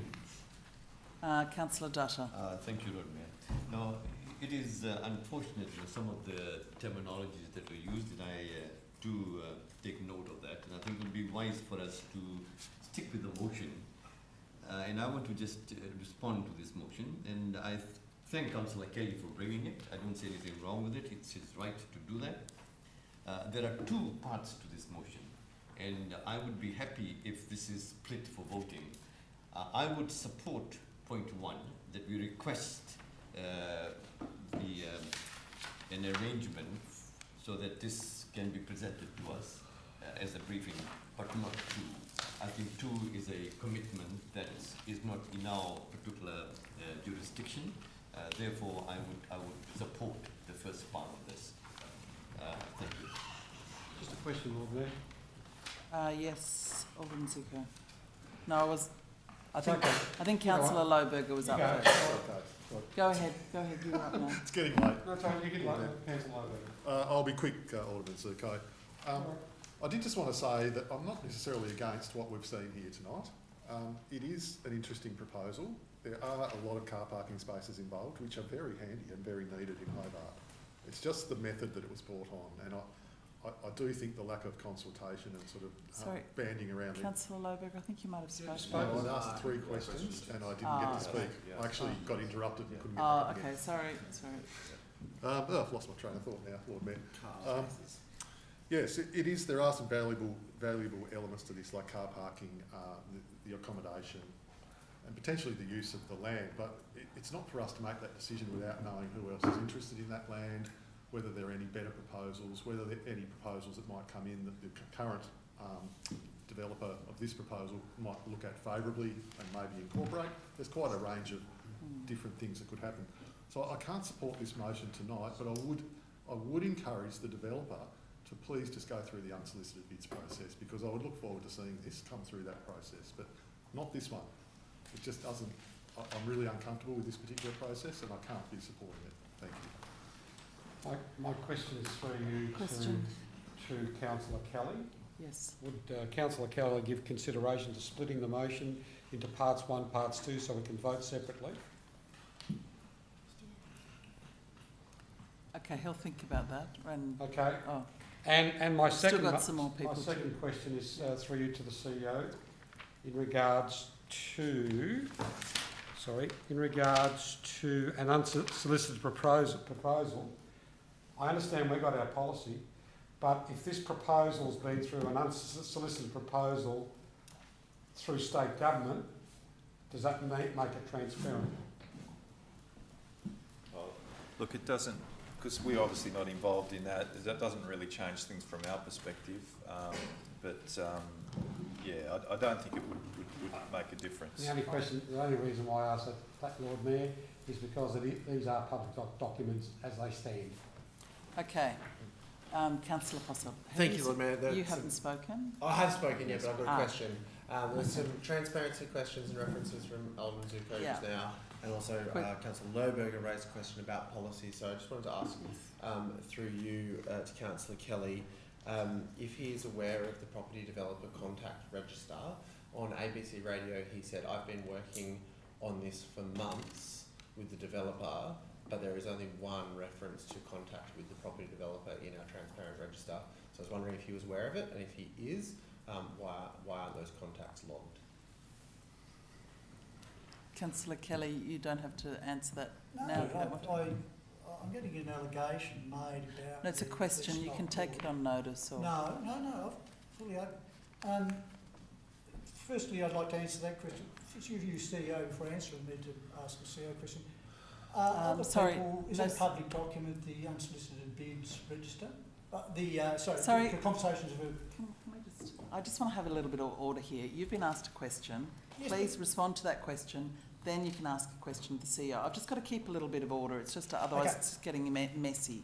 If you don't want to answer Councillor Posselt's question, absolutely. I have been working on this project. You don't have to. Yeah. No, of course I will. I've got nothing to hide. No, that's right. I've been working on this proposal for months. The first part was by myself. I had to go and study the whole thing. And then in the last month, I made contact, 3 weeks ago, I made contact with the developer, at which time I notified in writing to council that I've been talking with the developer. I couldn't have done any, it's well been registered, as Councillor Posselt has found out. I don't know how that was public. Is that a public record, is it? Yes. Okay, that's fine. So yes, I've done both of them. I went and did my study in the first month. In the second month, I started speaking to the proponent about 3 weeks. I could check the phone records, but when I advised council, that was when I started doing it. As I always do, council property register. I've done nothing wrong again. Okay. All right. Did you have a question for the CEO, Councillor Kelly? That you were wanting to ask? In regards to the, I've got a number of questions to the CEO. Okay, we'll start them now. So, right, is anyone else speaking prior to me? Are you summing up or asking questions? No, there's no just questions. Other people might No have some questions now, for me. please, Councillor Kelly. No questions? So, CEO, just to clarify, this proposal would be going through the recommended process of the unsolicited proposals policy, is that correct? So, yeah, so certainly, obviously, through receiving it as a notice of motion, we've considered it, and that's what we would be recommending in terms of the preliminary report that's asked in the notice of motion. Yes. Thank you. So, to satisfy that, it will go through an unsolicited proposals policy. Great, thank you. Secondly, is there anything wrong, just to clarify what you've said before, there is nothing wrong with me bringing a motion with this, like this one here. This motion, there is absolutely nothing wrong in any way, shape or form with what I've done with that motion. Sorry, I'm just getting a little concerned we're drawing the CEO into debate here. I've been No, of course, there is nothing. If there was a problem with your motion, the CEO would not have allowed it onto the agenda. So I just don't want to bring him into the debate through leading questions. Okay. And preliminary report will be done. So, great. I've done absolutely nothing wrong. So that's the end of the question. Okay. But I will be saying that. Thank you. So you're going to sum up in a minute. If there's no further comments, I just wouldn't mind saying a couple of things. Look, I think Councillor Kelly, perhaps, I would support item number 1 as well. The problem I have with part 2 is that I think it does go around the unsolicited bids process because it asks for a preliminary report. I think if your motion had been that we request a briefing for the council with a view to directing the proponent to the unsolicited bids process, then that would really be great. I think the problem from my perspective is 2 puts a lot of work in a very short time frame for officers to do a report about a very, very important piece of public land. In terms of saying we've got to start somewhere, we actually have started somewhere with this piece of land. We do have a domain master plan, which has quite a lot of detail about this part. People don't consider the regatta grounds as part of the domain, but it's in the domain master plan. Encourage you to all go and have a look at it. That's unfortunately been upset by, the state government's desires to put a big road through here. We also did go through some process to develop a northwest precinct master plan, which I think the previous CEO started. I think that sort of got abandoned. I'm not quite sure why, but nobody is suggesting that there shouldn't be planning and there should be a better vision for this area. But I think I do agree with the concerns raised that we're kind of painting ourselves a little bit into the corner with one particular proponent, and the reason we do have this unsolicited bids process is because, you know, this council has a history from quite a long time ago now of developing major projects through sort of backroom agreements, and you know, those weren't necessarily, those weren't corrupt, but they certainly weren't public or open to a range of developers to have an opportunity to have a bid on, and that led to some quite problematic things that that I don't think have led to the best outcomes for public land.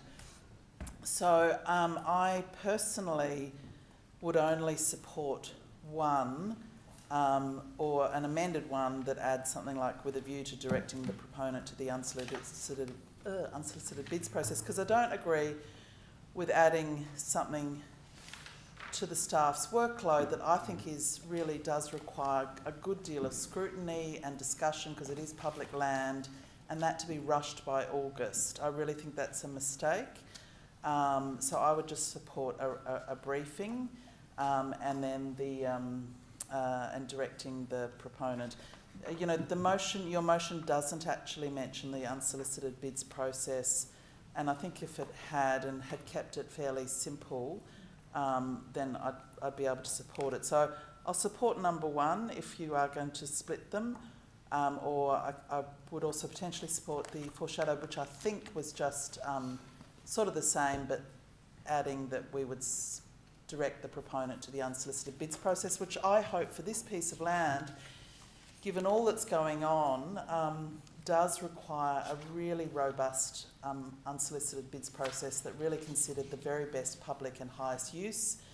The regatta grounds, I think, is going to be one of our last places of public open space that holds more than 8,000 people. That's going to be really rare that we have an open public space that's not sort of required to be hired like the stadium, that people can gather. So I think we should be keeping that as incredibly precious land and probably upgrading it. But I'm also nervous that there's going to be a big road which may sort of eat into part of that land as well. So I think the unsolicited bids process is the direction. It has to be thorough, and it has to really consider this is a really strategic site now. There's not much open public space in our city anymore. Thank you. Councillor Kelly, would you like to sum up? Could I just ask a single question? Yeah. I just want to know the fate of the foreshadowed motion if we pass one part of the motion and reject the other. No, I think if the motion becomes divided and one part of it gets up, then that's it, and then the foreshadowed just lapses. Yeah. Thank you. Sorry, just to clarify before we do vote, did Councillor Kelly agree to split it? No, he was thinking about it. I've got a question to ask in relation to that, Lord Mayor, to the CEO. If a proponent puts a unsolicited bid in, what's the process from there? They were then invited to do a presentation through that process. Is that correct? Do you want to answer that? Yeah, thank you, CEO, through you, Lord Mayor. The unsolicited proposals policy allows some flexibility in terms of the process that's used to assess a proposal, so there's nothing that would preclude that from occurring once a proposal had been lodged. So a presentation will be done as part of the process. By doing one now in advance, it's just going to be replicated again as part of the unsolicited process. Quick to say? Potentially it could be, yes. That would be at the discretion of the proposal manager and the chair, but there'd be nothing to prevent such a briefing from occurring. Right, yeah. Okay, Councillor Kelly, were you happy to split it, or what did you want to do? Yeah, I'd like, I'd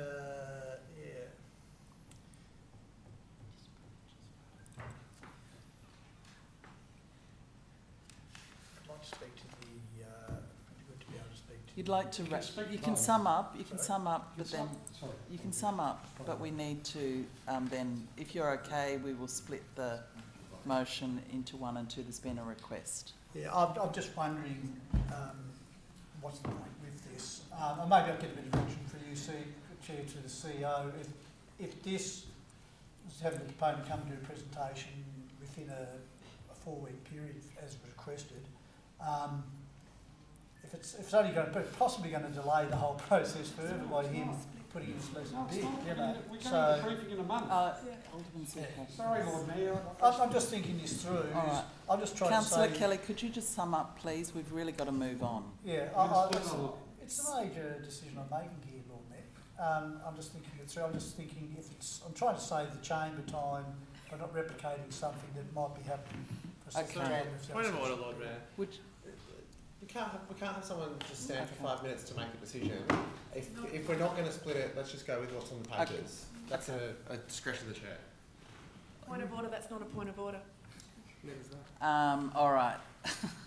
Councillor Kelly, would you like to sum up? Please start immediately.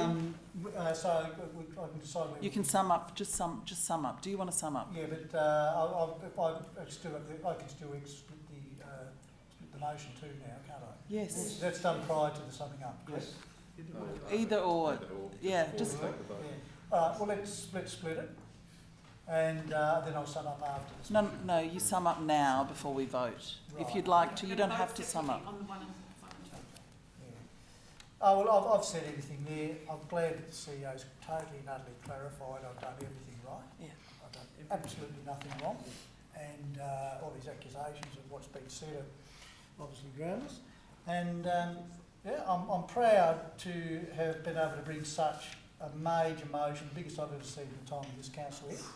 And it's been a lot of work.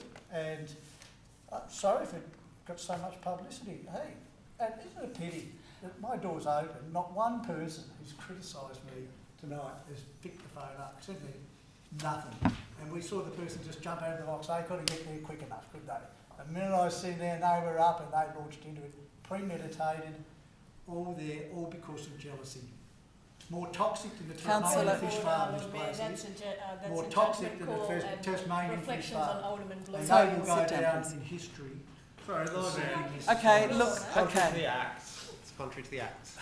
He's just reflected on the council. Chairing this meeting. Excuse me. Could you sit down, please? Yes. Could you sit down? Councillor Kelly. Yes, I'd like to split the motion. Thank you. We're going to split the motion, and I just want you to note that again. I'm just giving you a second warning that some of the reflections on your colleagues are. What about the reflections on me with brown paper bags, doing the wrong thing, disgusted in me, uncomfortable relationships developing? You let all that go through. Yet I say something like this, I can't defend myself. It's a double hypocritical standard. Could you sit down, please? Absolutely disgusting. Okay. I'm going to put Sorry, Lord Mayor. Lord Mayor. No. Councillor Kelly just said get back in your box to the Deputy Lord Mayor. The Lord Mayor has been needling me. You've let us sit there and go on and on in my ear, not doing anything about it. I'm going to have to adjourn the meeting just for a few moments while everyone takes a breather, and I will ask everyone just to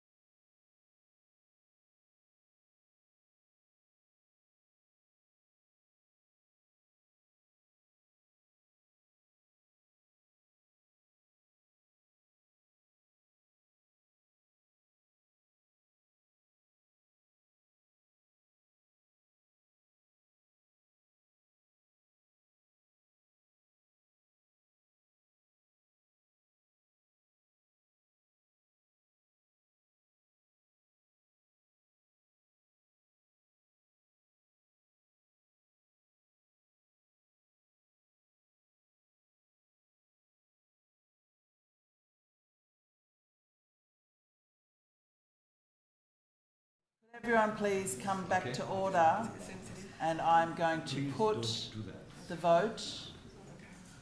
Alderman, Councillor Dutta and Excuse me, Councillor... she's saying, how's your wife? Because I don't like that comment. My wife has nothing to do with this. So she can't bring that and say to me, how's your wife? Alright. It's a personal matter.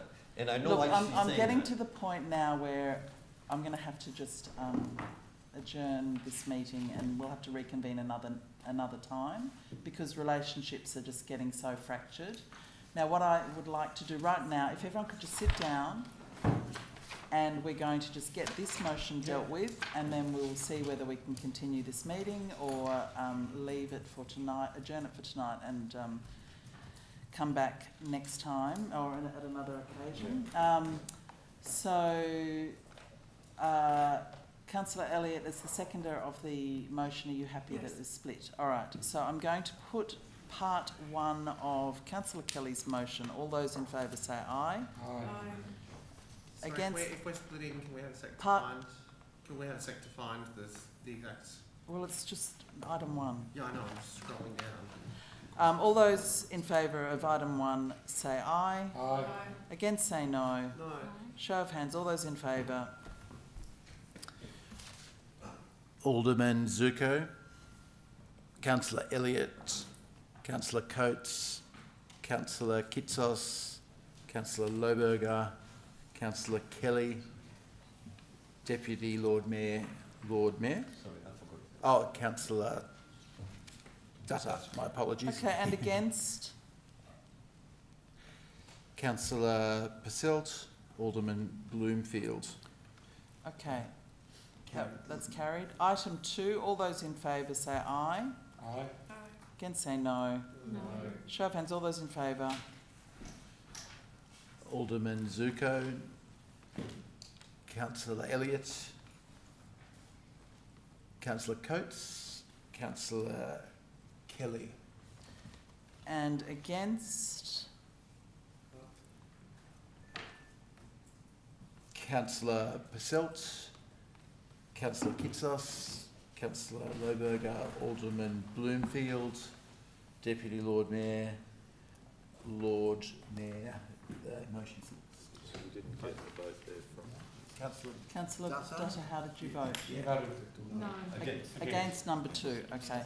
So that motion, only part 1 has passed. Now I'm just going to seek the advice of the CEO about continuing the meeting. I think you should try.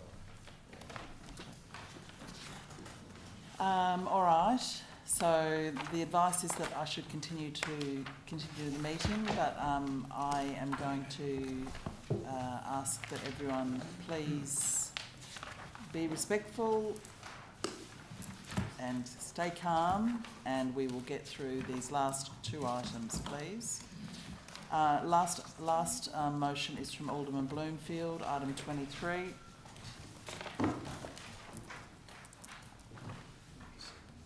I would like to see our council... Seconder for Alderman Bloomfield, seconded by Councillor Posselt. Thank you.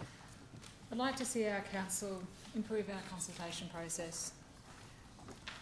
At the heart, this motion is really about establishing and building trust of the community. Local government is the level of government closest to people's daily lives. We deal with roads that they drive on, the streets they walk, the parks their children play in, the businesses they have built, the homes they have worked a lifetime to afford, and the city they love. So when the council makes decisions that affect those things, people should feel that they had a fair chance to be heard.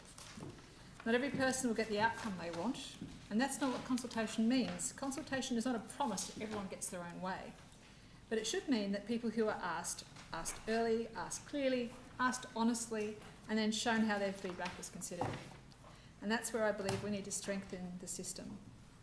And I want to be clear that this motion is not a criticism of staff, as good consultation is already happening in many areas of council.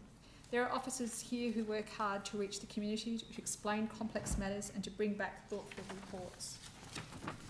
But we also know there are gaps. Sometimes people say they were not consulted when technically they were. A notice may have gone out, or a survey might have been online, or a meeting may have been held, but the people affected didn't know, didn't understand the impact, or didn't feel invited at the time to the conversation. And other times the problem is not whether the people were asked, but how they were asked, and a question that could be too narrow, or too directed, too leading.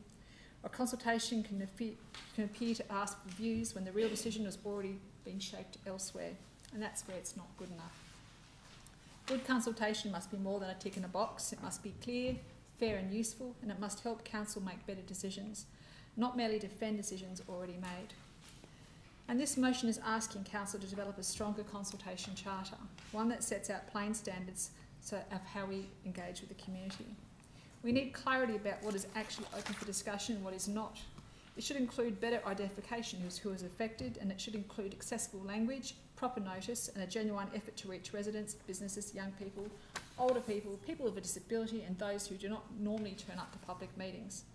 And most importantly, it should include accountability. When consultation closes, the community should be able to see what was heard and what has changed because of that feedback, and where the council chose not to change direction and why. It's not radical, it's simply respectful. It's also practical. Some might think that the consultation process being improved like this would cost the council more, but in fact, just think if we'd actually consulted better with the UTAS move, or we'd consulted more reasonably with the road works down at Salamanca, for instance. Let's not forget the dog park. Some of these things are going to end up with even more public meetings. We're starting to see a lot more establishment of unrest that ends up with public meetings, that ends up being quite expensive and highly polarising for our communities. It's not healthy and it's not cheap. So what I wanted to see was basically to guide the community and understand that we are actually very serious about improving, that we are very serious about ensuring that they understand that they aren't just heard but they are heeded. Because if we don't, we're going to end up with an even more divisive council, and it will end up with even more difficult situations that the council will be fighting on a regular basis. We'll have a greater number of public meetings, and that is nothing that any of us would want to see going forwards. What we want to be able to do is work with our community hand in hand, rather than having an element of disagreement and a casualness of people's opinions, because that has simply got to stop. So this is ultimately about community trust. But without community trust, we simply do not have a functioning council. So I commend this motion. Alderman Zuko. Yeah, look, Lord Mayor, I'm supporting this motion only on the basis that it starts the conversation going yet again. There's not enough in here in regards to having a proper process in regards to consultation, and it's nothing detrimental to the person who's put the motion. It's a good concept to start with. I've advocated in workshop after workshop, in council after council, that it's not just about consultation to speak to a person at the counter or a number of people in an area. Consultation is also about engagement. It's about bringing people with you. North Hobart meters. We implemented them without the traders up there being fully brought down the pathway. There was discussion about it, but there was no real engagement to bring them with us to implement that. We implemented them and all hell broke loose. I could say the same about Collins Street, because just people think about a few cafes up and down the street but forget about the back end of Collins Street and all the associated aspects to Collins Street. We didn't bring the community with us, and we're still fighting the battle. Montpelier, most recently, to me, is a prime example, and I want to state these words, and these are the words I've been stating for a long time. When we go into the consultation, we speak to the landowner and the person that lives or rents that particular property, whether it's a residential property, whether it's a commercial property. If you want to change someone's immediate environment, they are the major stakeholders in the first instance. If you speak to every one of them and get them on board, that's the best starting point to get to the next stage. In the workshop the other day, we had a number of people. We had the Salamanca, and I've said it earlier today, the Salamanca traders say they were not consulted. I got a number of emails and text messages from, well, I wasn't told 16 car parks are going to be removed. Peter Trioli was there from the Worst House, who's been a business person since 1991, advocating, well, you know, we really don't want this. The market, stallholders. The gentleman at Chemist Warehouse said no one consulted him, but it was stated that we spoke to your pharmacist.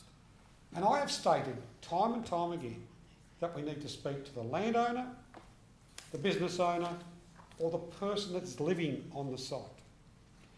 Once you've got the whole street on board on what you actually want to do, and then they don't hear it that we're going to remove 16 car parks later on,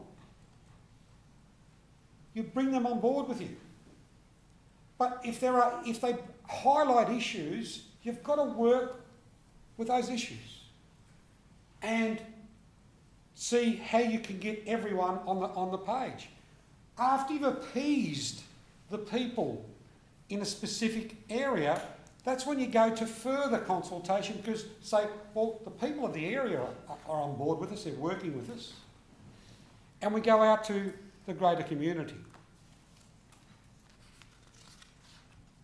I'm sorry, but I haven't seen that here for a long time.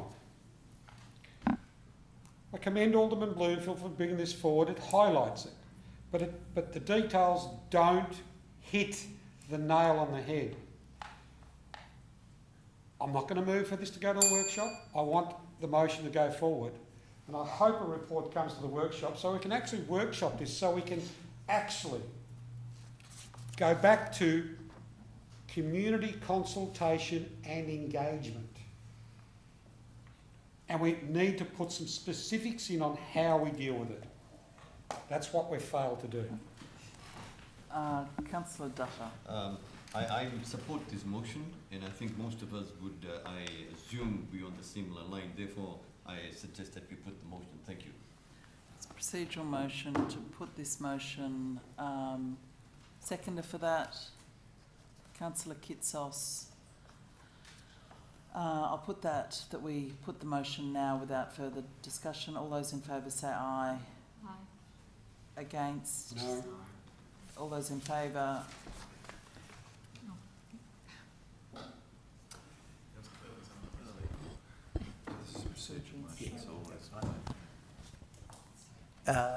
Alderman Zuko, is your hand up?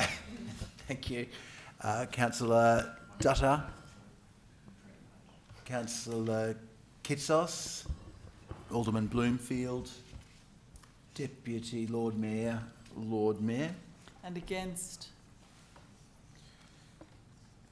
Alderman Zuko. Councillor Coates. Councillor Passelt. Okay, that's carried. So now we will put the motion. Sorry. That's a no. That's a no. What was that? Oh. So, That was the procedural? yes. Yes. So now we actually put. No, so Oh. you're saying it went... Hang on. It was... Yeah. You were against? I'm against. Yeah. Right. So the procedural motion got through? Yes. Yes. Yes. Okay. So now we're going to put Alderman Bloomfield's motion now without further discussion. Okay. All those in favour of Alderman Bloomfield's motion say aye. Aye. Against say no. What was that? I said no. Oh, okay. All right. Show of hands. All those in favour. Thank you. That's Alderman Zuko, Councillor Dutta, Councillor Elliott, Councillor Passelt, Councillor Kitsos, Alderman Bloomfield, Deputy Lord Mayor and Lord Mayor. And against? Councillor Coates, Councillor Kelly. Okay, the substantive motion is carried. We're going to move on now to responses to questions without notice. They'll be received and noted. Moved by Alderman Zuko, seconded by Councillor Coates. All those in favour say aye. Against say no. Carried unanimously. If someone could also move the responses to questions taken on notice. Moved by Deputy, seconded by Councillor Coates. All those in favour say aye. Against say no. Carried unanimously. Would someone like to move us into the closed, please? That's in the wrong way around. Sorry, I had enough. Are there any questions without notice? Sorry, in the open. Sorry. Councillor Posselt. Yes, Lord Mayor, I have one question. There's been quite a lot made of the Code of Conduct financial report that is referenced in the questions without notice responses tonight, and including some very inaccurate social media commentary. And in light of that, can officers please clarify how many of the Code of Conduct complaints listed in that response involve Councillor Elliott as either the complainant or as the respondent? I think it's in the questions. Yeah, look, I'm going to take that on notice in terms of the analysis. I'm aware that we have, from my discussions today, that there was one complaint that was listed that was attributed to Councillor Elliott that was made prior to her becoming an elected member. That will need to be rectified in the minutes of the meeting. Again, to the substantive nature of your question, again, I haven't got that level of understanding and I would need to take that on notice. Any further questions? There being none, we'll move on. If someone can move to the closed portion of the meeting. Moved by Councillor Coates, seconded by Councillor Kitsos. All those in favour say aye.